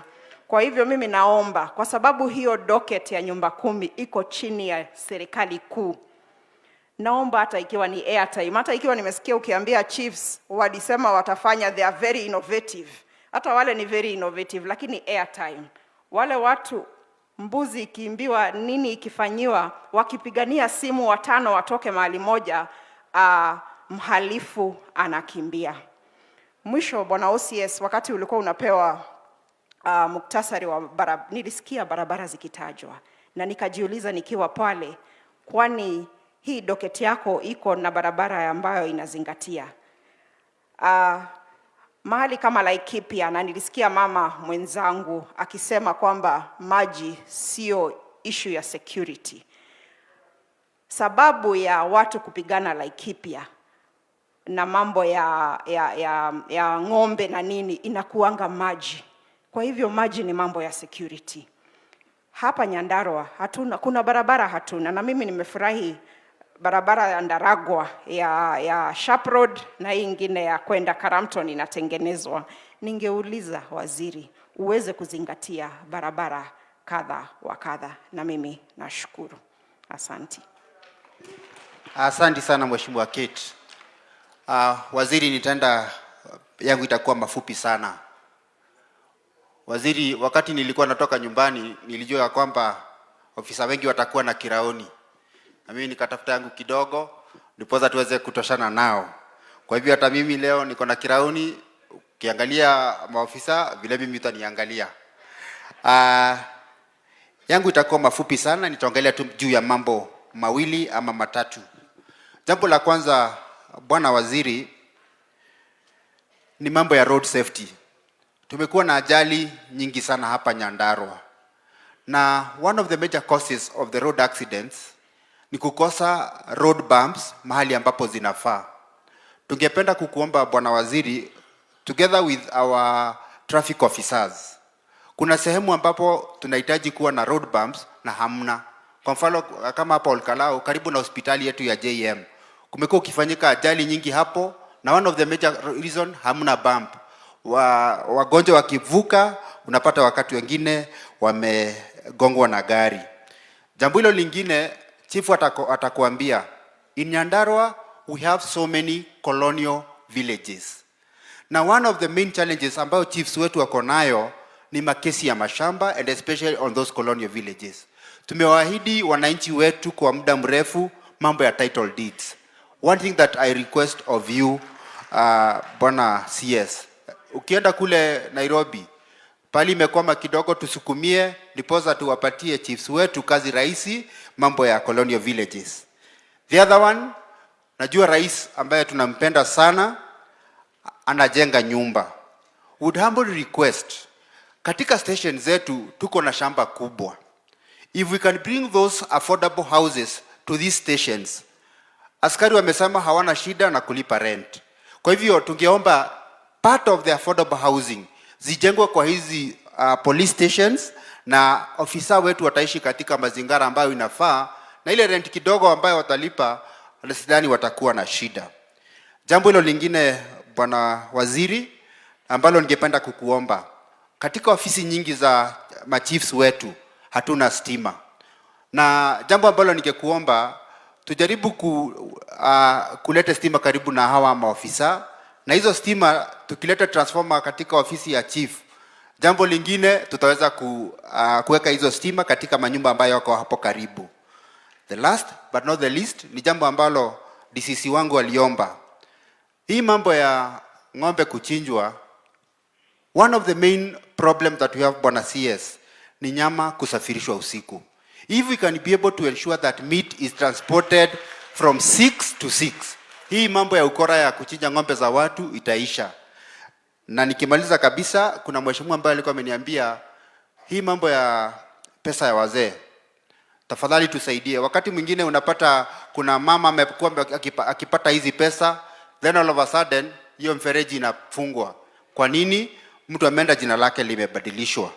Na hayo mengi, wakati huu ningependa kumwalika our Deputy Governor Madhara Mwangi aje aongee, alafu baadaye atakurudishia.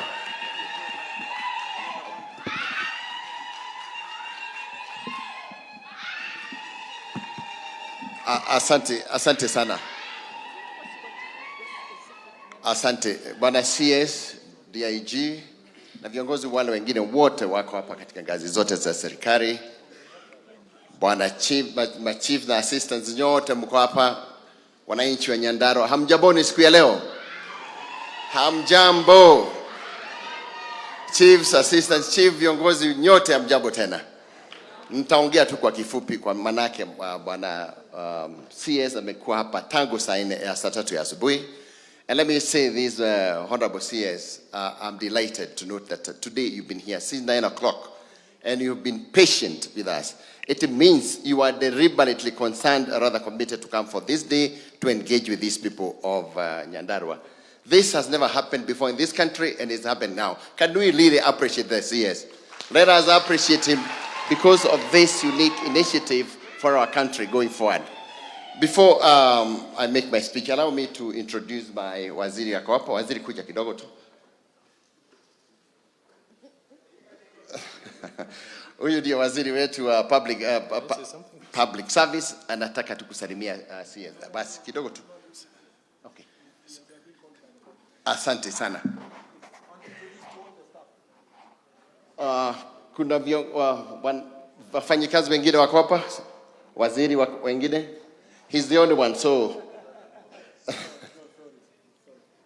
Okay. So I think the rest have... I am Kanyinge, CEC Public Service, Administration and Devolution. Thank you. Asante sana. Hao wengine wote bana CS wameongeleshwa na wengine naona kama wameondoka. Kwa hivyo, let me say, I was appreciating your initiative.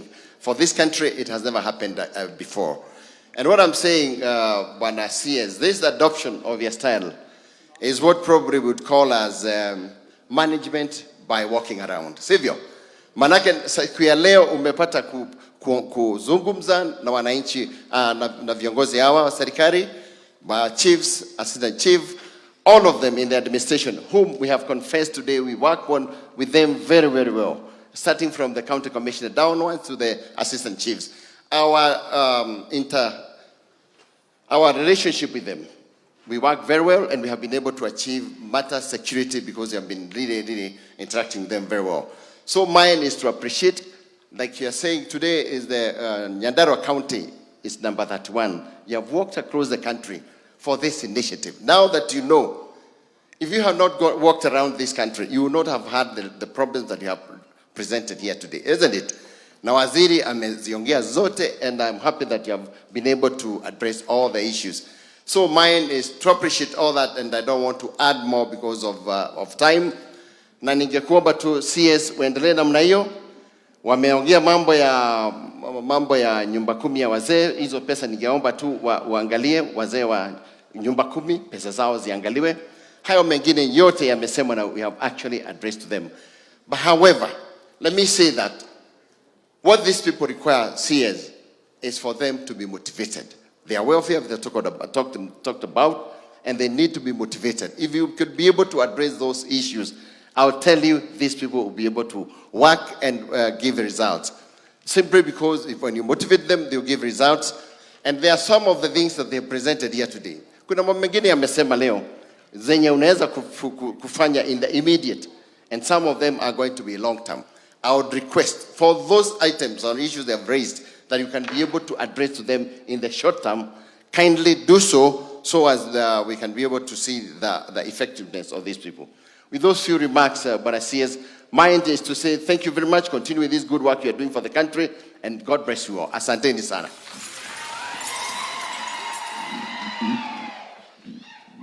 Pigeni DG makofi. Unajua waziri wa public service ameumia kwa mikono yangu mara mbili. Siku ile nilisupport opponent yake ndio akakuwa senator. Alafu sasa leo nimekataza yeye aongee. Lakini next time nikikuja wewe ndio utakuwa wa kwanza kuongea waziri. So it's just because tumeambiwa weather sio vizuri and we need to take off. Let me now give our DIG Masengeli. Mnamjua? Pigeni makofi aseme neno moja. Thank you so much, Waziri. Wana na pindi za Mungu hamjambo. Bwana DG, allow me to write on the protocols already established. Jambo tu ni kwamba sisi tunakutana hapa kwa sababu ya mambo mawili. Moja ni kuhakikisha huyu mwananchi wa Kenya ako salama, mali yake, maisha yake, kusema kwake, kutembea kwake, hata kulala kwake, ako salama. Ndio sababu mimi na wewe, waziri, waheshimiwa, wote wanakutana hapa because our common denominator ni huyo mwananchi, si ndio?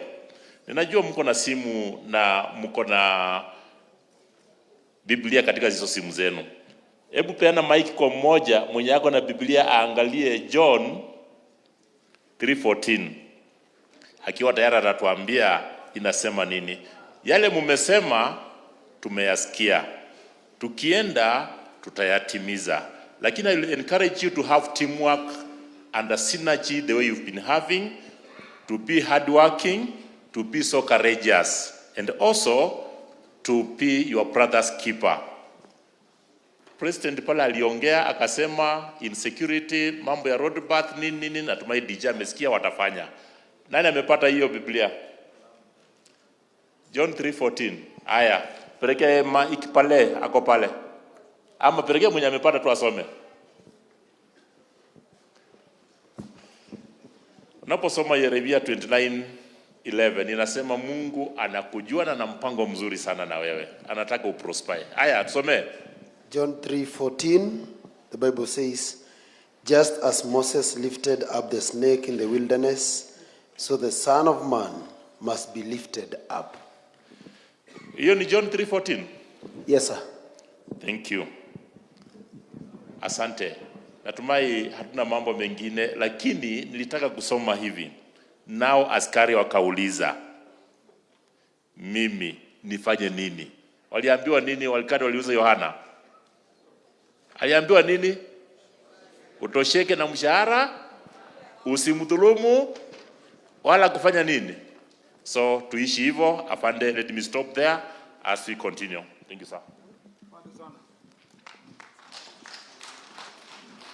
Pigeni makofi DIG.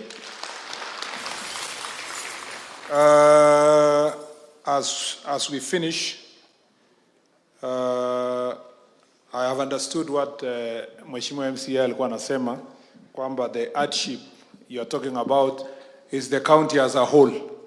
Hiyo iko na procedure ya serikali yenye lazima ipitie the application process and so forth, and I'm sure ikikuja namna hiyo we will consider through the cabinet. Alafu mjue kwamba you are doing very well, by the way, kwa mambo ya pombe. You have done well. Nyandarua kwa proliferation, kwa kutembeza mambo ya pombe. That's why hata sijaona watu wengi wakiongea. Hata kwa ile utabiti tumefanya, you are number 37. Which means mko nyuma huko. Kwa county kama Murang'a iko 17. Yeah, Trans Nzoia iko number 1. So we have so Trans Nzoia saizi wanang'ang'ana kabisa. Trans Nzoia, alafu Kakamega, Kisumu, Nairobi, Kiambu, Machakos, those areas where we have the biggest challenge. Ule ndugu wa Nyandarua market, I will follow up your issue. Yeah, I'll follow up your. You didn't need to go there. Ungeniambia hata ningesikia tu. Alafu there was another young man. Sijui alikuwa anasema nini, akaenda wapi? Where was he? Where did he go? Oh, okay. Utasema mambo yako nikienda. Nimeona pia ma chiefs hapa wamesoma sana. Nimeona mmesoma kabisa, graduates. Kuna chief aliyokuwa anaongea Kiingereza hapa. Kali ule wa first class. So tukitangaza mambo ya ACC sasa wewe umetosha kutoka hapa kujaribu mbele. Umesikia pass? Nataka siku yenye tutatangaza ACC yeye na wengine at least lazima nione jina yake amekuwa ACC. Na pengine apelekwe huko Embobut. Aende afanye kazi kwangu huko. Alafu nashukuru, it is true bwana CDF chair kwamba most of the CDF wamesaidia kwa security, lakini security mlikuja late, mashule ilianza kwanza, si kwa ubaya. We just want now to have that relationship enhanced. Na nashukuru sana relationship tuko nayo na wabunge, na tell Mheshimiwa Kiarao nimeshukuru that he came personally to receive me before going for a function in Mombasa. I want to say must thank you for him for taking his time to come here. Na he told me to give you his apologies. Road bumps nimesikia, mambo ya maji yoyote, land cases and meat transportation. I think it's for the county security team wapange tukikubaliana mambo ya transport ya meat 6 in the morning to 6 in the evening, then that will be sorted out and so forth. Kwa hivyo, as I told you, all the chiefs wenye wamekaa 17 months hamjalipwa, I know where the problem is across the country. You are 600. Ule wa hapa is in the list. Yeah, so we have a list which is in Public Service Commission. You're about 16 of you. And I really want to say that we will find a way of making sure September mumelipwa pesa zenu. Kwa hivyo, asanteni sana na Mungu awabariki. Chief, utaniambia tukienda. Thank you very much.